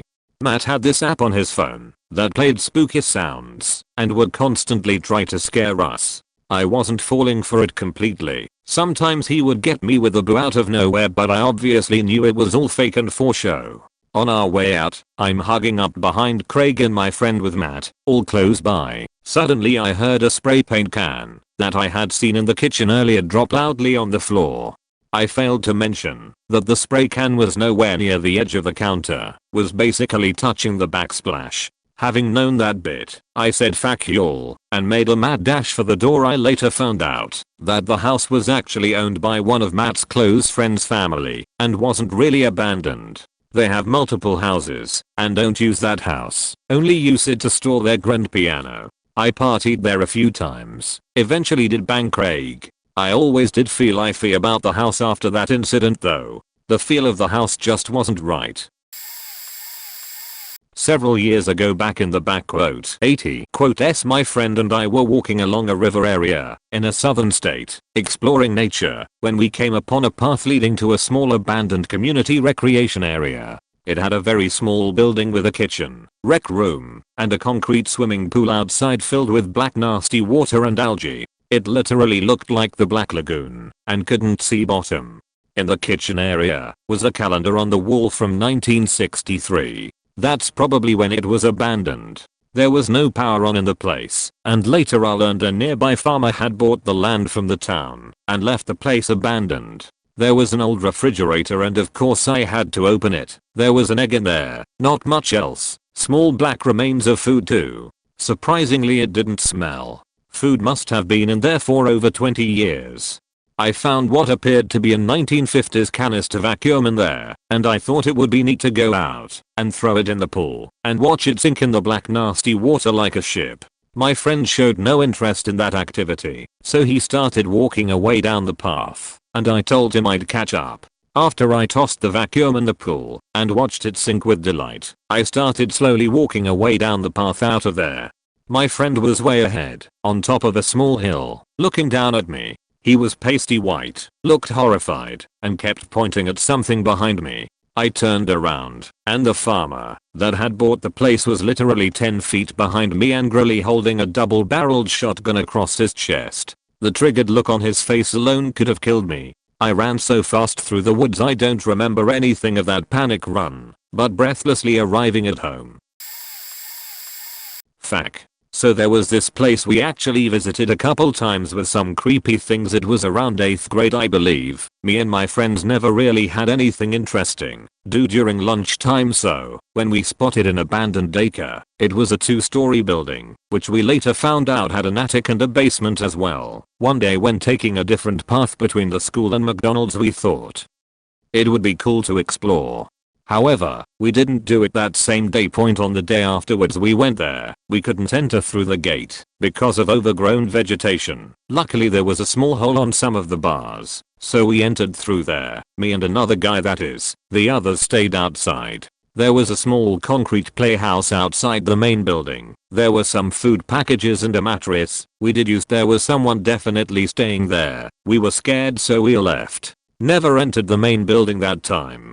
Week afterwards, we go back with a few more friends. This time we all went in through the hole, immediately get busted by some of the ladies working in the active daycare that was built next door. Luckily one of my friends actually had been there as a baby, so he stood there talking to the ladies while we went in. Front door of the daycare was locked shut and the windows were barred. Back door was busted, so we go through there.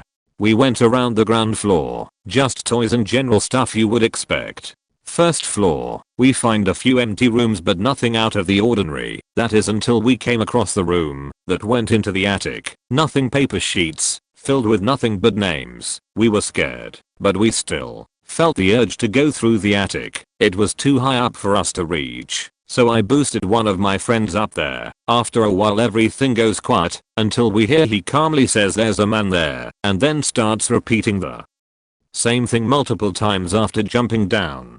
We ran out of the daycare.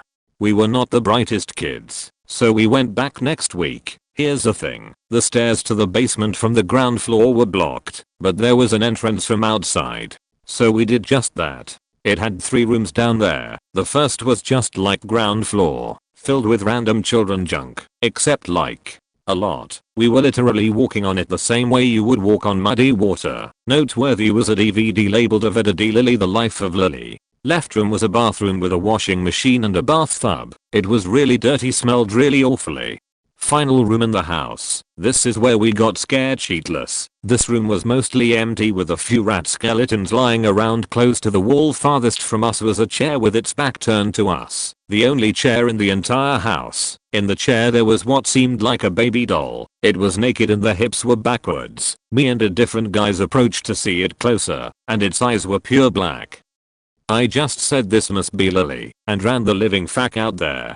Months later we ended up coming back. Everything in the playhouse was gone. However the basement was still exactly the same. This time we came with a few girls, so I wanted to impress them, and just said fuck it, and took the doll. Even though I didn't believe in ghosts I still made sure to not make skin contact with it for some reason. So I took out my jacket to wrap the doll in it, and took it to school, put it on top the closet of our classroom. It stayed there for a few months, until it disappeared one day. We didn't check the main building this time. That's the story. Now here's a hindsight. The man my friend saw likely was the same one staying in the playhouse. The papers with names in it were likely student lists. We found out of it Lily is an old children's show, so it was likely just an illegal copy of the CD. The Dorothy tricks were probably set up by the squatter to scare us away. The janitor probably saw the doll and threw it away. There's very strange abandoned home near my called the Toronto Castle House that's been abandoned for a good while. The owner DIY built a mashup of different room designs all on one war home house, but not very structurally sound, like an indoor pool, multi-levels. I'll link photos, so dated, but easy to find in the neighborhood. I'm surprised I haven't heard of it till recently, because there's several blog posts of realtors and journalists visiting it, some not entirely legal either. The owner came to a typical sad end. He passed on with no money. The house fell to ruin because it was too expensive to repair, and no one bought the land until, I believe, recently a developer did, who grew up in the area, but they've yet to do anything. Still in limbo, but under their name point. But I went by one day and the neighbors in the house next door, who can see through to the castle house now because the fence got torn down, got up from their backyard and started staring at me and my friends, though we were just looking, mind you. I understand they don't want ruffians hanging out near their house, but you can tell these were people who don't get out much. Their house is a dump. Google Maps doesn't lie. Meanwhile, the house next door was beautiful and secluded in its heyday. Point immediately upon approaching the house to snap some quick photos. All in broad daylight. These neighbors began screaming at us, the mom and son, and threatening to call the police, saying we are on their property, saying they have photos of us. It felt like a scene with the mom and what's eating Gilbert Grape. It made shake with fear in my gut, like realizing you slept through a final exam. The only fear I can equate it to. So we promptly left, because these people were clearly deluded and aggressive, and suddenly a truck from an adjacent side street starts following us, and there's a woman in the passenger seat conspicuously taking pictures of my car's plates.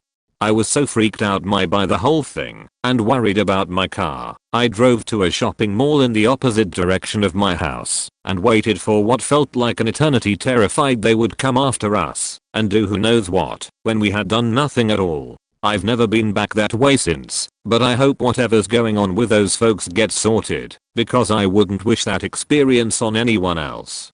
I would not want to be their neighbor, unless the whole street has a coordinated witch hunt for any unsuspecting passerby. Point. I also happened upon the smallest house in Toronto, an actual shed that sold for $1 million. I don't know what wizardry the realtor did there, and snapped a few pics from across the street on my way home. When I looked at the photos later, on the way home, a man holding a frying pan was staring back at me in the window. He looked unimpressed, but I'm not the one living with 4 people in a one-room shed. The house is blurred out on Google Maps, which is a joke, because the blur is obviously shed-shaped, unlike for say a gated community house, which they have satellite images for anyway. We were checking out an old asylum in New York that is still partially in use, with the abandoned buildings being interlaced with the in-use buildings. Before we even got in, we had to run to a boarded up door that had a small hole to sneak through and enter. This is how people would start their adventures. Well, it was raining and pitch black, so we started running, and as we get about 25 feet from the door, a cop with a searchlight is driving by, so we all go prone as fast as we can into mud puddles and bushes to hide our trace, soaking ourselves in the process. Somehow, he didn't see us, even though his light went shining right at us. He passed and we made it in, continuing our journey. 2 things caused us to actually turn and run. Firstly, this asylum is only half abandoned, but it has a vast tunnel system connecting all of the buildings, containing the steam pipes and wiring. My buddy supposedly knew the tunnels, but apparently not well enough, because we came up into a building that was still in use, to the dismay of a nurse who glanced through the tunnel doorway at us. So we booked it back into the tunnel. Woo, that was close. Point. What really sent us packing was the one building was well known as being the creepy building and had 2 3-feet high pigeon pup in it. Well, deep down this puppy hallway was the noise of a large creature or man shuffling around and starting to run. We said fuck it and ran out. Still a pretty cool experience. I'll add an edit with Inga photos once I find them. My friends and I lived in the suburbs, but you can drive 30 minutes and get to some pretty rural areas. I'm a photographer, so, growing up, we used to explore lots of old abandoned houses near our town. To do shoots, there was this one house on a long stretch of road with, quite literally, nothing around for at least a half mile on either side. Only thing around was a small cemetery across the road. From the attic, you could see and hear everything, since the windows were all broken and missing. We loved it there and spent lots of time shooting and hanging out there. One time, we were up in the attic taking pictures and goofing off. All of a sudden, we see two people walking around the outside of the house taking pictures on a little camera. We kind of wondered how they got there, since they hadn't driven a car. We didn't hear one pull up, and didn't see one anywhere around, but we waved at them, and made our way down to say hello. Took us about 3 minutes to make it downstairs and outside, and we didn't see anyone. We walked around the whole property, and called out for them, but there wasn't anyone around. Nobody at the cemetery across the street, nothing. Like I said, there was nothing around for quite a ways. Not even a tree. It was all farm. They wouldn't have been able to walk away without us seeing. I have no idea who they were, how they got there, if they were even there. I know it sounds stupid to say they were ghosts, but I truly have no explanation for it. Another time, I went there around midnight and walked up to the attic with a friend. Directly in front of me, at the top of the stairs, was a plaid shirt swinging from the ceiling on a hanger, and I screamed so loud thinking it was a man about to kill me. My friends had put it there a few days before, but it damn near gave me a heart attack. My friend and I would explore this interesting abandoned place that was located on the corner of two streets. There was a small dirt road that cut between the two roads on a diagonal that made a private driveway/street that led to the property. It was in the country, so not easily accessible, but my friend lived about a 20-minute bike ride away from this location. The property had one large house and several smaller homes built on the land. It was always rumored to be where a cult had lived. We snuck into the pitch black house by using a basement window and made our way around by feeling for the walls and walking with our hands on each other's shoulders. Run-of-the-mill abandoned place with grimy walls, faked up carpets, etc. We were about to head up to the 3rd floor when we heard a crazy amount of footsteps, and we noped the fuck out of there. Once we made it back outside, we cut across the property to where we parked our bikes, and that's when we noticed we were walking through a miniature graveyard. There were probably about 15 to 20 graves within a tiny iron fence, about 2 feet high. I remember some of the dates as old as the late 1700s. Once we finished commenting on these graves, we looked up to where our bikes would be, and there was a guy I could only describe as looking like the G-Man from the Half-Life video game series standing there, but wearing a snug t-shirt and blue jeans. He had his own bicycle, but it was incredibly retro looking, as if it was from the 50s. He was specifically strange looking, and literally popped out of nowhere as we were getting freaked by the gravestones. As soon as we saw him, we both froze, and he spoke to us. "Hi boys, did you find anything you like in there?" Both of us stammered over our answers, and muttered out something like "not really, we were just heading out," but we were shaking in our feet. "Well, alright then. Be safe guys. You never know who could be out here," he says as he gets back on his bike and pedals down the dirt road. I always have assumed that this guy had a grow up or was hiding something on this abandoned property, but something about the way he carried himself and acted seemed really bizarre. Throw in the gravestones and the freaking as building, and 12-year-old me was pretty freaked. We went back only a couple more times before the entire lot was bulldozed. TLDR. Spooky dude confronted my buddy and I as we stumbled across an ancient cemetery on an abandoned property. Me and my friends are obsessed with exploring any abandoned places in our area, so I have 2 stories. We explored an abandoned hospital. That was a huge property with like 8 hospital buildings and a house. As soon as we pull up and get out, 2 different cars stop behind us for a while then leave. We assume it might have been someone suspecting we were gonna break into the property, and when they didn't get out of their vehicles we just kept walking. Mind you, we had to enter this property by going through a cemetery and a broken fence. The second building we get to, one of my friends sees a mattress, and then a second later we hear footsteps below us. So we note the fuck out. On a different occasion we visited this abandoned school campus, and there was a couple there who were also exploring and were super friendly and even had a small conversation with us. But we separated and went to the biggest building that had glass ceilings and a whole library within it. About 5 minutes and we hear footsteps of what could been 4 people, and it definitely wasn't the people from before. Then they started shining flashlights from a distance, so we run to a higher level. There's a bedroom at the highest floor in this building, is assuredly from the early 20th century, but there's decorations from the modern day, a modern looking rug and bed completely clean, while the rest of the room is coated in dust, so we get especially creeped out and leave. On our way out we then have a run-in with a coyote, just to put the cherry on top of the creepy cake. Not an abandoned house, but, as a kid I lived in a harbor town on one of the Great Lake. Some of the braver/scrappier boys would enter the storm sewer tunnels where they emptied into the lake. I went along one boring summer day and we went pretty far into the tunnels. The more experienced boys told us, if we heard or saw anybody, anything, to turn around and run as fast as we could. They also said they only made it as far as the room and they'd always turn back. The room was a junction of multiple sewers and there was daylight trickling in from a large grate near the top of the room.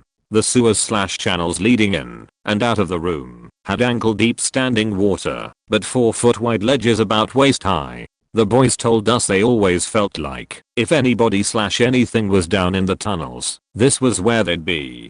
So we are slowly approaching the room, maybe 20 yards out, and the guy up front stops. SHHHH. What? SHHH. We all freeze. Every hair on my body is standing straight up. Somebody heard us coming and was moving around up ahead. I was maybe 10 at the time, and I had just enough youth stupidity to break from the group and surge ahead to grab a 2-second view of the room before sprinting back out the way we came. What did I see? To keep it short, a small camp where maybe 2 or 3 sewer bums were living/squatting. They heard us coming and jumped into the darkness of the outbound tunnels.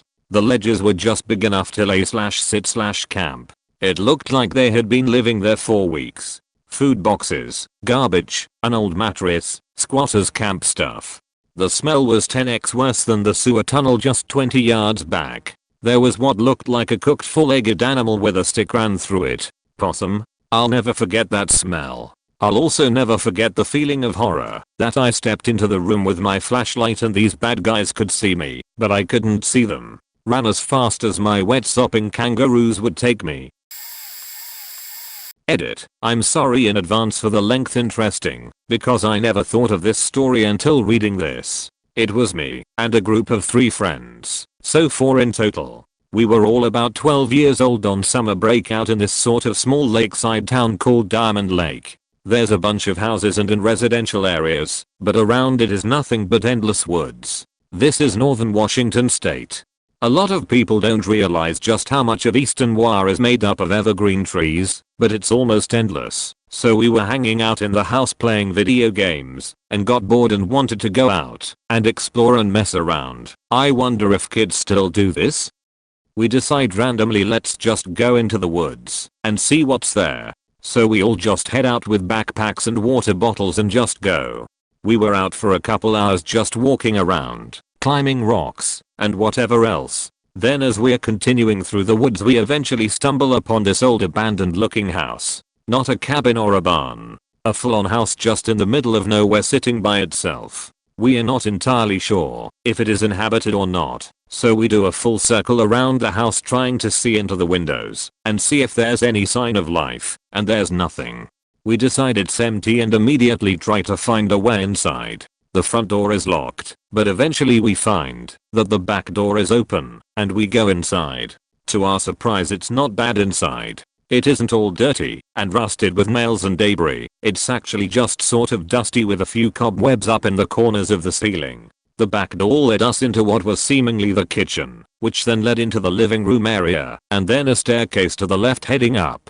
We started walking around exploring the insides, and it was really fascinating. There was a lot of old stuff, old pictures of random people, books, etc. It looked like whoever lived there before just up and left one day, but nobody had disturbed the place since. Probably seems crazy to some urbex people, because a lot of abandoned spots end up being targets for vandals and taggers, but this is literally like in the middle of nowhere, and the only people that could possibly stumble upon this house were residents of Diamond Lake, and the only people willing to randomly explore the woods and stumble across this house were kids or teens. So we continue looking around the place, go into the bathroom and find it's surprisingly clean, and there's a spare bedroom downstairs with a strange amount of empty garbage bags inside. We finally decide to head upstairs and find a similar setup.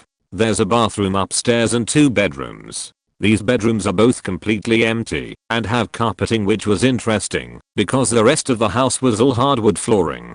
At this point we were kinda tired and decided to just sit down on the carpet in a circle and just hang out and chat. This place was cool cause it was like our secret spot we found together. My one buddy says he feels hot, and we've all gotten kinda sweaty from running around and walking all day, so he opens the window slightly, and this next part might sound kinda weird, but my friend just starts taking his clothes off.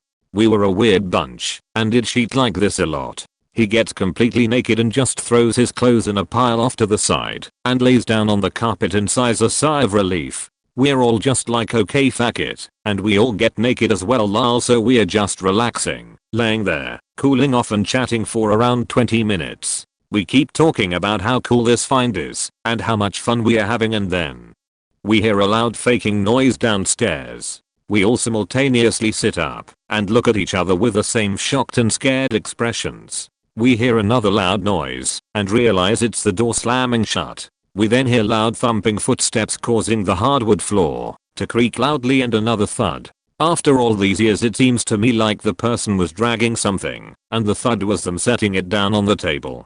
We have no idea what to do, and are scared shitless, so we just sit there very quietly, staring at each other, and occasionally looking at the door to the bedroom.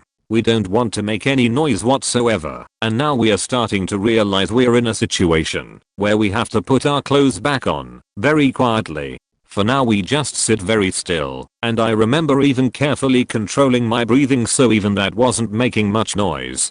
The footsteps then go down the hallway, and seemingly into that spare bedroom downstairs, and then we just hear very aggressive rustling of the trash bags and small items occasionally making thuds against the wall, and we can very faintly make out muttering. This guy is talking to himself about something, but can't quite make out what he's saying. One of my friends then breaks the silence and whispers what if he comes up here with one of the most terrified expressions on his face possible.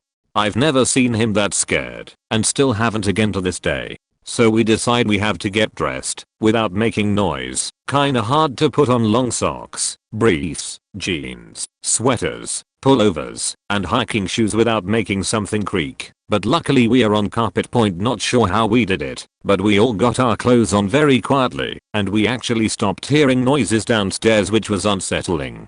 Maybe the guy is asleep? Not sure, but we decide we've had enough of this faking place and we are just leaving. We all run pretty quick anyway cause we are active, and probably like barely 100 pounds each. I lead the pack down the stairs, being incredibly careful with each step. I look over at the kitchen area we entered in through, and the kitchen table has blood on it. I remember thinking, oh that's just great, and the signaled SHHHHHH to my friends, because I didn't want them to freak out.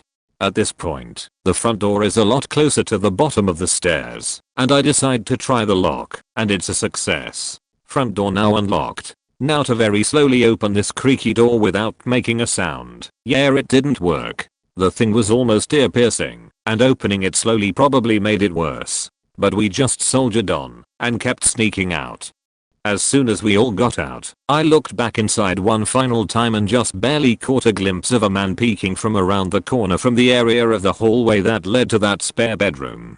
Couldn't make much out, but saw an eye peeking. Told my buddies to faking run. And we did. For like 30 minutes straight, until we got home. Never doing some shit like that ever again. Living in Georgia, US, there are a lot of old abandoned textile mills throughout the entire state. I had gone to a few of these mills in my hometown plenty of times, and it was a pretty cool experience. It almost felt like time stopped when you were there. Point anyways, a friend of a friend told me about a mill about an hour away from my hometown that he wanted to go check out. So naturally we all decided to go and check it out. It was by far one of the biggest ones that I explored. The property had multiple mills on it. Some were in the process of being demolished, some were demolished, and some were yet to be touched. The first little bit went by fine. We looked around and checked out the buildings and looked at the old files to see how old this place was. I found some papers dating back to the 70s. At one point we were walking down a truck loading bay. While we were walking we came across this huge pile of rubble. This building was in the process of being demolished. So we hop off the loading bay to walk around the pile of rubble. I was the second one to jump off. Keep in mind this was only like a 3-4 foot drop. When I landed my feet slipped on some gravel and I fell backwards and something sharp scratched my back. When I got up to see what it was, I'm surprised I didn't die. I was a 2-foot piece of rubber sticking out of a slab of concrete. In all honesty, that should have been the moment that we should have left. A lot of these buildings are very unsafe to walk around and explore. Point now to the let's get the fuck out moment. Me and my 2 friends, 3 of us total, were walking out from behind that big pile of rubble. To our immediate left there was another pile of rubble. I was last in the lineup. I happened to be looking down when the first guy in the front stops dead in his tracks and say run. He bolts past me, and the guy that was in the middle and the guy in the middle runs past me, leaving me in the front. My first reaction was to grab my knife in my pocket just in case. As soon as I looked up I caught the back end of this long, tall, slender creature. It ran on all 4 legs, and it was tall. I'm about 6 feet and the back of it came up to my shoulders. The thing that disturbed me the most was how quiet it ran. The only thing I heard from it was, when it was jumping over a pile of rubble it hit some bricks and they fell off the pile. In all honesty, the best way I can describe how this thing looked is the werewolf from Harry Potter and the Prisoner of Azkaban. I was skinny looking, and it had blackish grayish leathery skin. The hip protruded out to the sides and it just looked unhealthy. Point to this day I still have no idea what it was.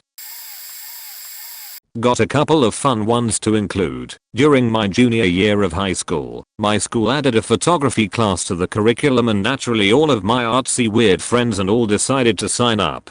Being from a pretty small town, with a graduating class of less than 60 people, meant that there were some interesting quirks contained within any classes that weren't the core curriculum.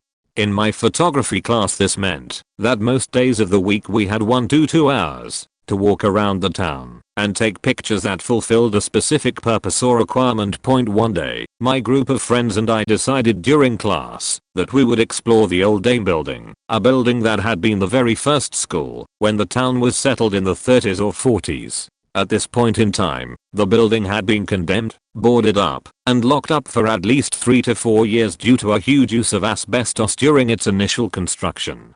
No getting inside. Pretty straightforward. It was only about a 5-minute walk from the current high school, with the only thing separating the concrete slab of each being a large sprawling field of crabgrass. As we made our way across the field towards the building's 3 to 4 acres, I remember distinctly observing the few broken and boarded windows on the backside of the structure's 2 floors.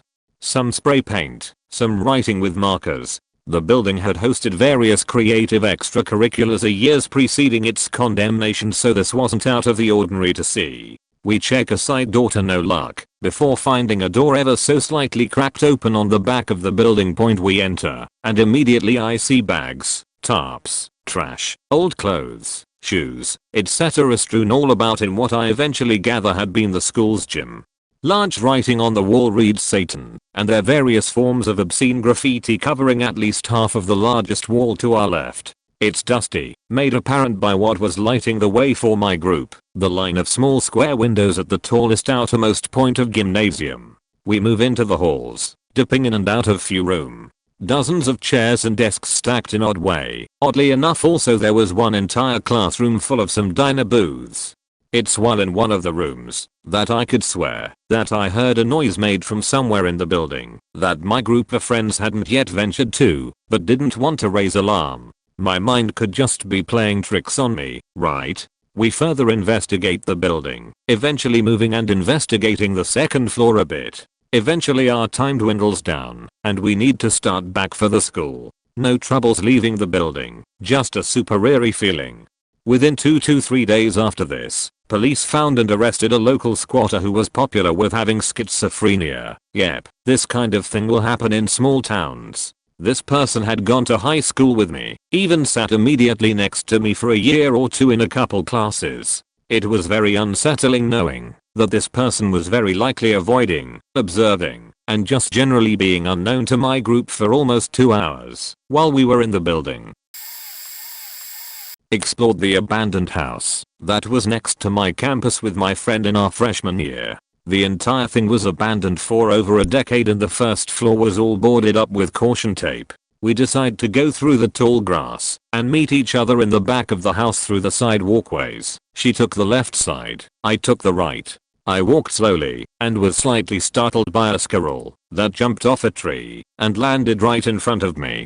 Above my head was a window and I heard tapping of what sounded like sheet metal until I heard a PSSSSST. I don't know why I didn't look up, but I assumed my friend found a way inside. I peeked around the corner of the back of the house and only saw a big tire, a broken small boat, and some discarded tools. It was a bit unsettling to not see my friend, so I went back to the front and repeatedly shouted her name.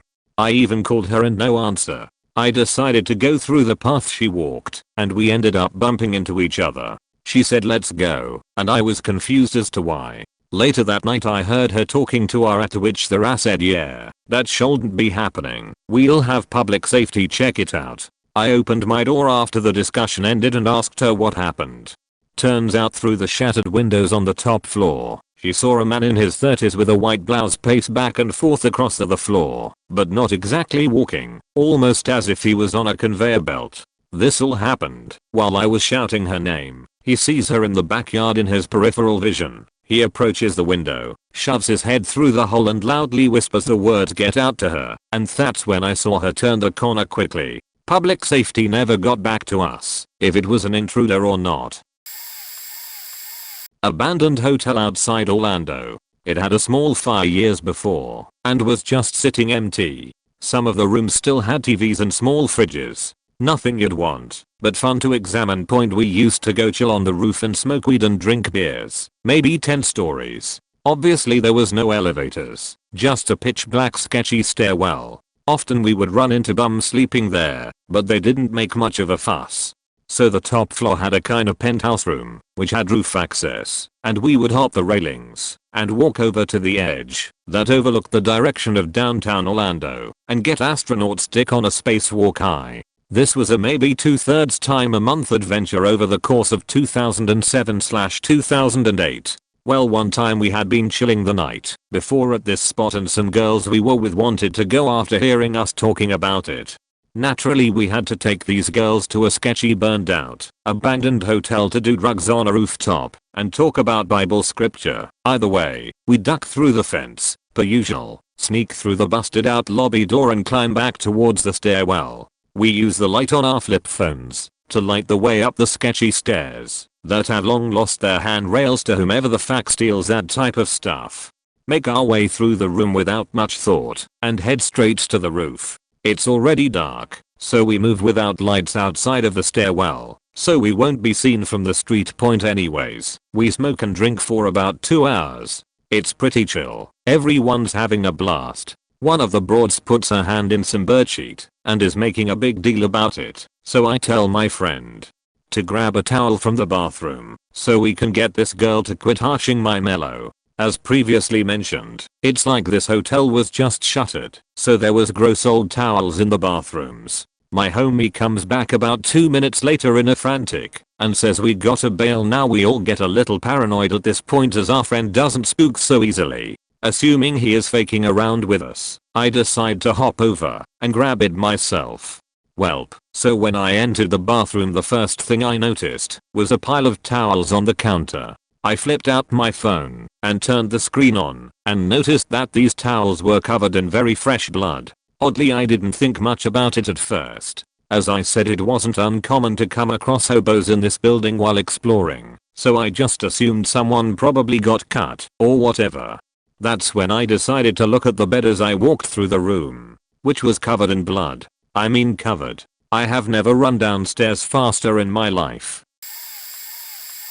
So my cousins live pretty far out in the country near a lake and a pretty deep patch of woods. Oftentimes when I was over there we would explore in the woods, making sure not to go too far out as to not get lost. And one time though we had bitten off more than we could chew and went deeper into the woods than ever before. I don't quite remember why we went so far in, but man, I always like to go ahead and act sorta like a scout for the group. I went on ahead and saw not a house, but tree house. Hopefully that counts. I called everyone over and they all thought it was cool, and despite my better judgment and the opinions of my comrades, me and the second youngest of the group, Beck, fake name, went inside. WR figured that we were light enough to where the wood could hold our weight and we're right for the most part. There were a couple spots that were especially weak, but we made sure to not step their point. We went in and it was only one room. It was small and cramped. We were exploring what we could and Beck lifted up a piece of rotted wood and screamed, which I later found out was due to a centipede that had crawled up her arm when she lifted the log. But she screamed and I, no joke, jumped.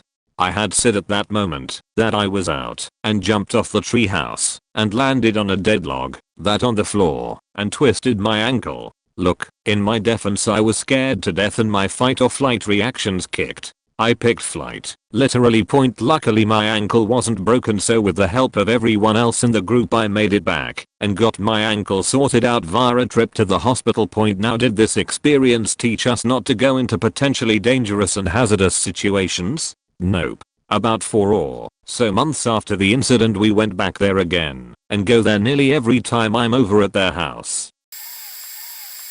I grew up in a rural area in Northern California. There was house about a mile down a very overgrown and rugged drive. Not a driveway really, just rutted dirt from vehicles driving over it. Very overgrown and you'd need a truck to get there. No street lights either. Not on this drive obviously, but not on the main street either, as it's on a country road in an unincorporated area outside a very small town.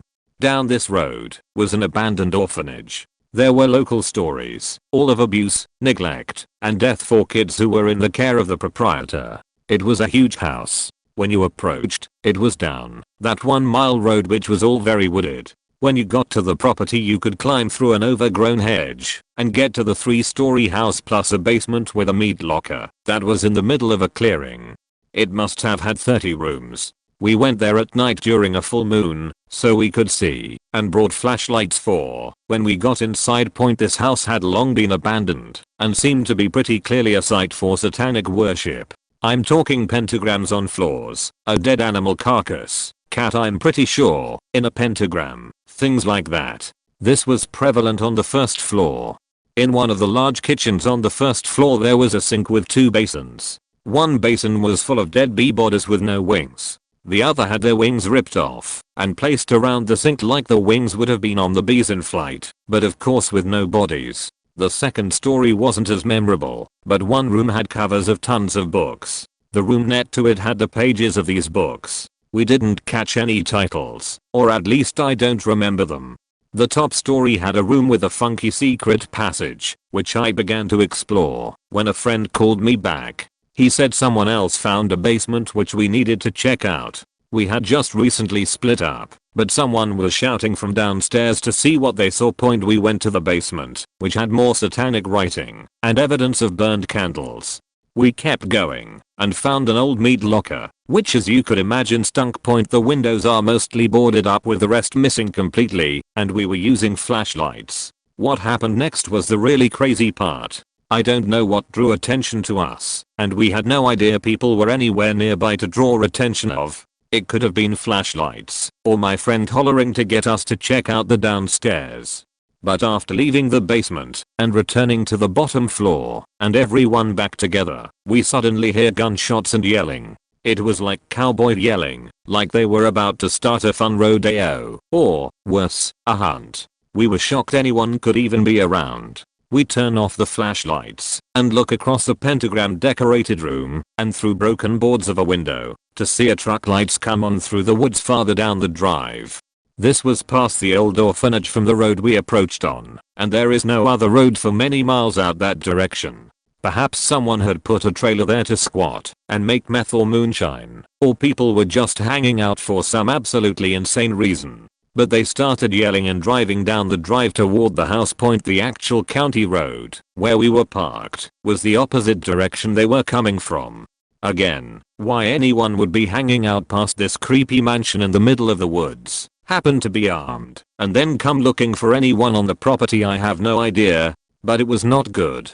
We ran into the woods and avoided the drive that went to the house. We crept through the woods, flashlights off obviously, and stayed as far from the drive as we could. We could hear the truck going up and down the drive, see its lights, hear their yells, and they were clearly looking for us. But again, we stayed well off the drive point the truck turned up back toward the house. They were yelling out their window saying they would find us. I think they assumed they passed us and were heading back toward the abandoned house point, but as soon as that truck turned and distanced itself from us a bit, we ran. We ran quietly, nobody made a sound, nobody turned their lights on. Everyone at as full a sprint as you can do in the woods in the middle of the night using only the full moon to see. I think they're shouting help them not hear our footsteps. We got back, piled in our car, and noped the fuck out to there. I went to an abandoned pawn shop a couple months ago, and upstairs there was what looked like a homeless man sleeping soundly. It was strange that he didn't wake up from the sound of my friend and I looking around for the past hour beforehand. We weren't super loud, but we weren't exactly quiet. My friend thought he might have been on drugs and too knocked out to even notice. Also, some of the buildings still had power, and from the small glimpse I got before we bolted, the man looked like he set up the room as a permanent residence. He had an old mattress and a small table he set up as a desk. He could have been there for months for all I knew. When my friend and I saw him, we bolted as quickly and quietly as we could. We tried to go out a different door than we came in, because it was quicker, but the man had built this wood contraption on it that locked the door. It was set up in a way that you couldn't get in from the outside, but if you unhooked it to leave, you couldn't lock it behind you. So when he was there, no one was supposed to get in. I guess he didn't know about the opening we got in through. We were too afraid to go out that door though, since he would know we were there, because there wasn't a way to move the block back in place after you left. It doesn't sound as crazy as it was being there, but I have never met a homeless person in one of these places and I've been exploring for years. We went exploring an abandoned asylum in New Jersey one night, looking for a way, and we found an open basement window. You had to kind of crawl in one leg at a time sideways, placing your foot on a table or something that was below the window on the inside. As our feet met the table, it made crunching sounds. Once we were all finally inside, someone turned on a flashlight, and we realized we were stepping on multiple cat skeletons. We pressed forward. Moving up the floors, we passed through rooms with the usual graffiti, though a lot of the rooms had red streaks which freaked us out some more cause it resembled blood in our young minds. We heard some noise outside and quieted down, peering out the second floor window toward the grounds below us. About 100 yards away under a street light, we saw a woman wearing a long white undergarment who appeared to be pacing the street in a odd way, calling out. Suddenly, cat after cat started appearing, and before you knew it there were 30 plus cats surrounding her, and we realized she was just feeding cats. Woo. We pressed forward. Moving up to the 5th floor, we heard a loud voice. "This is the police. Come out of the building, we know you're in there, fuck." We look outside and see a cop car with lights on. We exit the building, stepping on cat skeletons on the way out. Luckily the cops are cool and let us go without charges. As far as spooky stuff, nothing really happened, but what we did experience made for an interesting night. Well, I'm super late to the party, but I'll throw my story in. I went to college in Pittsburgh and did a lot of urban exploring late at night on various substances. Mostly smoking weed and riding bikes, but my friends and I would occasionally get mushrooms and walk around looking for the best views of the city. Pittsburgh has dozens of major bridges in the downtown area. Many are lit up at night in a way that really catches the gaze of people with dilated pupils. One night we found ourselves walking down train tracks that turned onto a bridge. Out on the bridge we were 150 feet above the Allegheny River, looking across reflective black water at the 3 yellow bridges from downtown over to north side. It was easily the best view in town, but we had to up the stakes with some risk. Dozens of nights we went back out on the bridge. We dodged trains hiding in the steel trellis.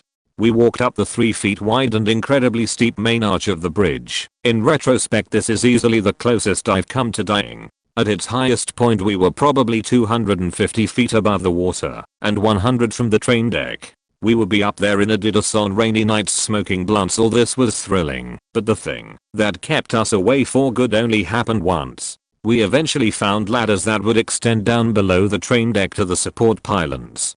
The ladders were free floating out over the water with no surrounds. You basically had to leg over a fence and climb down about 70 feet with nothing below but the water and a sliver of concrete pylon. The top of the pylon was about 5 feet wide and the length of the width of the bridge, maybe 20. Not big but enough for 2 guys to sit and smoke a blunt on. The point of my description is there was only one way down or up, and no place to hide besides in the darkness. So one night we go down to the pylon around 1 AM. It's a dead still night and the water is like glass. Myself and another guy get off the ladder and start to walk to the other end of the pylon where we can enjoy the view. As soon as we are both off the ladder we smell cigarettes. We mention this while walking single file to the other end. We arrive to find a few cans and bottles and cigarette butts. We didn't hear or see a soul, but a cig still has a cherry end and was clearly just dropped. We immediately bug out. Someone else is down here and it's impossible to escape. But the space is so limited, the only way we didn't walk directly past this person would be if they had laid on their side on the ground. So we announce our presence and say we are cool, not looking for any problems. Nothing. We get the guts to go back over to the ladder. Nothing. We look up the ladder. Nothing. No noise in the water and it's dead still. All of this occurs in about 30 seconds. To this day I don't understand how it happened, but whoever was there was some kind of ninja. They let us pass them without audibly breathing in a path about 3 feet wide, most likely laying by our feet, and as we walked. They then stood up, walked 15 feet on gravel to a ladder, and climbed straight up 70 of steel ladder without making a sound. Not a goddamn footstep, all in under a minute maximum. After smoking a pack of parliaments no less. The absolutely improbable capability of whoever it was scared the shit out of us. We shot up the ladder after a train passed and never went back. Whoever was down there could keep it. We didn't need to be stabbed or thrown down into the river if we caught them again. It still creeps me out how close we must have come to physically touching this person. Eventually I graduated. Years later I showed my wife from the riverside where this story took place. She didn't believe me. I loved to explore the maintenance tunnels underneath the campus of my alma mater. Most of the time this was super fun, and I knew of 4 different entrances across campus. The tunnel system was huge and covered pretty much the entire campus. I went down there one time with a friend. It was always a little less intimidating going in a pack, but this one night it was just the 2 of us, and we really wanted to go. So we went in through our typical entrance and began to explore. Before we even got to the first fork in the tunnel, we heard a noise. Now I will preface this by saying that it was typical to hear some amount of noise in these tunnels. They were for maintenance after all, so the pipes gave off noise. There were also likely some rats down there. These were all sounds that I was used to. But that night, we heard a sound we had never heard before. A loud tapping sound, like something being thrown or whacked against a pipe or wall. We froze after first hearing it, waiting for it again. There was a moment of silence. Hello. I called. This time, the noise continued to a steady beat. It was definitely another person down there, but for whatever reason, they had no inclination to answer us.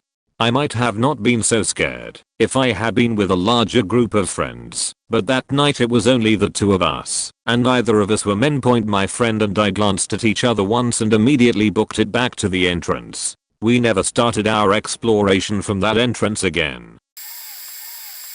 This story comes in 2 parts. It may be lengthy, and I'm sorry for any whack formatting due to mobile phone use. Anyway, I took some friends to an abandoned house that we had seen from another friend's long driveway. When we got to it, the furniture was mostly still there, the plates and cutlery in the drawers, but no photos or art on the walls, and no bottles in the medicine cabinet with potential names on them to identify whose house it was. All the doors were unlocked. The lights worked, and the water ran, but the garden and driveway were extremely unkempt. To get from the house to the garage you had to walk from the deck by the front door, around the house, and up a section of driveway, and down a fork in the driveway. This was a very roundabout way of getting down there, but the garden had devoured a path that was far more direct.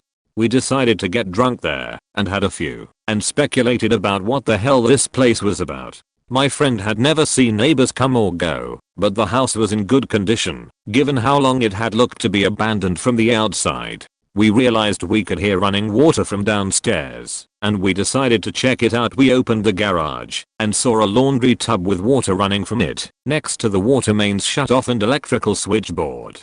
We got a bit spooked, so we decided to turn it off and turn the water mains off as well. We wanted to leave, but had left items in the house, so we walked around the driveway and into the house and immediately noticed that all the lights in the house were on, and we could hear running water again, so we legged it. Years later I returned with a different crowd of people. The house was a mess, holes in the walls and floor, every window broken. Fires had been lit in the garage and the water and electricity was shut off. I had driven down the driveway this time in my car, but it was a bit sketchy as the driveway was off camber and covered in leaf matter and sticks from the trees overhead. As I walked back to the car, I heard a glass bottle clinking kinda sound and looked into the trees next to the driveway. About 3 meters into the trees, I saw a shed, and sitting in the doorway there was a man that looked like he hadn't shaved in his life. Full on wildman looking guy. We had been there for over an hour and he must have watched us the whole time while I shone my head tortured him. I called the guys back to the car and we got in and tried to leave. The whole time I looked at him, he stared right back at me and didn't say anything. When I tried to ask if he was okay as I was reversing back up the driveway, the crazy old guy threw bottles and chased the car. I crashed into my friend's litter box in a panic trying to leave and blasted the hell out of there. The house has since been demolished. 10 years ago I was working a crappy job, having just graduated high school, and suddenly had more time on my hand at night. As an adult, I would walk home every night, and one night I decided to walk down the railroad tracks home instead of the road. As I walked I spotted a manufacturing plant. It hadn't had cars there in years. No one there. It was abandoned. I climbed over the gate and walked all the way down to the end of the building and found a bay door open. I went in and found a forklift and drove it around a bit and played with the forks. Then I went and explored the rest of the plant for a good hour and a half. It was a really log building with tons of machines for making towels and other stuff. The lights were on in most place, but was oddly creepy to be in such a big place and not a soul around. I found the office as part of the building, but there was no furniture nor stuff. I found a fire extinguisher, and since I had always wanted to, I fired it off into an empty room. After wandering around and reading old papers and stuff I had found, I decided to leave. I went all the way back down and out the bay door I came it. Only, there was a vehicle at the gate I came in, and not many places to hide. I ran across the pavement and into the grass to a tiny little shack. I watched the vehicle come closer, and I got on my stomach and hid behind the shack. As soon as he passed the shack I took off running 2 football fields away to the gate and climbed over. I was safe, but I continued watching, and about a minute later the truck started slowly driving its way up the road. I ran to the train tracks and kept walking in the dark all the way home. It was thrilling, and I miss that kind of Indiana Jones risk-taking and excitement. But I'm older now, and no longer a teenager. I feel that, if I did stuff like that, now that I would be seen as a creeper. When you're a kid you get a slap on the wrist and a stern talking to, but as an adult you get met with a shotgun and fear for your life.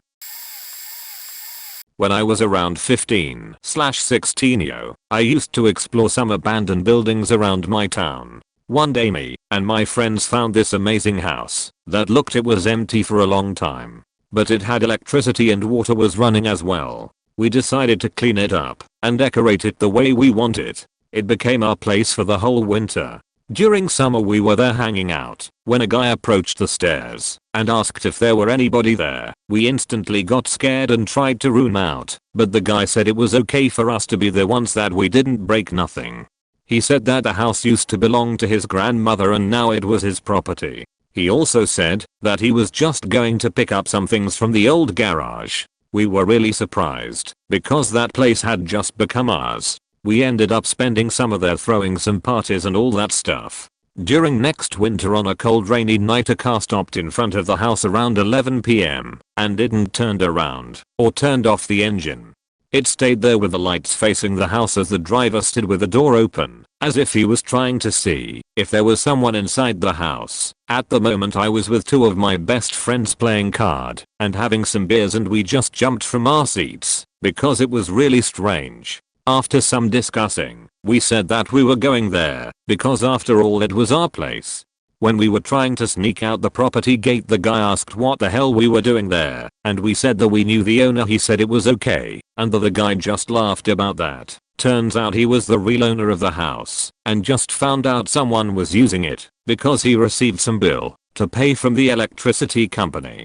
We apologized and said we thought it was okay because of the other guy, and he let us go home. Turns out the first guy was someone who was stealing from the property and created a great story when we found him there. It was the first time we had a place to call ours, and it felt amazing.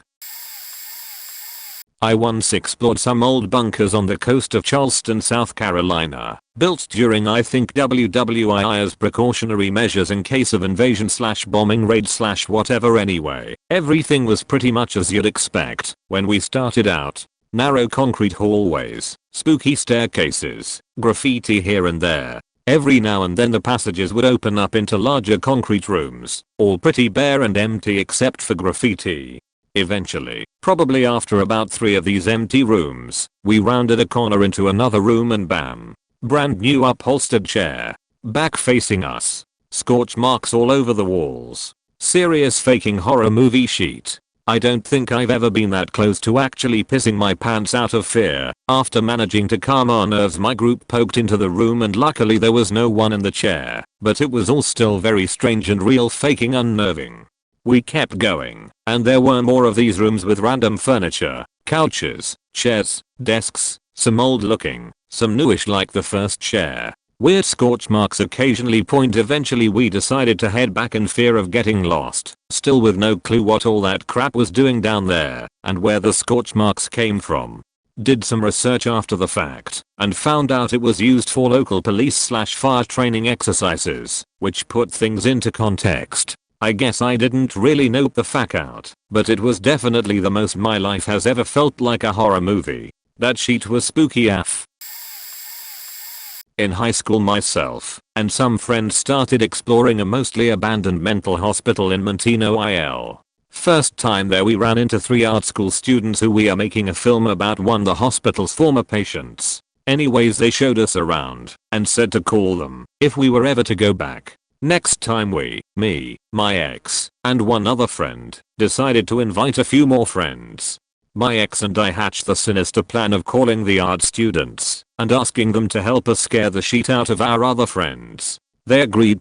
So during the 1.5-hour drive there we told them the history of the hospital, the tragic story of the patient Jenny, and how people say she haunts the place. We get there, and it's a hot summer night. We are all buzzing with anticipation and enter our first building. We show them the Hydra shock room first, then walk them down a long corridor. Each building had 2 wings attached by 2 corridors. As we walked down the second corridor, back toward where we entered, we came back to the entrance of the Hydra shock room and couldn't help but notice a long section of dangling conduit was now swinging back and forth. Once my girl and I saw it, we were like, damn, these guys are good. But our other friends were properly freaked. Then seconds later a loud thud came from the ceiling. We all froze. Then came what sounded like someone running on the ceiling, and we all bolted outside. Once we made it to the car, our friends were beyond scared. A couple were crying, and at this point my ex and I were trying so hard not to laugh. We got them so good, and this was just the first building. Then all of a sudden one of our friends said he saw people running away from the building we just left. At this point I was thinking the gig was up, but then we hear someone off in the distance scream in a very unsettling fashion. At first we all panicked a little bit. This seemed surreal. Then we hear someone continuing to wail, and it hits me. One of these guys got hurt. I, acting like the brave one, go toward the sounds with my flashlight and come across 2 of the students. One of them stepped in a hole running from one building to another and seemingly broke his ankle. At this point we leveled with our friends, and I offered to drive them to the hospital, but they said their other friend already had a car on the way. They were so cool about the whole thing. Meanwhile my ex and I were feeling super guilty about it. At this point we assumed everyone would want to leave, but our friends seemed relieved to learn it was a prank and wanted to continue on. So we indulged them. We took them into a few other buildings and eventually down into the tunnel system. Though my ex and I had visited a few times, these tunnels still made us uneasy. However, nothing noteworthy happened, and we returned to the main floor. At this point everyone was in pretty good spirits and had gained some level of comfort breaking into smaller groups.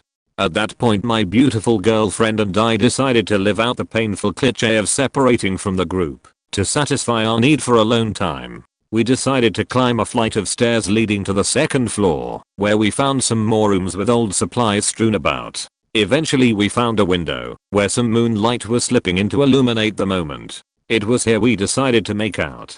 As we were in the heat of the moment we heard what sounded like footsteps, but dismissed it as one of our friends. Getting back to the task at hand, I began sliding my hand under her shirt, and we heard the noise again, but this time it was accompanied with an overpowering smell of tobacco, and not like a lit cigarette. It was as if the entire floor had become a humidor. We both looked at each other, and could feel the terror between us.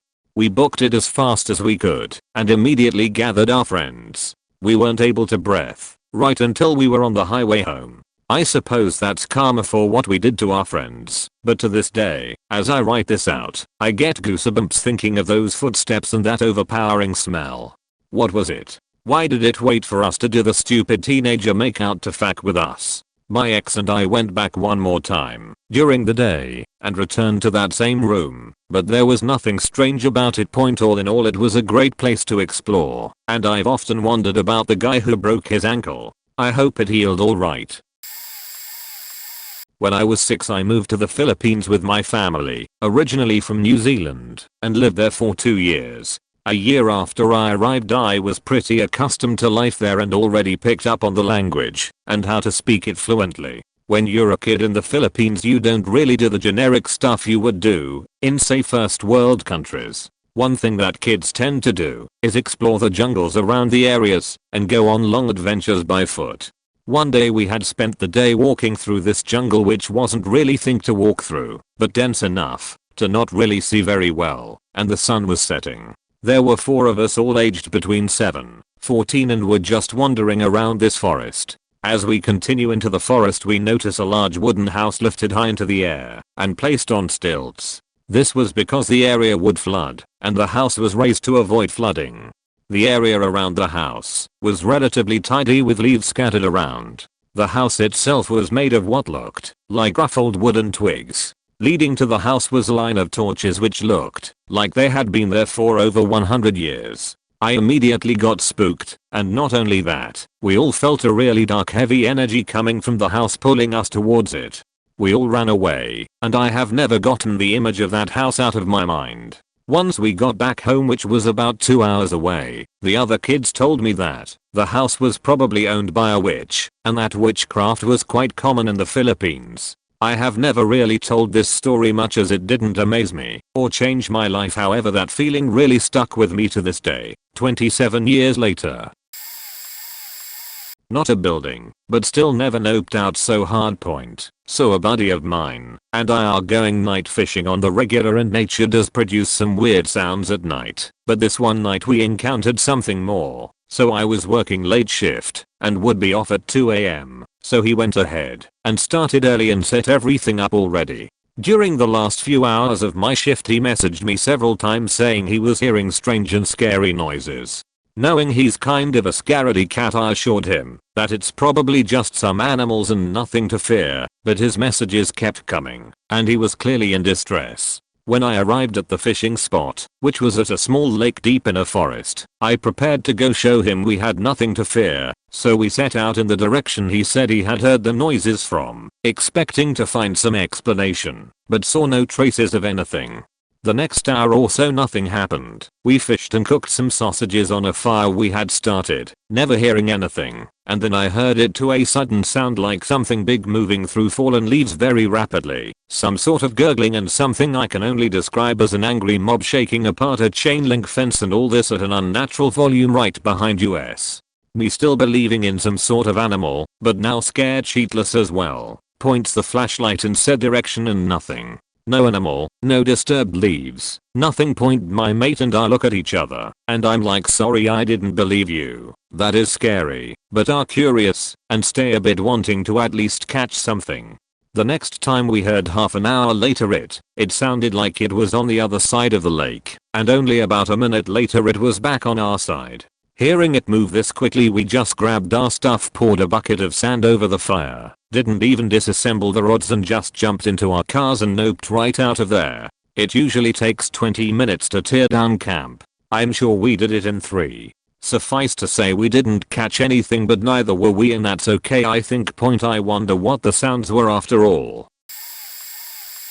Went into a storm drain when we were in elementary school, sort of like a big concrete pipe. It was snug, not big enough to stand up, was probably about 5 feet tall at the time, but not horribly claustrophobic. About 100 yards in, it opened up into a large room, I guess a sort of service area, with a manhole up top. The manhole had a swing tied through the little keyhole part of it, and there was obviously teens partying there often.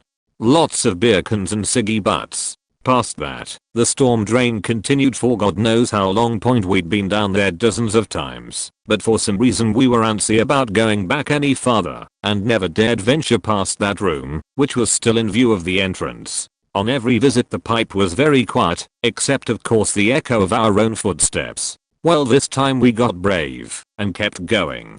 We barely made it another 30 yards or so, when suddenly this loud as rumbling from further down the tunnel happens. I would say it sounded like a train, since it was amplified by the acoustics of the tunnel. We made a mad dash for the exit, practically climbing over each other. I forgot to mention there were 3 of us in the pipe. To get there, we even nearly knocked over our friend who'd always been too scared to enter, and was waiting at the entrance. We stopped going down there after that point. My second, less interesting story, was us searching an abandoned house that seemed to have been squatted in. Opened a fridge we found. It was like that one episode of Cowboy Bebop, for anyone who's seen it. It was so disgusting that one of us couldn't stop retching for minutes afterwards.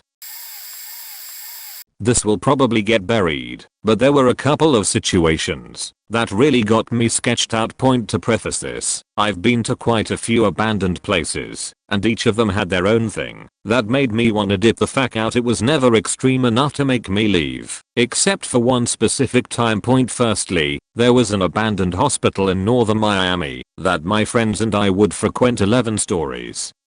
Completely abandoned, graffiti, no electricity, etc.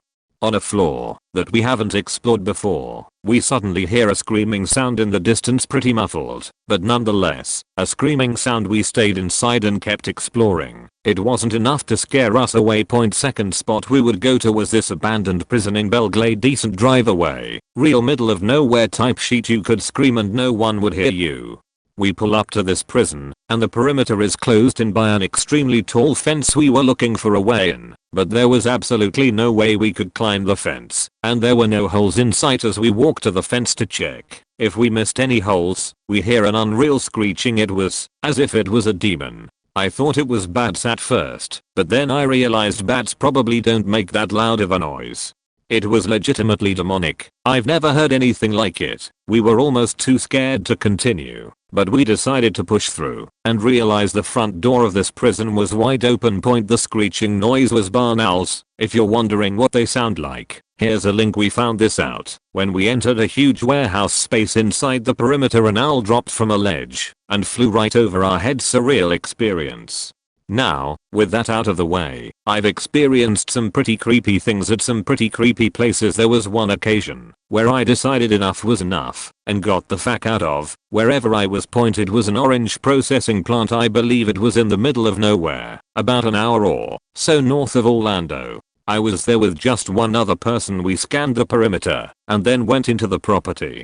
There were a couple of abandoned house-like structures in there, and we just about explored them all. There was this last one in the back, and for some reason, it was bone-chilling to even stare at. We started walking up to it, and realized the grass around it was pretty flooded, insanely long grass, and swamp-like. We walked all the way up to the last building, and tried to find an entrance. We see a sort of crack on the side of the building, and go up to investigate.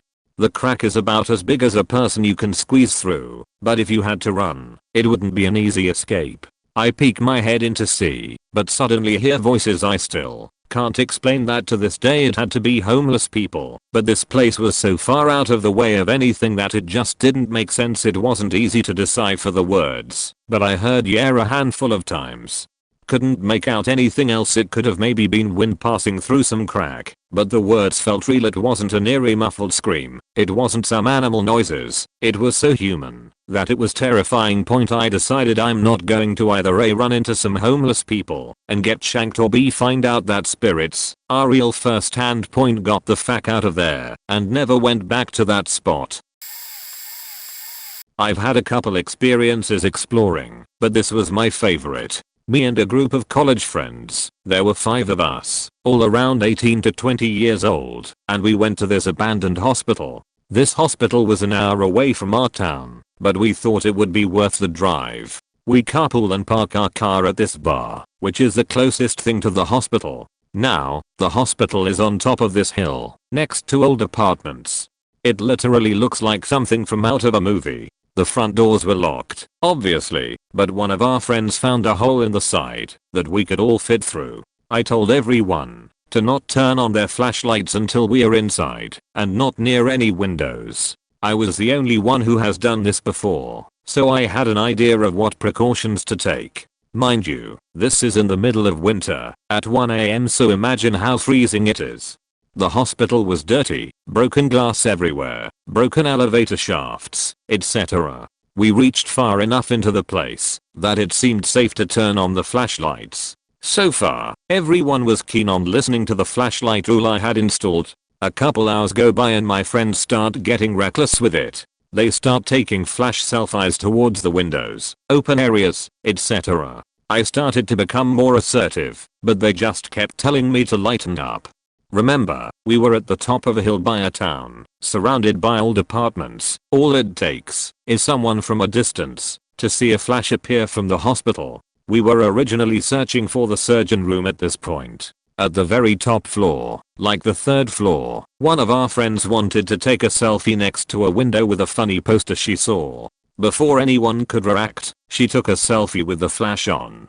Next thing I know, we saw a bright light and heard a scream. We all turn around and see a lady in the window from one of the old apartment buildings through the hospital window, looking directly back at us. She was approximately 4 feet away from us. The windows from her apt and the hospitals were 2 feet apart. But not just any scream, a blood-curdling scream, as if we were criminal or ghosts.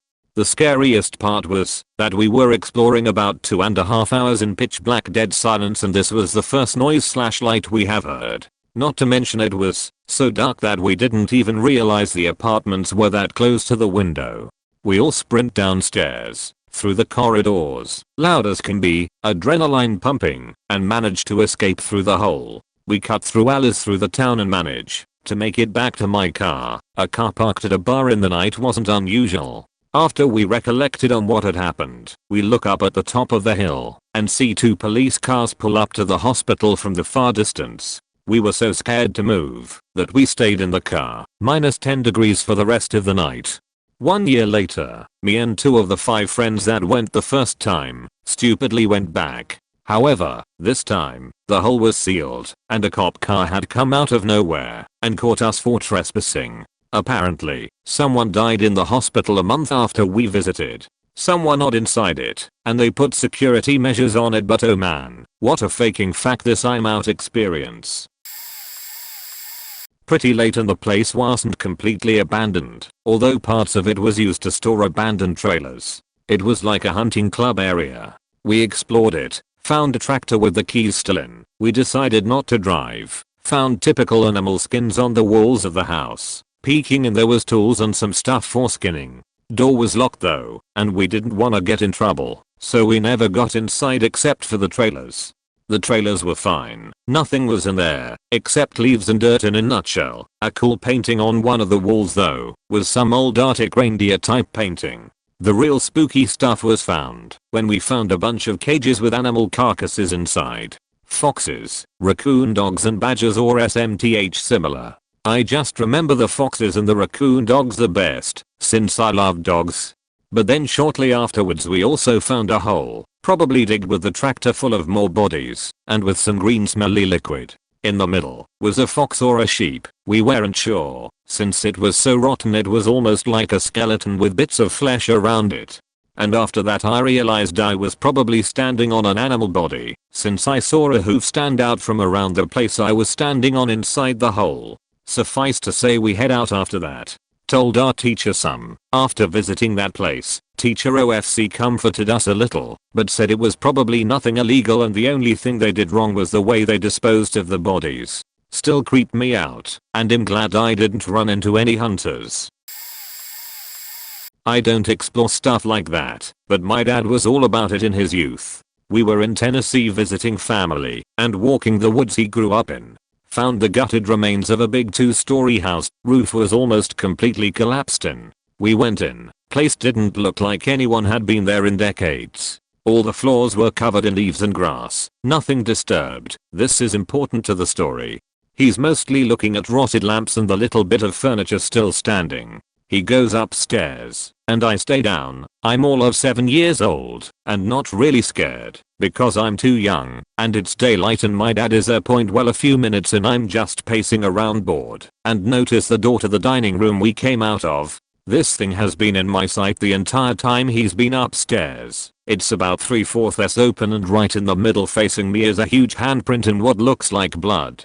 And I'm not talking old. The bottom of the palm is actively starting to run down the wood in this red stuff, like it's perfectly fresh. I screamed, and dad came flying down the stairs, and we booked it. I don't and never have believed in ghosts, but he saw it too, and there's no way anyone was in there, and I still have no rational explanation for it. Best I can figure he played a prank on me, but that wasn't his style and certainly not to a 7-year-old son.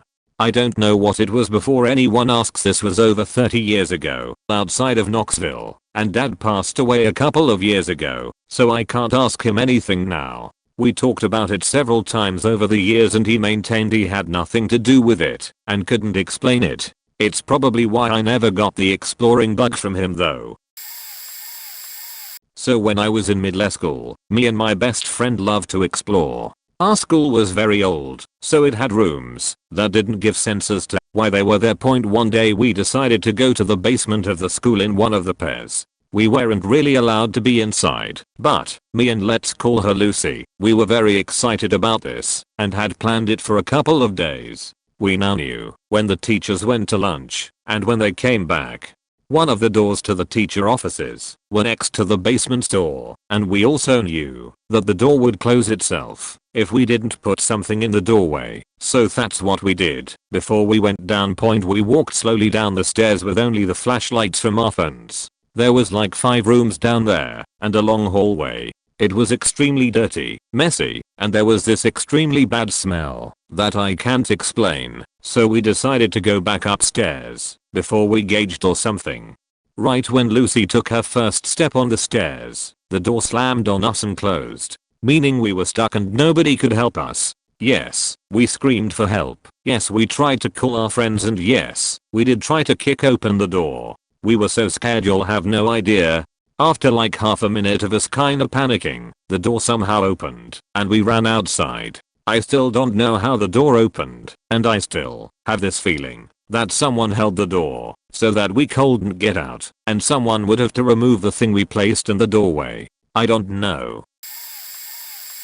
How about exclusion zone? Couple weeks after the big earthquake/tsunami and nuclear plant explosion here in Japan, friends and I were taking supplies into some of the hardest hit areas along the coast, going to excavation centers asking what things people needed and deliver what we could. We heard about people still trapped or unable to get out of the area around Fukushima nuclear plant.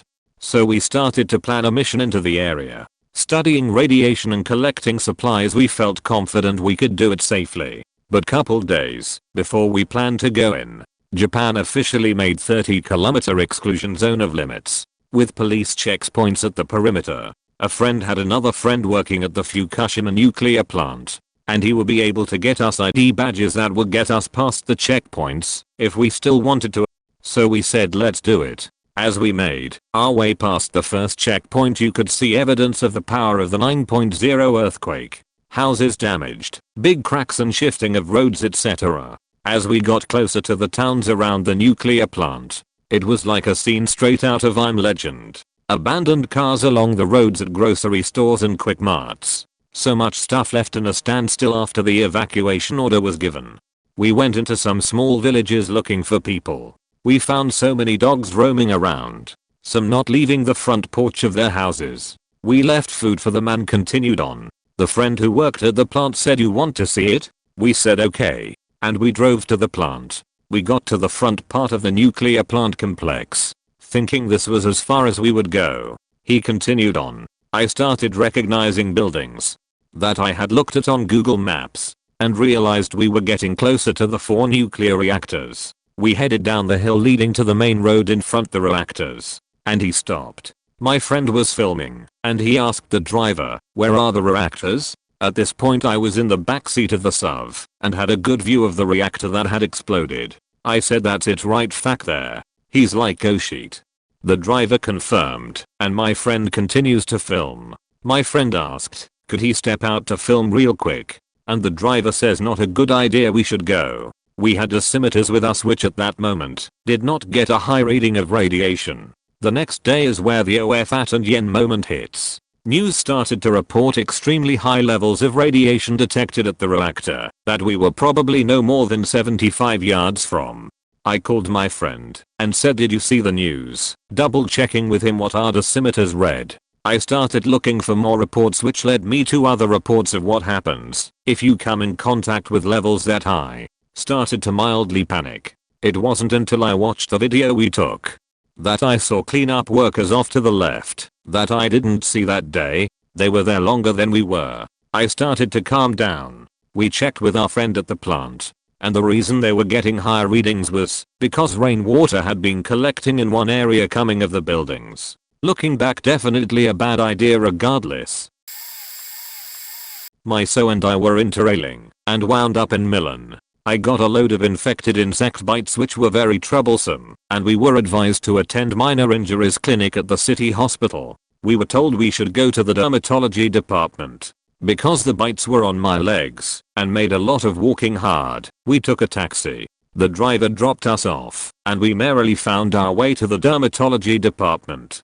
While getting there, it did occur to us that there was no one was about, but we just assumed it was quiet because it was a Sunday. Yeah, right. In a hospital, there were no other people about whatsoever. However, all the furniture, papers, notices, etc. point you'd expect were there. We found the dermatology department. It was up a bunch of stairs. My legs were really hurting due to the bites and walking around the hospital, so I wasn't happy. But luckily, there was a lift at the bottom of the stairs. We called the lift, and it turned up after what felt like an eternity. Then, I kid you not, the door slowly creaked open to reveal a flickeringly lit interior and a floor that was basically concave. I declared I did not want to take the lift and struggled upstairs, which was also totally deserted. We went back downstairs, and I sat down while my boyfriend went to find any member of staff. He ran into a bunch of cleaners who told him off for wandering about and handed him a notice explaining that the hospital had closed the weekend before and was now located over the road. So glad we didn't take the lift.